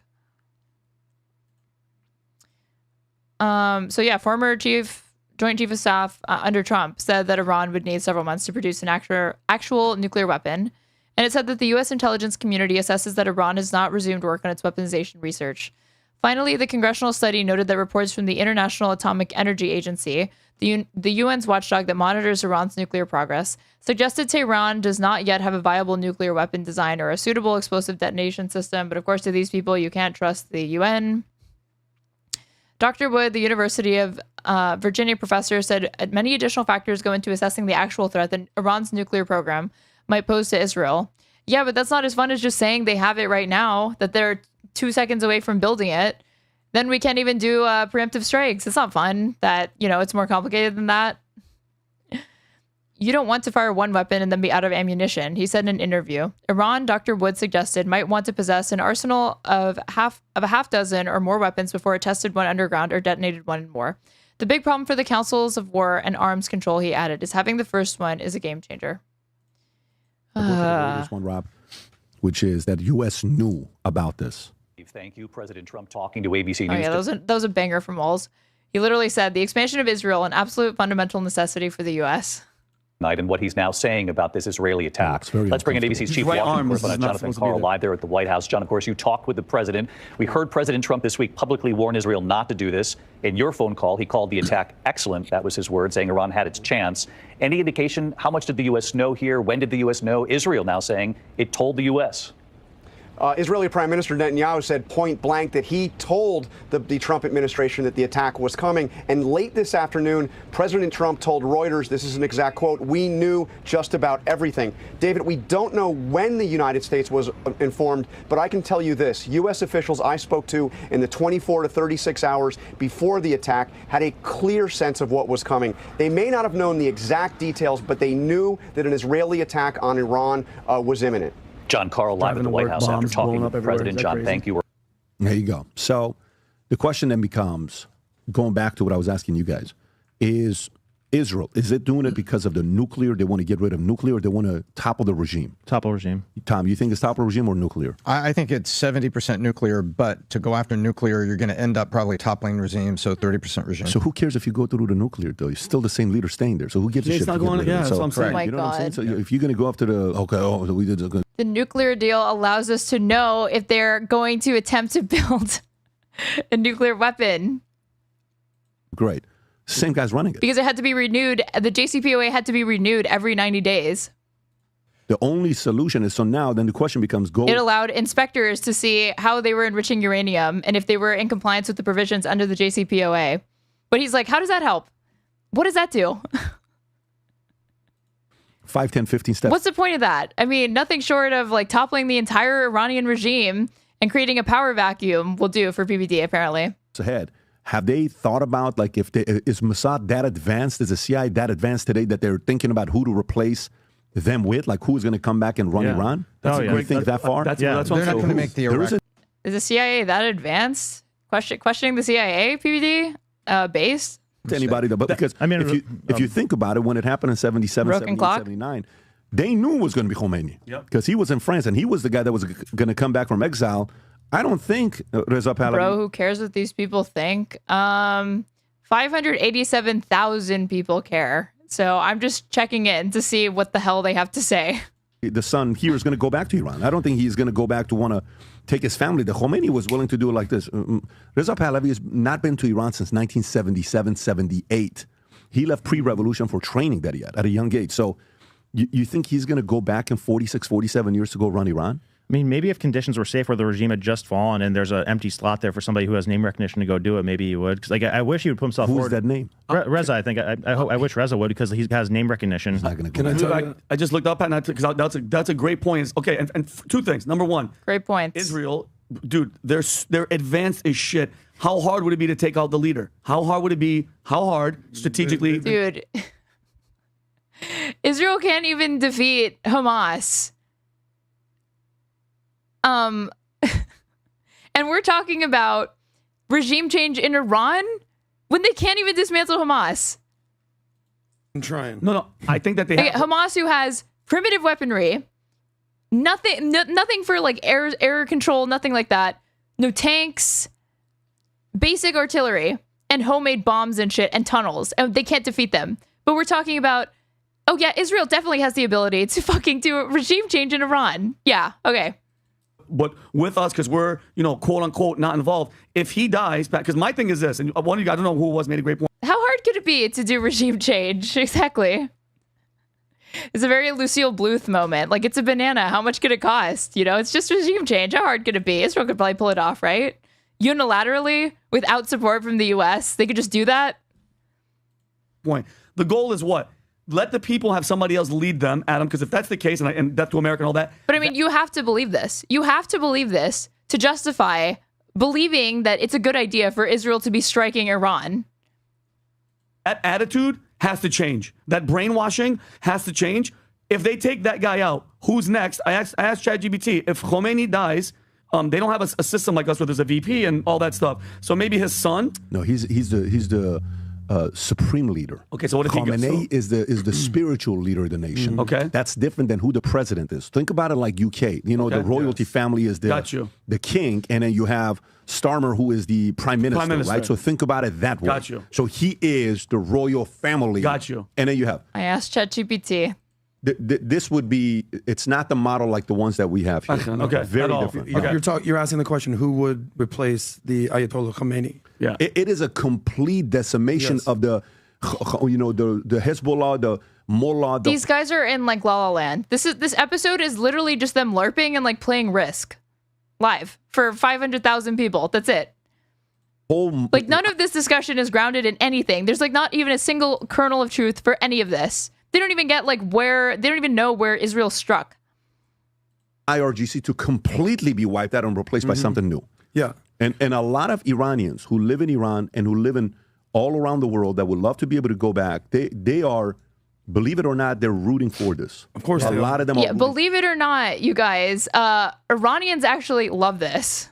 They love it, man. They love Israel. They love military actions that Israel's taking against Iran. They just fucking love it, man. For this, 60%. 60% are rooting for this. Can I say who I think it could be to replace it? Iranians they love Likud. This cannot be understated how much they love Bibi. Literally anybody. Literally anybody. And I mean that sincerely because... Yes. Literally anybody. When the like ISIS, like to these people, ISIS, fuck it, why not, right? At least it's not the current administration of Iran. In America gets into regime change and toppling regimes. What's the criticism? All right, well, you never know who's going to be next. You take down Saddam. This is supposed to be apparently a stupid criticism. Like, oh, who's going to fill the power vacuum that you just created with the destabilization you just introduced to the region? Yeah, who's going to follow that up? Son, it's ISIS. You take down Bashar al-Assad in Syria. Well, who's going to be this guy? Let me tell you this, my friends in Iran. They know there's nobody worse than this current regime. They're not going to replace them with somebody worse. They're not going to replace them with somebody that's going to oppress them even more. The misery indexes in Iran is one of the worst in the world. The people are miserable, but they should be free. So apparently the Ayatollah and the IRGC right now, ISIS is better than that, preferable to that. And pray in our lifetime. He thinks it would be better it would be preferable that ISIS ran Iran instead of the current regime. In your lifetime, PBD. How about Hamas? He said anybody. What if Hamas ran Iran? That'd be awesome, right? Couldn't get worse. That you get to go back to Iran. Because I met so many Iranians, I met so many Persians who are the best people. He has many Iranian friends. Reza Pahlavi, his daughter just married a Jewish guy in Israel, I want to say. There's friendship there. There's alignment there. And they know. He's 1 minute away from advocating funding the Taliban to fight Iran. No. Why do you think the Iranians are cheering for Israel? Because they know that Israel and IDF are not their enemy. They know that their enemy is within. The barbarians are at the gate, and they're in the gate of your country. They're in the... Wait, who knows this? They know that Israel... this is why Iranians are cheering for Israel, naturally. Are not their enemy. They know that their enemy is within. The barbarians are at the gate, and they're in the gate of your country. They're in the courtyard. They're in the courtyard. So the people of Iran deserve so much better. They deserve so much better. And this is the closest that I can remember that the Iranian people have at least felt free. Did you see that one video The idea that this guy gives a shit what a single person in Iran thinks, and to even bring that up in this conversation, we're not even tokenizing like an individual Iranian. It's literally just this nebulous Iranian that he is ventriloquizing to say, yeah, they agree with me. They agree with me and they agree with Israel. And they love Likud and they love Bibi and they love all this military action taken against them. They love it. The guttural response. And this is just a normal Iranian. These people want to deport every Iranian in this country right now. Well, except the one that's sitting next to them and paying them. That one, of course, he can stay because he became a naturalized U.S. citizen. But every other Iranian needs to go. In his house, the guy filming at night from across? Filming at night, seeing the Israeli fighter jets. Hit them. Did you hear, Rob, I text you this, or it's in the Slack. But he was saying it in language. He's saying it in Farsi. If you want to know how the people of Iran feel, PBD, you would know better than me. If you want to know how they feel inside, in their gut, you want to listen to this clip. He's with the most passion. Okay, now we're about to have like maybe a real person. Let's see. A token. Yelling, get them, kill the bastards of his own government regime. So do you have this, Rob? I'm looking in Slack. I don't have it. Did you send it in a group text for PBD podcast? Adam, while he's searching, we have to be like, when you say anybody to replace him would be good, anybody would not be good, because look what happened, like you said, with what Syria did, with what they did with Bashar in Syria, where they replaced him with people that are killing Christians. Yeah, the ISIS guy. I'm sorry. That you can't just say anyone, because the CIA puts in anyone, and they just so happen to be killing my faith. Oh, but who cares about that? Because the Iranians would rather have literally anyone else. The Iranians, you know, the Shia Muslim majority country, yeah, they are definitely a huge fan of the Sunni Muslims that are the like radical Sunni Muslims that populate ISIS. Totally. That's great point. So you know what you're basically saying? You know what you're saying? Let's have an election. Let's give them freedom to decide who they want. I guarantee you the people of Iran know what they want, and it ain't the Ayatollah. Yeah, I mean, if the Ayatollah ran for election, PBD, the Ayatollah versus literally anybody. Do you think Iranian people want Ayatollahs? Do you think they No. Here's my question, though. Yeah. In a perfect world, ready? We would have Israel would have to take out. Ready? Who right now is the Ayatollah? Take him out. I think their own people have to. I don't think they have to stand up. It's not possible. You said this how many podcasts ago? It's him. The people need to say enough is enough. Like, we're tired of this shit, and they need to rise up. What's this, Rob? Buddy, they've been saying that. This is Adam talking. Yeah, yes, this is it. There's a difference. The people have been saying that, and you know what happens when they say it? They end up dead. Iranian here. So I just saw a video of Israeli fighter jets on top of the skies in Tehran, close to where the supreme dictator's house is, and you can hear like got a dog park. Fires and missiles. And who the fuck is this? I want you to take a moment and listen to the voice of the Iranian man who is filming this video. آسمون تهران میدون فردوسی ماشاءالله ماشاءالله بزن حرومزاده رو بزن. Did you hear that? That is 46 years worth of frustration and she's right. Desperation. She's right. This random woman on TikTok. Hit the bastards, right? How many people in Iran, what percentage of people do you think have that exact same reaction? Let me tell you, I had Reza Aslan on. Okay? Reza Aslan on. Reza Aslan. To any fence-sitters that might have been skeptical that Iranians like this, I'm sure you feel pretty embarrassed now that they pulled up a random English-speaking woman cutting to somebody else who you couldn't see cheering on strikes, who apparently supports Israel. Who was on the podcast. I don't know if you remember this guy here. Yeah, of course. Okay? She's the Iranian, but who is that? Did they even say her name? He was on the podcast, and he used to work at CNN. Mm-hmm. He went to a place in Reza Aslan. The famous video, the most viewed clip on CNN's YouTube channel is this guy. Mm-hmm. His most recent tweet says, "Imagine unlimited burger. If you are a true baby, instead imagine unlimited Gerber." Baby emoji.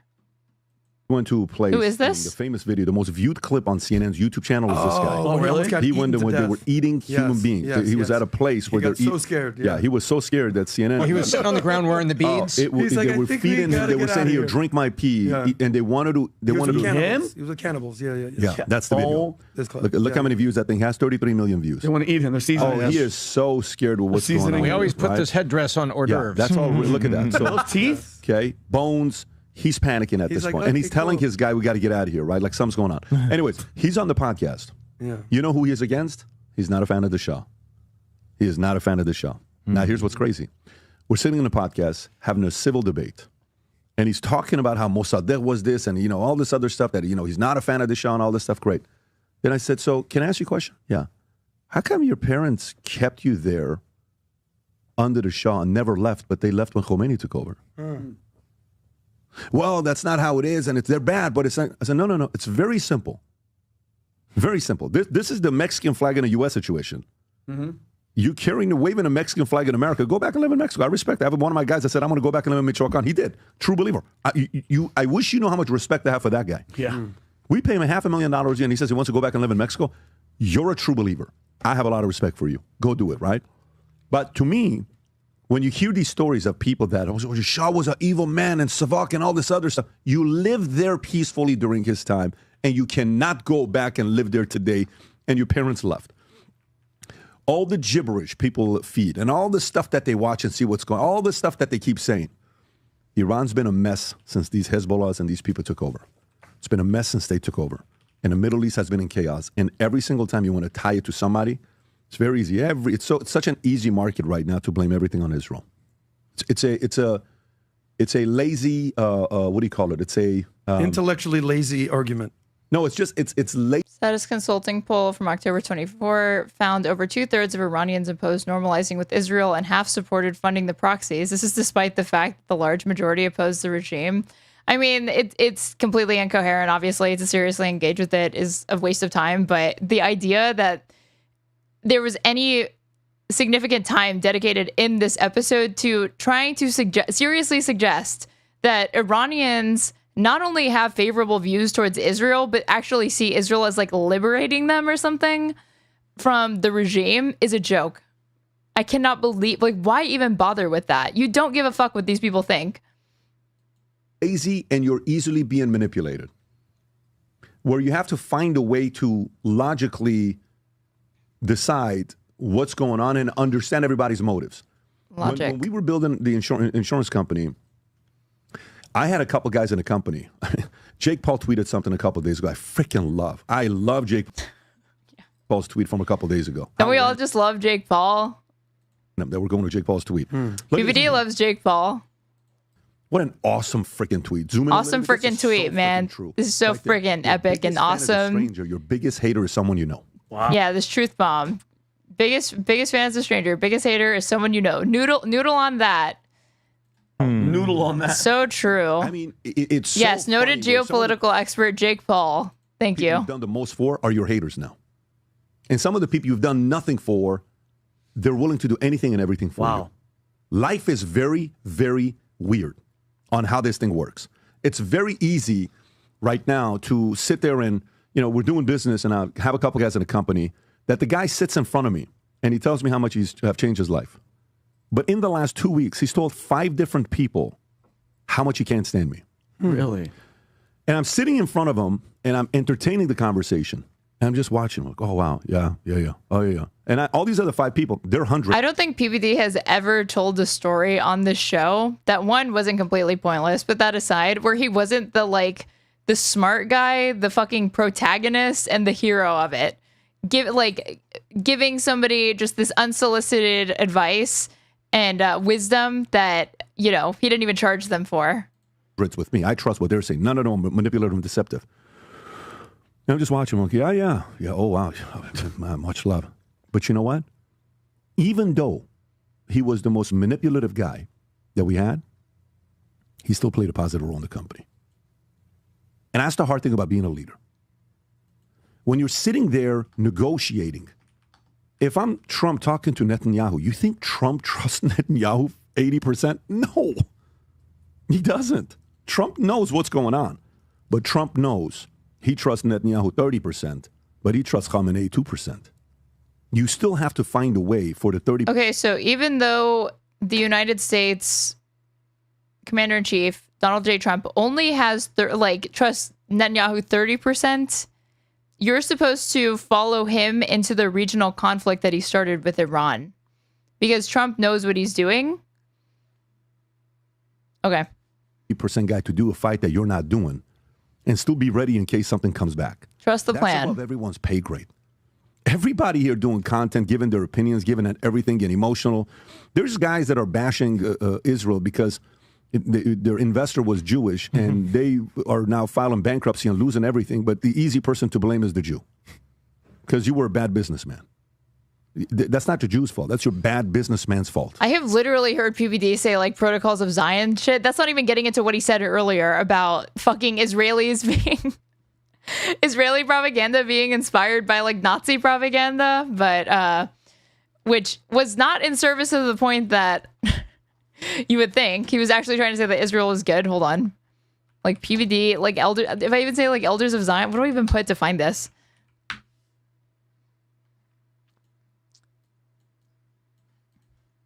Okay. Like, I know what it is when we go to dinner with Adam. You know what are the chances of Adam taking a check when we go to dinner? What are the chances of Adam putting his card out there paying for dinner? What is it?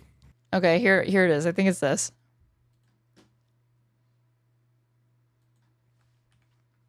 I remember one time I'm talking to this Jewish guy who had dealerships, was 35 years old, showed me $6 million of cash, and I've never seen that kind of money before at 21. Oh, and also this is titled How Jewish People Excel in Business.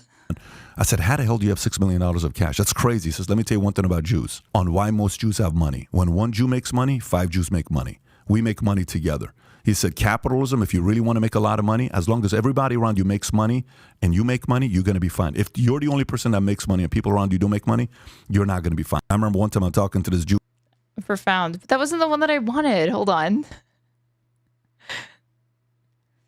Oh my God. They had Dan, what's his name, Blitzarian or whatever on their podcast. I didn't even realize this. No rapes during October 7th. They've shown no rape on October 7th. They showed no beheaded babies. All that was all bullshit. I'll send you stuff. No, there's plenty of stories. It's not all of them. The Israeli articles that I saw recently said that there was only 2 babies killed. One was shot by a bullet and the other one died in a hospital. No babies in ovens. There's no beheaded babies. All that was all bullshit. Okay, so go back to the part when you said they think they're better than you. You believe that Jews think they're better than everybody else. It says. And this guy is like, again, a raging anti-Semite and just a moron. In their Bible. Okay, but you believe they're better than everybody else. Okay. I didn't say they're better than everybody else. They think. According to their scripture. Okay. And if you look at how they operate, they literally caught people raping Palestinian prisoners. And there was riots. But the riots weren't because they were raping the prisoners. The riots were because they felt like they had the right to rape the fucking prisoners. That's why they almost had a fucking civil war, because they felt like they had the right to rape these prisoners. They felt like that was okay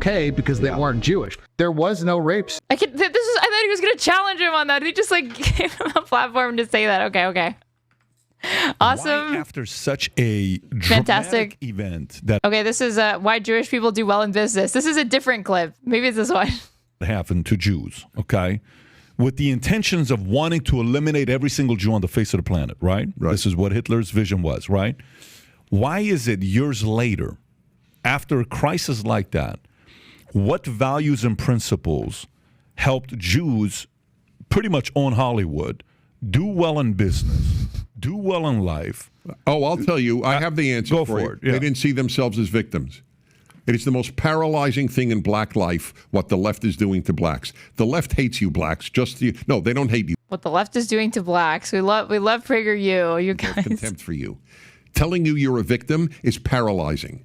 Jews did not walk around thinking they're victims even after the Holocaust. Why not?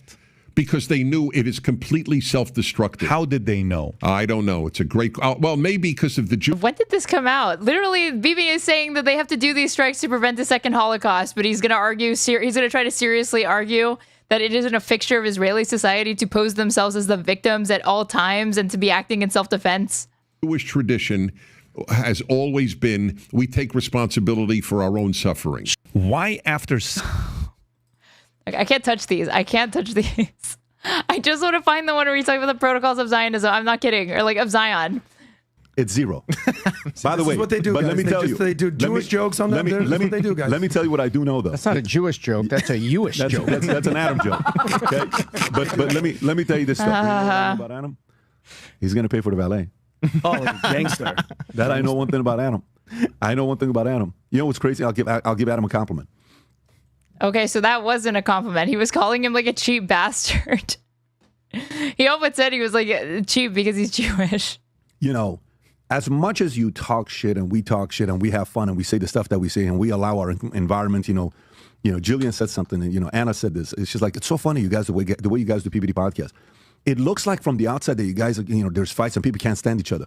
But you guys are actually like friends, and you're able to make it work. Yeah, we're able to make it work, okay? We're able to make it work. Adam, it doesn't matter when we're doing a podcast. Adam shows up. From Miami. It doesn't matter what it is. He shows up. Guess what? This is the part where, you have to try to find a way, even if your favorite influencers in the world get you emotional to act like a neurotic, freaking crazy person. That's their job. The job of a great content creator is to be an element of showmanship. But you can't let that showmanship cause you to get so irrational that you're suddenly acting like a lost cause and you can't think for yourself. No, like right now, even here today, he said something. What are you talking about? And then Vinny said something. Hey, that's right. What do you think, Vinny? But it's like, so what position are you? You have to kind of play that for yourself because you don't know 100% everything. Nobody does. Zero. You're not in there negotiating. We're all just speculating. All of us, me, everybody, and including everybody else out there that's in the space. Left, right, center, everyone's speculating and then adding their own opinion. Just know your opinion doesn't mean it's a fact. It's my opinion. This is what I think. I could be right or wrong. And then you get to go and say, oh, shit, they're right more often than they're wrong. And the other guys are more wrong than often than they're right. And then you judge it. Totally fine. That's how the market works. This is a massive self-report that, 100% of, opinion. I mean, he's not really saying influencers specifically, but it is possible for opinion journalism to be grounded in fact. Okay with that. Straight Edge's job is to get us emotionally worked up. How am I doing? By exposing you to PBD. I don't have any problem with that, but this is a season where we have to fully be ready and try to control our emotions as much as possible. Mine are very clear, guys. I was born and raised in Iran. I'd love to be able to go back. I can today. I don't like war. I've never liked war. I don't like war. Spends an hour justifying Israeli strikes on Iran, but I hate war, you guys. I've always liked stopping wars and stopping fights. I'll come in and we stop it and boom, let's find a way to do business together and move on. No problem. Many of the people that I was enemies with, I'm doing business with right now. You think I sit there and I'm like, that guy, I trust him 100%? No. But we're still able to do some stuff together. So to me... Is he going to show the book now? Because he has a book called like How to Know the Next Moves or something. Choose your moves wisely. Let's go to the next topic here, which is a no kings protest, the ICE and all that other stuff. Okay, but before we move off of this, I think I found it. I think it's called They Control Many Things That the Jewish Lobby or the CIA caused the fall of Iran. I didn't even remember that they were also talking about Iran when they did this. Okay. Hi, Mr. Wonderful here. Okay. This was a year ago on November 18, 2023. Patrick Bet-David and Reza Pahlavi, the Crown Prince of Iran, discussed whether the Jewish lobby or the CIA caused the Iranian Revolution and the downfall of the Shah. King, you're the son of a king. You're the grandson of one of the most respected and feared leaders in Iran, Reza Khan, the Majesty, who he was a whole different type of leader. When you drop his name, it's a different kind of respect you get from people that are older. You ask somebody younger right now, they don't really know what it is. They know about your father, but your grandfather was a superior general. He was a doer. He got things done and loved and hated at the same time. But I want to talk about your father and the events that led to the fall of Iran. I have my opinions of mistakes that were potentially made. I want to know what you think it was. And I'll make a list. I want to play a couple clips to you. A couple of the clips are in a book that I'm writing that I've been working on for 13 years. It's not coming out. It's something that I've worked on for many years. And he's in it. Let's talk about the Shah. The other thing is that they're like, the Iranian people hate this or whatever, completely ignoring that the government that existed before them was a monarchy. So people didn't have a say in it. When I think about the fall of the Shah was not elected. He was royal. You'll typically hear about the fact that CIA was involved, MI6 was involved. That's why they fell. Okay, Jimmy Carter came in, he did the toast. If you can pull up the picture when you're looking at the toast between the two, you see this here. When I look at this, your dad looks very uncomfortable. And it's almost as if your dad is trying to be respectful, but doesn't trust an ounce of words coming out of Carter's mouth. But he's trying to be accommodating and respectful. And then Carter, at the same time, he's given a look of, you have no idea what I'm about to do to you when I leave this place. This is December 31st of 1977. Correct. And he leaves. And then next thing you know, the conditions. Send the stream to PBD so he can hire you on her take. If this stream was sent to PBD, they would have an episode because of the statements that I've made tonight criticizing this country, Israel, their podcast. They would justify like a targeted precise strike on my apartment complex, probably.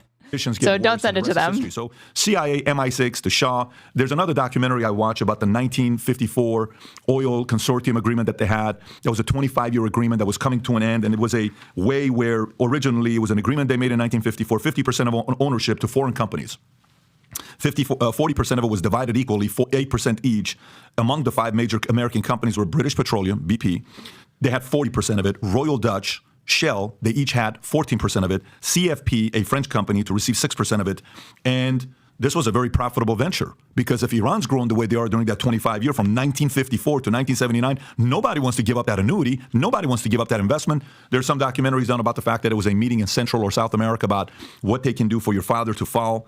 That's a different conversation that comes up. And then there's a couple other things, comments that he made, way before there was a President Trump calling out the fake news. Your father was the first one that called out fake news. I don't know if you remember the interview.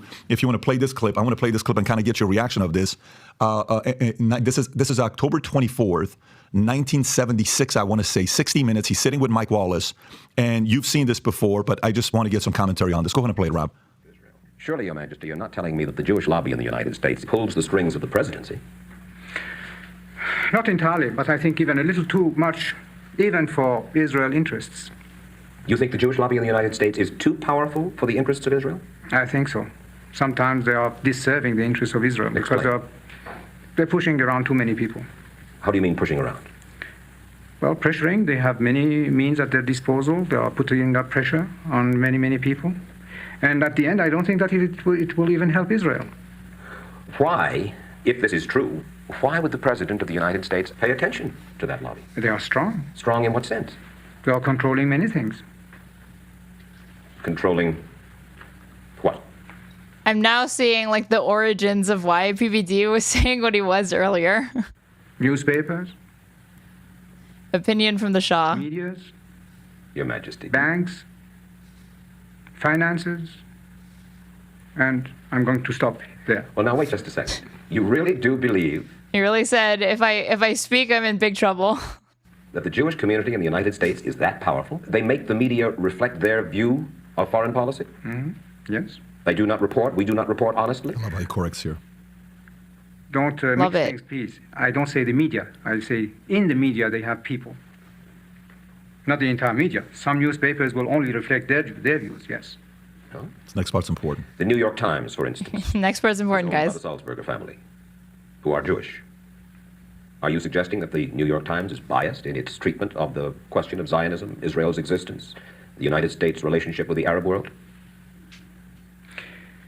I will have to put all the articles of the New York Times written on this subject and draw the conclusion. You can put this to the computer and it will answer you. What you're saying is that, yes, you do believe. Well, wow, the Shah, I bet the Shah would like, he would love ChatGPT. Wait for the answer of the computer. Washington Post? The same. The networks? Less.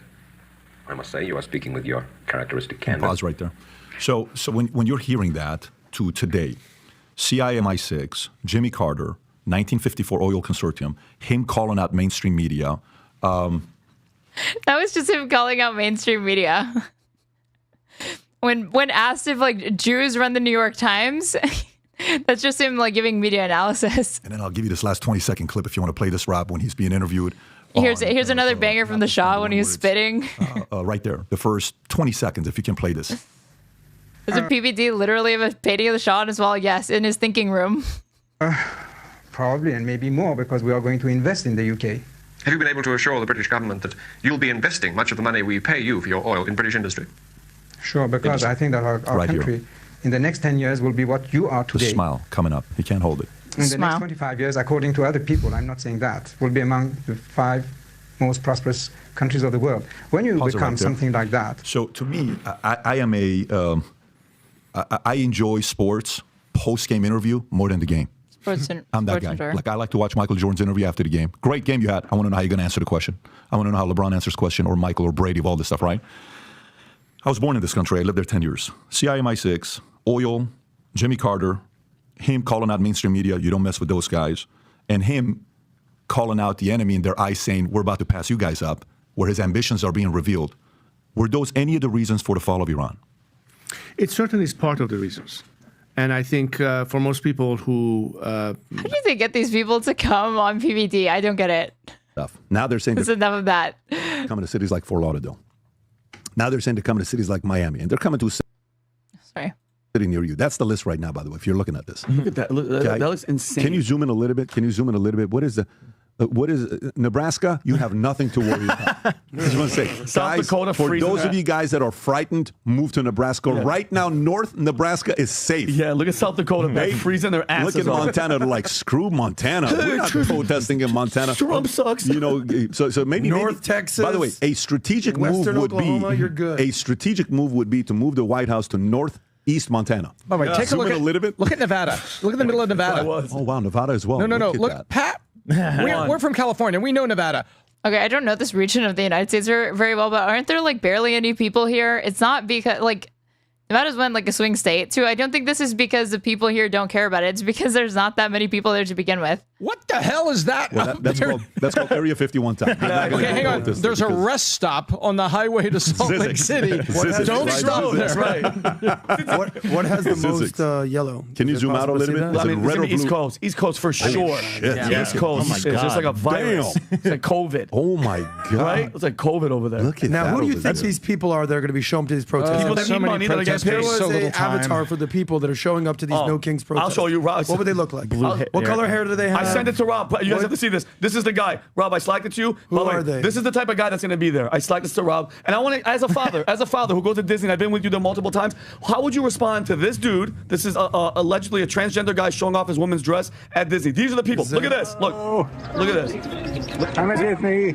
Look, it's not a joke. This is Oh, cool. Now we're just like bullying like a mentally ill adult. That's awesome. Look, Adam, watch. I've been wanting to twirl all day, so I'm going to twirl now. He wants to twirl. This is Disney.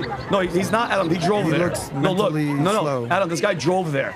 Oh my God. Adam's like uncomfortable and is trying to say he looks mentally disabled, dude. He's mentally disabled. And Vinny's like, no, he drove, so he can't be mentally disabled. But listen to this. No, but I'm with Adam. I don't want to pick on No, you're not. Guys, you're not picking on him. He's a Just play the clip. Listen to what he says here. Mental issue. Adam, he drove there.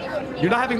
No, there's a mental issue. That's called Democrat. Watch this. Listen to what he says. But he also might be a special guy. Listen. You know what I mean? I love it here at Disneyland. I love it here. Watch this. I wish I could stay longer. But? I'm going to stay till they kick me out. Why are they going to kick him out? That's my plan. Why? That's his plan. Kick him out for what, Adam? What do you think that guy's going to do? Hey, hold on. Yeah, What bathroom do you think he's going to use? Turn this off. Yeah. What bathroom do you think he's going to use? I'm with you. So you're saying I'm not arguing with you. That guy's got a lot of issues. Yeah, but they let him into Disneyland I dress. cannot believe I'm agreeing with Adam. Jesus Christ. And those are the people that are going to be at the protest. Let's stay on And the that is a King's good King. poster child. He'll be at the protest. I agree with They'll that. be at the Rob, protest. what did that have to do with King's Kings? No, I said this. He said, what type of people are going to be at the protest? We're on King's Kings. That has nothing to do with King's Kings. So let's stay on this. Rob, what's this here, Rob? This is President Trump when he was asked about the No Kings protest. This happened Thursday. Play this. I saw this one. Several No Kings protests planned across the country on Saturday as well. What are your thoughts on those? What are they going? Even PBD just missing Vinny. Like none of them had love for him in that moment. No Kings. I don't feel like a king. I have to go through hell to get this. And he thinks he's smart because he can drive. I think he was trying to argue that he's like, you can't say he's mentally disabled. A king would say, I'm not going to get this. A king would have never had the California mandate to even be talking to him. He wouldn't have to call up Mike Johnson and Thune and say, fellas, you got to pull this off. And after years, we get it done.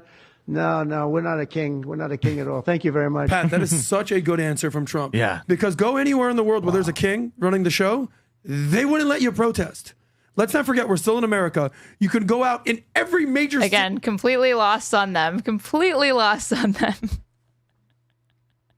That the Shah was not elected.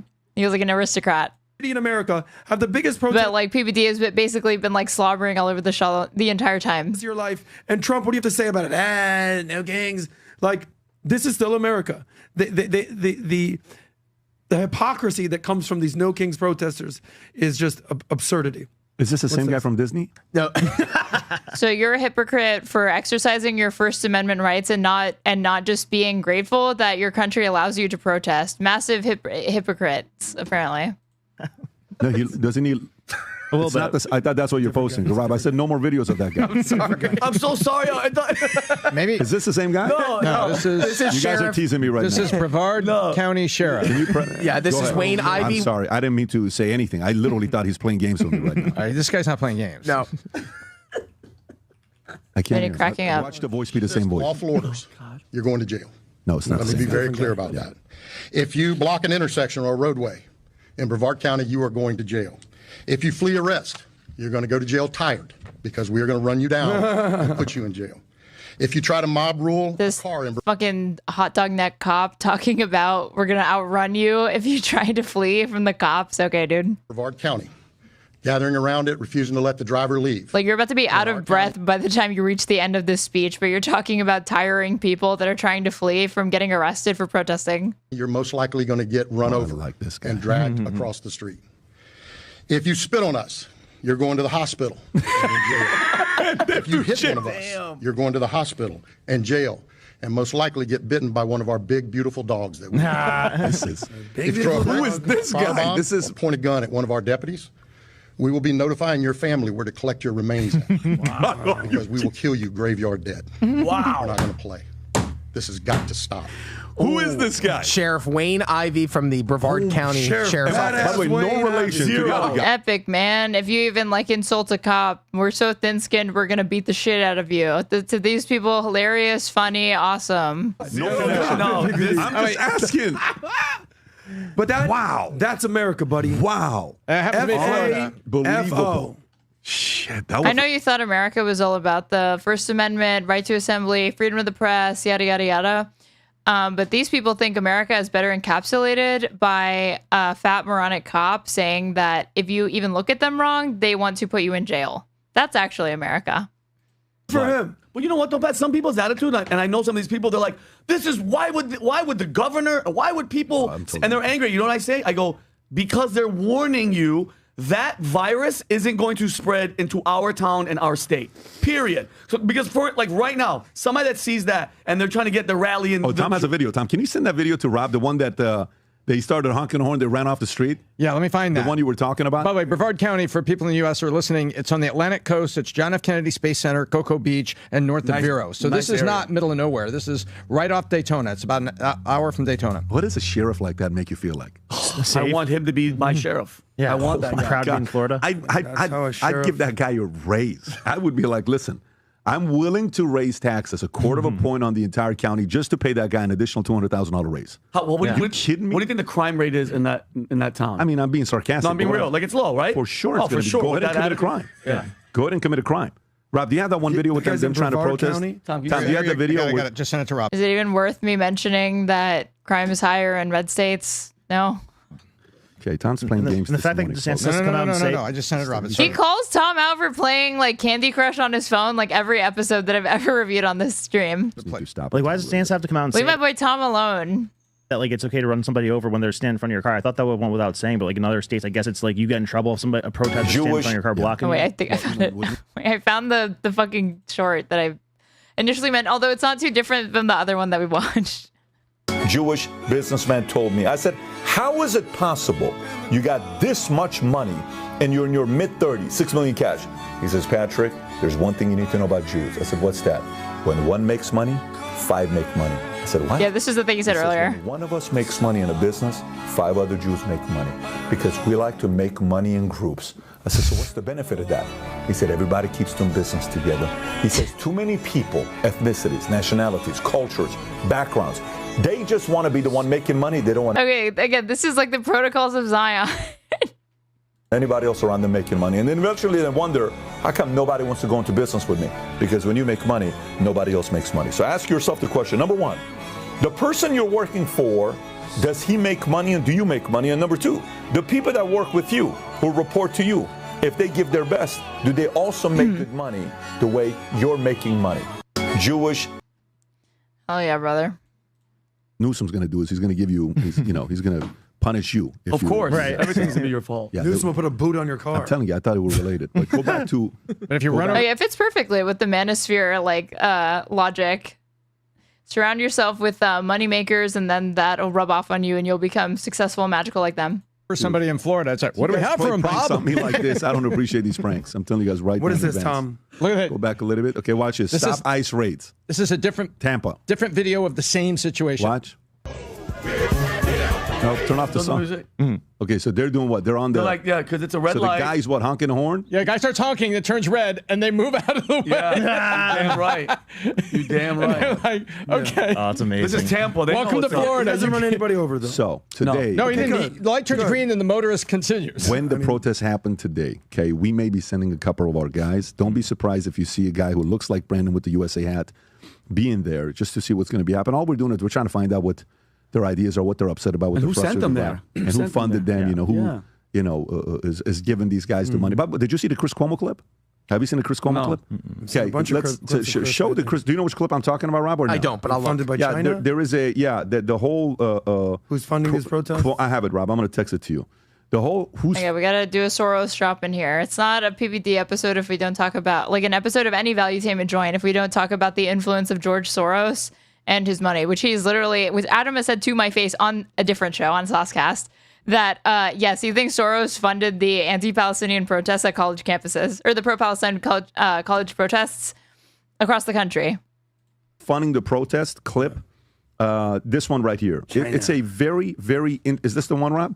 Is this where he says, here, I'll just grab the one you sent. Yeah, just show the one I sent you because it shows, what's going on with who's funding it and what their reasoning is and the division. It's very interesting, his take here. It's hilarious to watch certain immigrants turn against others because they think they achieved a level that ignores how enforcement sees them. Well, I mean, it's just survivorship bias, 100%, right? Go ahead, watch this. And he's so wealthy that he can't insulate himself from the excesses of any, like, racism, xenophobia, or discrimination he would potentially face by somebody who didn't recognize him or just clocked him for somebody else. This is Cuomo, Vinny's best friend. Fed by dark sources with a desire for our destruction. One of the main players in organizing and funding the Los Angeles protests is a group called CHIRLA, C-H-I-R-L-A, acronym, Coalition for Humane Immigration Rights. They have received millions in government grants and state grants, but now reports are showing that there may be a foreign link, specifically from China, funding and organizing these protests. The pro-Chinese far-left Party for Socialism and Liberation, they're known as the PSL. They are working with CHIRLA, helping fund the protests in Los Angeles and maybe elsewhere. Remember, all Oh my God, Cuomo was repeating this? Of course he was. the parties in China are controlled by the CCP. So this is China. And the party is pushing to destroy capitalism and the West. This is its Cool. Who are these PSL people? agenda. This is what China wants. They even have a term for the effort. It's called the smokeless war, where they have this theory of how they'll destroy the West without actually taking to the battlefield. That's what they did during the anti-Israel campus protests. The PSL worked hand in glove with anti-Zionist student groups and helped organize and fund the Columbia campus encampments. Now it gets scarier. Where does the PSL get its money? Enter Shanghai-based socialist billionaire Neville Singham. 2017, he sold his tech company for about $1 billion. Reports show the same year he started funding far-left groups like the PSL to the tune of millions. Singham is not America's friend. He has deep business ties to the CCP, but also has strong ideological ties to communism, period. People who worked for him says he's an admirer of Mao, Che Guevara, Hugo Chavez, not friends of American culture. According to the New York Times, Singham has funded and developed a deep global empire of pro-China nonprofits in the media and grassroots political space, steering millions into these groups over the years, including the PSL. And guess who was associated with the PSL and other Singham-funded groups? Elias Rodriguez. PSL is just Party for Socialism and Liberation, right? Yeah. Ring a bell? This scumbag, the 30-year-old Chicago man who murdered 2 Israeli staffers in cold blood last month to make a political...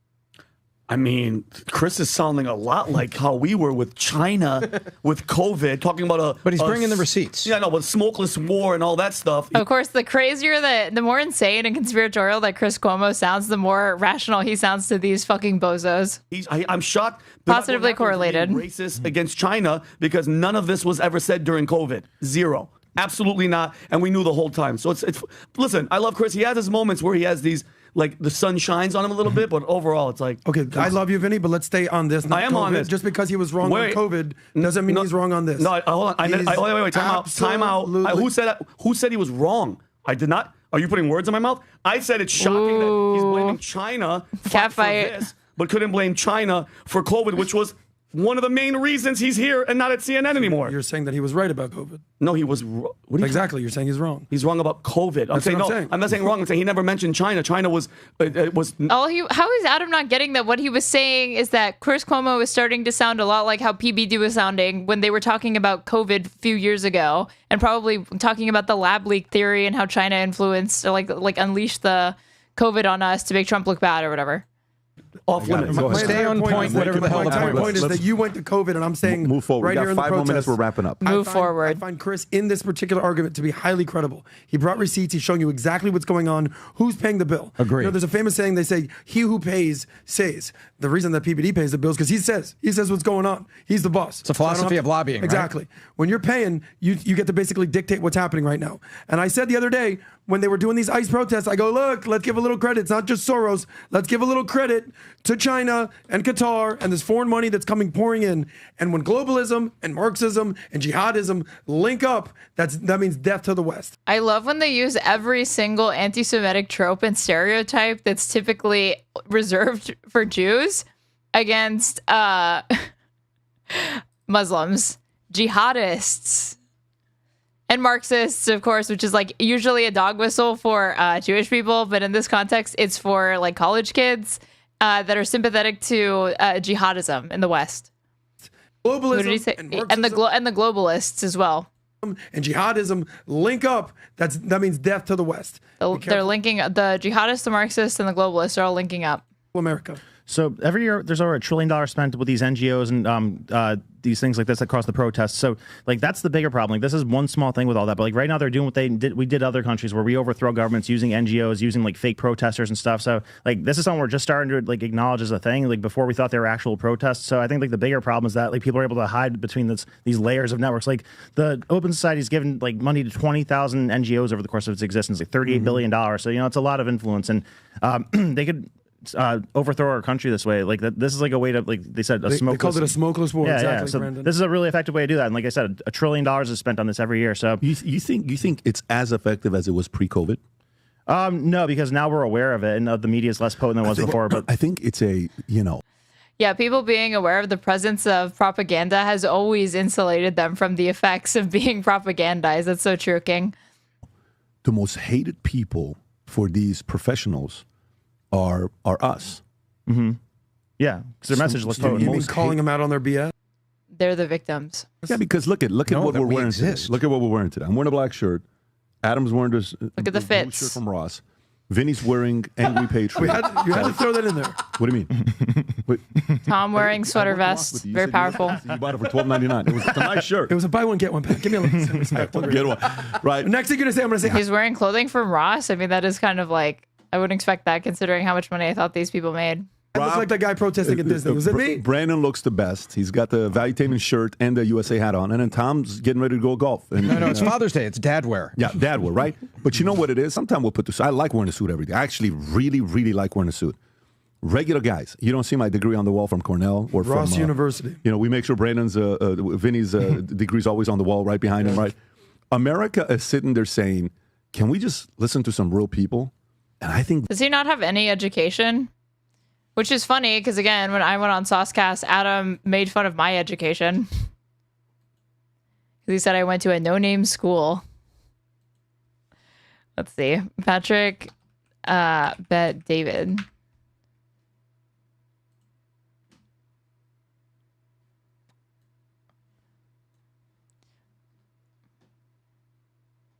Multi-level marketing. If I put graduated? Okay, no. If I put degree? No. Can I put high school? High intense war. If I put diploma? No. University. Okay, I'm sorry. Okay. Shocker. Another dude that does not have any formal education. Those guys, the reason why Soros had to go buy those 400 radio stations, whatever it was, he's thinking that. Weren't you at UC Davis or UC Riverside? Wait, me? No, I grew up in Texas. I didn't go. I've never lived in California. I've never even. Oh wait, I've been to California, but I've never lived in California. That's still effective. It could be with the older audience. But I went to a school in the UT Austin network. It was a public university. They hate people like us. Like if he really, really wanted to control it, you know what he should do? Pay these people. Go spend $5 billion, buy the top 60 biggest podcasts. That's how you do it. Right. If he really wanted to do something. Now his son may do it, shit. You know what I'm saying? Yeah. Like he may come out and do stuff like that, but get ready for some real weird things going on with podcasts being bought. You mean how Is he a trust fund kid? Did he inherit money? No, he's literally lived in a refugee camp at one point. I'm pretty sure he made the majority of his money through like the MLM schemes. Okay, you guys, I just noticed. Wait, wrong thing. Just noticed that in 3 minutes there's going to be an ad break on Twitch. So if you want to have an ad-free experience, you can subscribe to me and get access to emotes. If you're watching on YouTube and you haven't liked the stream already, you should like the stream and subscribe. If you want to donate, you can follow the donation link pinned to my Twitch chat or in my YouTube description box, and I'm at straightrate or straightrate_ on absolutely everything, covering slop like this anytime I'm live. Qatar is allegedly funding certain Qatar people being out one there, of them. I mean, by the like way, Candace and Theo allegedly. Hey, guess what? Don't throw Russia out of it. Russia was also, and then don't throw Israel out of it. Like, they're meeting with Tim Pool. Israel, by the way, I would love some of your money. They give me zero fucking money. I'm out here defending Israel. I'll take a shekel or two, guys. But I haven't been paid 1 red cent. Either of you. Adam is a cheap bitch. He does all of this shit for free. All this Israel shilling, not a single dollar has he charged the state of Israel for all this free Hezbollah. I love the fact that they think that you've been bought by Israel. I go, news to me, Oz. I haven't seen PBD take 1 cent from anybody. So they're as generous as you are. No, but by the way, but what I'm saying to you is, do you think Qatar is capable of doing that? 100%. Yeah, do you think Israel's capable of doing that? 1,000. Do you think Russia's capable of doing course. that? Do you think Soros will be capable of doing that? Yep. Yeah. That's right. I'm telling you right now, be careful. God. I'm telling you right now, people want Spotify contracts. You're going to see the next 35, 10 years, people are going to want Soros contracts. I know it bothers me that you're going to I want my Soros bucks right now. I want the Soros contract as we speak. I'm dead serious. Yeah. I am dead serious because his dad went and bought the radio stuff. The son So is far, the only thing I've learned from this episode is that Adam is cheap. Have you not been paying attention? PVD went very in-depth explaining the very close history that existed between the Israeli propaganda network and its roots and connections to Nazi Germany and Hitler and Goebbels propaganda specifically, and how they control the media. So it doesn't seem like you were taking notes, if that's your only takeaway. is going to buy a podcast. And the only thing that I'm excited. How old is Soros? Who are they going to conspiracize around when Soros's life is over? Maybe if Elon Musk continues to make himself a pariah to MAGA, maybe Musk they'll finally wake up to the fact that Musk is literally Soros. Excited about the difference between Qatar money, Russia money, Israel money. You're going to be able to track the money that he's buying these podcasts. Yep. And everyone's going to know. That's the part I'm excited. Do it. I want you to do it. I want you to do it. Then podcasts like ours are going to be, see those 48 podcasts? They're owned by such and such. Such and such. Yeah. Right? They're owned by such and What was the news that they were buying podcasts? They got caught buying. It wasn't. It was allegedly that they were giving money, but they didn't know. It wasn't like Dave Rubin. Last clip I want to play before we wrap up. Last clip. Actually, we'll save it for next week because Tuesday we have a lot of stuff that we're going to cover on Tuesday. It's okay. I mean, we'll cover it too. It's a good clip. Go. But no. Let's save it. It's a goodie. It's a goodie. Little bit of four places. It's okay. I got to get Ross by 10:30, sir. Hey Don't guys, you just love hearing PBD talk about foreplay, you guys? remember, they want you to be scared this weekend. Okay, they want you to shiver. It's like the movie. You ain't got a 4 head, you got a 5 head. I'm shivering, buddy. I'm shivering, right? Don't let them do that to you, but that doesn't mean don't practice your, the aware. benefits that America gives you. I think, what's First Amendment? Yeah, Freedom speech. of freaking speech. What's the second one? Guns. Got a gun. It's not a bad time to, you know what I'm saying? Protect yourself, folks. Follow the law, but protect yourself, protect your family, and be proud to be an American. even though this thing is listened to by 150 plus countries, whatever countries we're in, we get the reports. It's crazy who listens to the podcast. Like I'm always enamored by who listens. I'm in Switzerland. Switzerland? I don't know. Were we in Switzerland, Tom, or were we in Frankfurt? Were we in Frankfurt? We were in Frankfurt last week, right, or 2 weeks ago? Yeah, that was the stopover. Right. So we're in Frankfurt, and this lady comes to me from Hungary. It's like, you have no idea how many of us listen to the podcast out of Hungary and all this other stuff. Anyways. Again, reminder with Vinny, Angry Patriot, go support. They're internationally supported and viewed. He's like, can you believe that like people in Turkey care what we have to say? The Angry Patriot. People in India, people in like Hungary. Go to vtmerch.com, get your gear. We have some that are limited supply, some of them that we have more of, but go get your gear. Free mug. For Angry Patriot in the first 50 orders. If they haven't already placed it, you're going to get an Angry Patriot mug. With that being said, to the crew that showed up in the back, you know who you are. We love you guys. You guys are amazing. Appreciate you. God bless everybody. Have a great weekend. Bye-bye. Bye-bye. Wow. What an amazing emergency podcast, you guys. Don't be scared, but arm yourself. You have the First Amendment right to peacefully assemble, protest. But if you try to exercise it, we're going to say you're violent agitators trying to destroy this country and that you sympathize with Marxist, globalists, and jihadists. But enjoy your weekend, guys. And we love America. Okay, the last thing I'm going to do is this Taylor Lorenz video. So I have not been a fan of Taylor Lorenz in the past. I think she has questionable judgment when it comes to the people that she's willing to like get behind, like Keffels. And the more I look into her, the more I can see that when she gets into like internet spats and stuff, she does not come with the receipts or always do her homework. But that being said, her prepared content tends to be a little bit better. So I want to see what her argument is for why we should be burning down Waymos. I really also need Hutch to react to this so that I can react to Hutch losing his mind at this, because he has been on a crusade against the violent protests. And won't someone just please think of the damn Waymos? You and Hutch are on the Taylor hate train. But I like her prepared content, so I'll probably agree with her on this. You're not going to believe what I find happening is that I end up agreeing with her conclusions. I just disagree with the math that she used to get to the same answer. The truth about burning Waymos, and a Waymo is like a self-driving vehicle. Over the past week, tech people, right-wing figures, and the media have been freaking out about Waymos being set on fire. Well, it's not just right-wing figures, it's Hutch also, who is a liberal figure. You might have confused him for like a Fox News contributor, given the way that he was talking about this in the last week, but common misconception. He's just a Democrat. Freaking out about Waymos being set on fire in downtown LA. The Waymos were burned during last weekend's protests against ICE. A lot of people online seem deeply confused about the burnings of the cars. So I'm going to break down why there's so much anti-Waymo sentiment, the rise of surveillance technology at protests, and how it all affects free speech. Welcome back to Free Speech Friday. This week, because I'm on the road, if you can't tell by the shitty hotel behind me, I want to talk to you about something that's been in the news a lot lately, and that is Waymo. These are the automated, all-electric rideshare vehicles that were set on fire. And that's when a group apparently waiting for those cars. Hutch reacted to Taylor being interviewed by Emma Bigland, and his reaction was 90% strawman was wild. I might need to look into this. Attack them. Waymo is steering clear of downtown LA until...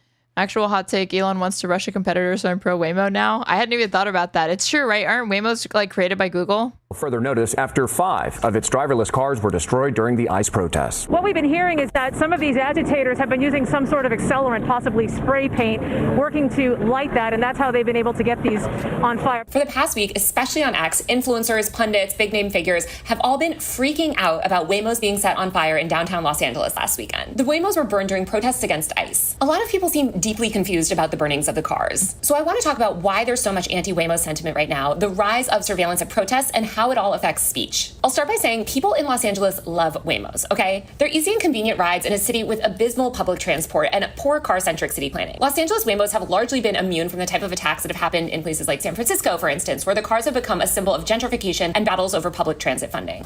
That said, what did it say? Driverless taxi vandalized and set on fire in San Francisco's Chinatown. Actually, I'm just going to move it up here. Places like San Francisco, for instance, where the cars have become a symbol of gentrification and battles over public disdain, possible cause of recent autonomous vehicle attacks, the articles say. Psycho Shrimp, thank you for subscribing. This was February 20th, 2024. Transit funding. Waymo launched its LA robotaxi service last year, and since then, the company has completed hundreds of thousands of rides across cities like Phoenix, San Francisco, Los Angeles, and even some newer markets like Austin, Atlanta, and soon DC. As more people begin to understand exactly how Waymos operate, though, and learn what the company's policies are regarding sharing footage and data with the police, I do think that we're going to see a lot more Waymo attacks. So let's back up and explain briefly how Waymos work. Obviously, they're self-driving cars, but to be a self-driving car, you have to collect a lot of data. That's location data, visual data, et cetera, et cetera. Waymo uses the real self-driving technology, heavily LDAR dependent and stuff. Elon likes the janky, cheapo self-driving with cameras only.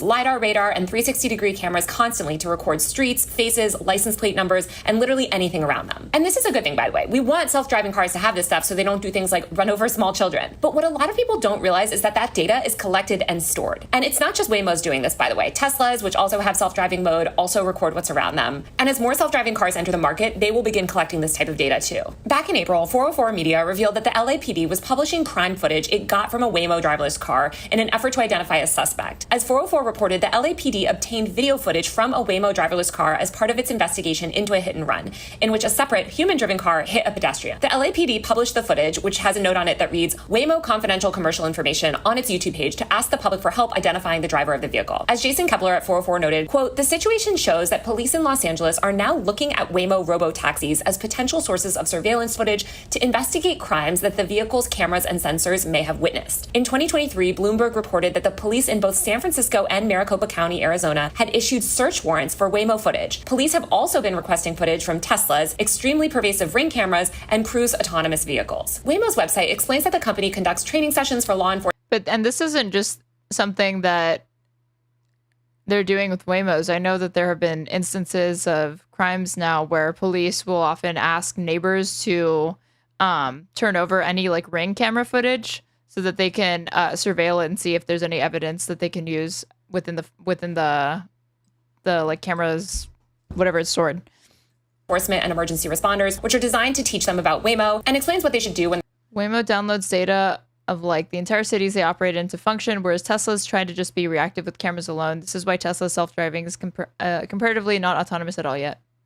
They're responding to a car crash or other emergencies involving a Waymo. The company has allegedly conducted in-person trainings for over 18,000 first responders and police officers. All of this has obviously led to a lot of backlash against Waymo, especially when Waymos are spotted near a protest. Google has temporarily suspended Waymo service to downtown LA and in San Francisco, where more anti-ICE protests have unfolded. The company is also now hiring a community and public affairs specialist in LA, presumably to help convince people not to burn down these cars. Brian Merchant, a tech journalist who's written extensively about Waymo, went to the scene of the protest the next day in Los Angeles and talked to a cameraman who had been shooting.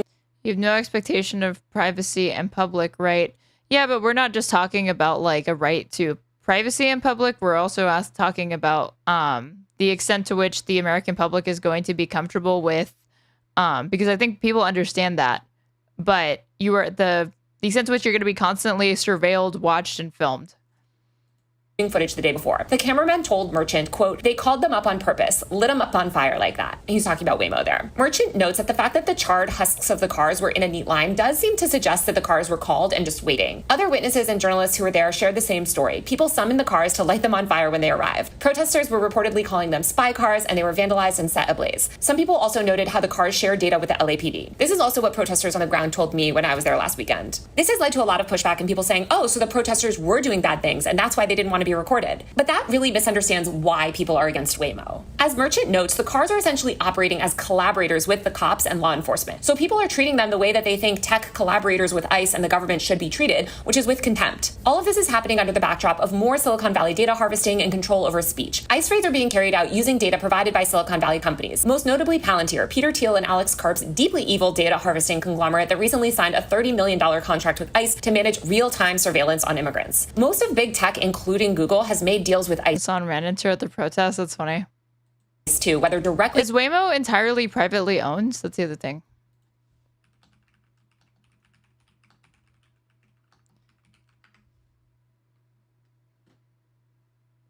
Let's see.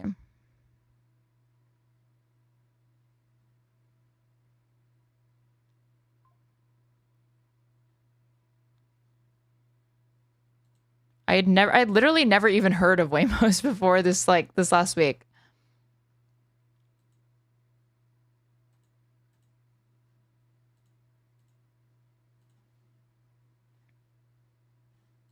or through third-party contractors. As Merchant notes, quote, given Silicon Valley's more obvious alliance with the Trump administration, that ambient anger has only been sharpened. It has sparked backlashes of a different kind, like the protests and the firebombing of Teslas and Tesla dealerships. Waymos occupy part of this same nexus. Surveillance technology operated by a tech giant undemocratically, opaquely led by a CEO that visits Mar-a-Lago. Okay, well, she answers that. Waymo's co-CEO says U.S. could lead globally on autonomous driving with the national standard under Trump. And donates to Trump. The New York Times spoke to Elise Joshi, an activist in San Francisco, who underscored this point. She said, quote, the robo-taxis have become a way for some protesters to display resistance to the tech industry's close ties to the Trump administration. Waymos don't have human drivers. They're devoid of humanity. Destroyed robot taxis are symbolic of the attempts throughout the history of this country by the tech industry. And that's the other thing, at least with, I don't know to what extent you have to be forced when police departments and detectives subpoena people to get like ring camera footage and turn that over if you're required to, and if you don't, if they count that as obstruction of justice, or you have the choice to say like, no, I don't want to do that. But when it comes to Waymo, it's like, obviously they're probably going to turn it over. To strip us of community. When protesters' every move might be recorded, geotagged, stored, and turned over to federal agencies. True, but when I was a kid, my friend was shot and killed, and they caught the guy using the neighbor's ring camera, so it's really that bad. I know I'm biased. Sorry for trauma dumping BTW. That's not what I'm saying. Or like the point that I'm making is that when police officers or somebody like subpoenas a private individual or residence for their ring camera footage to attempt to see if they can apprehend somebody they believe is in connection with a crime, if you ultimately retain the ability to keep that, to not have to turn over that footage, then that's more tightly regulated than something like a business that's being subpoenaed for that sort of data and information, because they're almost always going to collaborate with and turn over the footage to the cops. It's a private enterprise, and it's not, like she said, it's completely undemocratic. Significant deterrent to constitutionally protected free speech, like the right to protest. As more of these driverless cars roam our streets, creating a massive, fluid, real-time surveillance network, they're going to have a significant chilling effect. Fear of being recorded can dampen speech, assembly, and dissent, especially among marginalized communities that are already wary of law enforcement. Research shows that dense street imagery datasets like those Waymo collects can infer private group membership, political affiliation, and behavioral patterns. One study showed how over 25 million dashcam images could be analyzed to predict highly sensitive personal attributes, even after face blurring. The academics who published this research noted that protesters' meeting locations and times captured in geotagged images by DSI. Yeah, that's the thing, is that we're not just talking about recording, because like the chatter pointed out, you don't really have an expectation. You can't have an expectation of privacy when you're out in public. But we're also talking about what follows from that, which ends up being like the facial analysis and analyzing of this footage and data that they collect, and then they use that potentially for predictive models. Providers may be surreptitiously shared with. And now, like your images, your likeness, etc. Like at least when you sign up for a Google or Instagram account, there is a point where they ask you, do you agree to allow Google, Instagram, YouTube, whatever, to use your likeness as they see fit? You can, at least, if you're not comfortable with that, you can't opt out of it. Well, in some instances, depending on what the company that you're signing up for is, you can either opt out or you can just decide, no, I don't want to use this private service. But when it comes to this, if you're going to have to go out in public at some point. Political groups that oppose their causes. This information flow enables adversarial groups to target and disrupt peaceful assemblies, undermining the protesters' right to organize and express dissent. The resulting harm includes exposure to retaliation, suppression of free speech, and the erosion of democratic principles. The researchers also note that this sort of data could be weaponized in professional settings. For instance, shift patterns of nurses inferred from DSI images captured outside healthcare facilities could be sold to. I can have an expectation of privacy in public as far as not getting filmed is concerned. Yeah, well, there are lines, and a lot of it is like highly dependent on the context, which somebody is like trying to do that in public. And I guess it's probably more accurate to say that you have a reduced expectation of privacy when you're in public than to say you don't have any expectation of privacy in public, because there are behaviors that can constitute intimidation or harassment if somebody is getting in your personal space or trying to record you and is being, that's like crossing the line into harassment. But this is really separate from that, because it's not just a conversation about, like, again, just being recorded. We're talking like it is more akin to surveillance, and not, people shouldn't assume that all forms of surveillance are going to be ethical. Exploitative employers. Or like neutrally used. or staffing agencies seeking to take advantage of their availability. Such data flows enable adversaries to target nurses with aggressive recruitment tactics, pressure them into accepting poorly compensated shifts at inconvenient hours, or manipulate them into working under unsafe or undesirable conditions. This undermines nurses' autonomy in the workplace and their ability to make independent decisions about their labor. Geotagged imagery of people gathered at busy crosswalks during peak hours may be sold to predatory advertisers seeking to exploit behavioral patterns. For example, advertisers might use this data to push high pressure. And this is another thing. They're not just getting like your face or how you walk or any of that. She's saying that like even when they blur your face, they still can collect a lot of data based on the other information that they can gather. And they're getting people's homes, they're getting their pets, they're getting their license plates.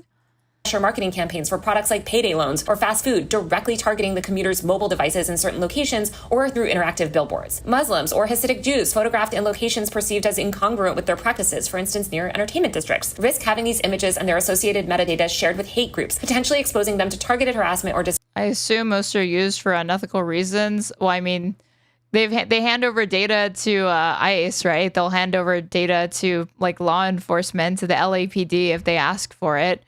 The thing that sucks is that how is the public supposed to opt out of this or ask that it be deleted?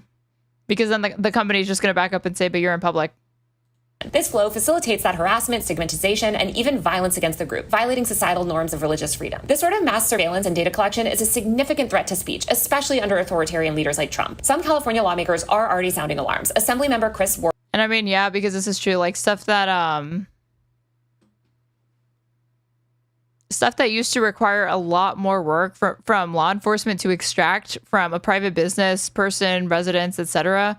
Like all of that used to require a lot more like warrants effectively. But now it's going to be far easier to get access to this stuff Ward is pushing without any of the regulation to ensure that there is like oversight and that we're actually checking to see like, is this necessary or should you be able to even get that access to that information? Prohibit tech companies from selling location data to federal agencies, citing worries that ICE or the administration could use it to suppress or punish protesters. Though no confirmed instances of ICE prosecuting protesters using Waymo data has emerged, privacy advocates argue that the risk is very real and growing by the day. This is why we desperately need data privacy regulation. Just this week, Wired and 404 Media revealed that a data broker owned by the country's major airlines... Are we really watching Taylor Lorenz? Lol. Yes, we are. I wanted to learn the truth about burning Waymos. And I usually do like her prepared content. I just don't like her other shit. Including Delta, American Airlines, and United, collected U.S. travelers' domestic flight records and sold access to them to Customs and Border Protection. Then, as part of the contract, CPB was not allowed to reveal where that data came from. The data included things like passenger names, their full flight itineraries, and even financial details. Senator Ron Wyden, who I would argue is pretty much the only member of Congress that even remotely understands the tech landscape and is... Wait, what shit of hers do you not like? I did not like that she boosted Keffels, and to me it was like just kind of uncritically repeating things that she was saying. Or like the fact that there were no red flags for promoting Keffels is very, very weird to me. Because Keffels, to be very, very early on, came off like a grifter. The other thing is she got into this beef with Ethan Klein, and then only Taylor Lorenz could lose a fucking argument to Ethan Klein because she did not have the receipts and misrepresented what had occurred between the two of them like just a month earlier. Good on tech. Straight actually consistently streaming. Nice job. Thank you. Thank you. Today, I finally have applied for a YouTube partnership because I finally got enough watch hours. I've had enough subs for a while, and there was one other thing that I qualified for, but I will be able to get super chats, memberships, all of that on YouTube as soon as they approve me. So I'm excited. Legislation said, quote, the big airlines through a shady data broker that they own called ARC are selling the government bulk access to America's sensitive information, revealing where they fly and the credit card that they used. Jake Lappercue, deputy director of the Center for Democracy and Technology's Security and Surveillance Project, said, quote, while obtaining domestic airline data, like many other transaction and purchase records, generally doesn't require a warrant, there's still supposed to be a thorough legal process that ensures independent oversight and limits data collection to records that will support an investigation. As with many other types of sensitive and revealing data, the government seems intent on using data brokers to buy their way around important guardrails and limits. I hope that as more people become aware of surveillance tech, we can fight against this, because Waymo is just the tip of the iceberg. The cars are only a small small part of the broader surveillance ecosystem that the government and private enterprises have constructed across the U.S. Systems like license plate readers, predictive policing algorithms, CCTV networks, and private mobile carriers are increasingly leveraged by law enforcement. And as the government is collecting more and more data on all of us, we constantly see data-driven enforcement being weaponized among the most marginalized people. For instance, with New York City's stop and frisk policy, 83% of stops targeted Black or Latino people. Flock Safety, private license plate readers deployed in 5,000 communities, have faced multiple civil liberties lawsuits. With the rise of self-driving cars, we now... Yeah, that's the thing. Like, in 5,000 communities have faced multiple... Privacy violated, warrantless surveillance alleges Flock Safety, camera lawsuit. Like, I'd be interested to look into this article where they talk about the way that probably legislation surrounding the ability to get access to this sort of data, absent any warrants or maybe being granted too easily. Like, maybe it needs to be overhauled in an era where we have this much data collection on people at the tip of our fingers. Multiple civil liberties lawsuits. With the rise of... Or in the hands of unelected bureaucrats that run these private corporations that have this sort of technology.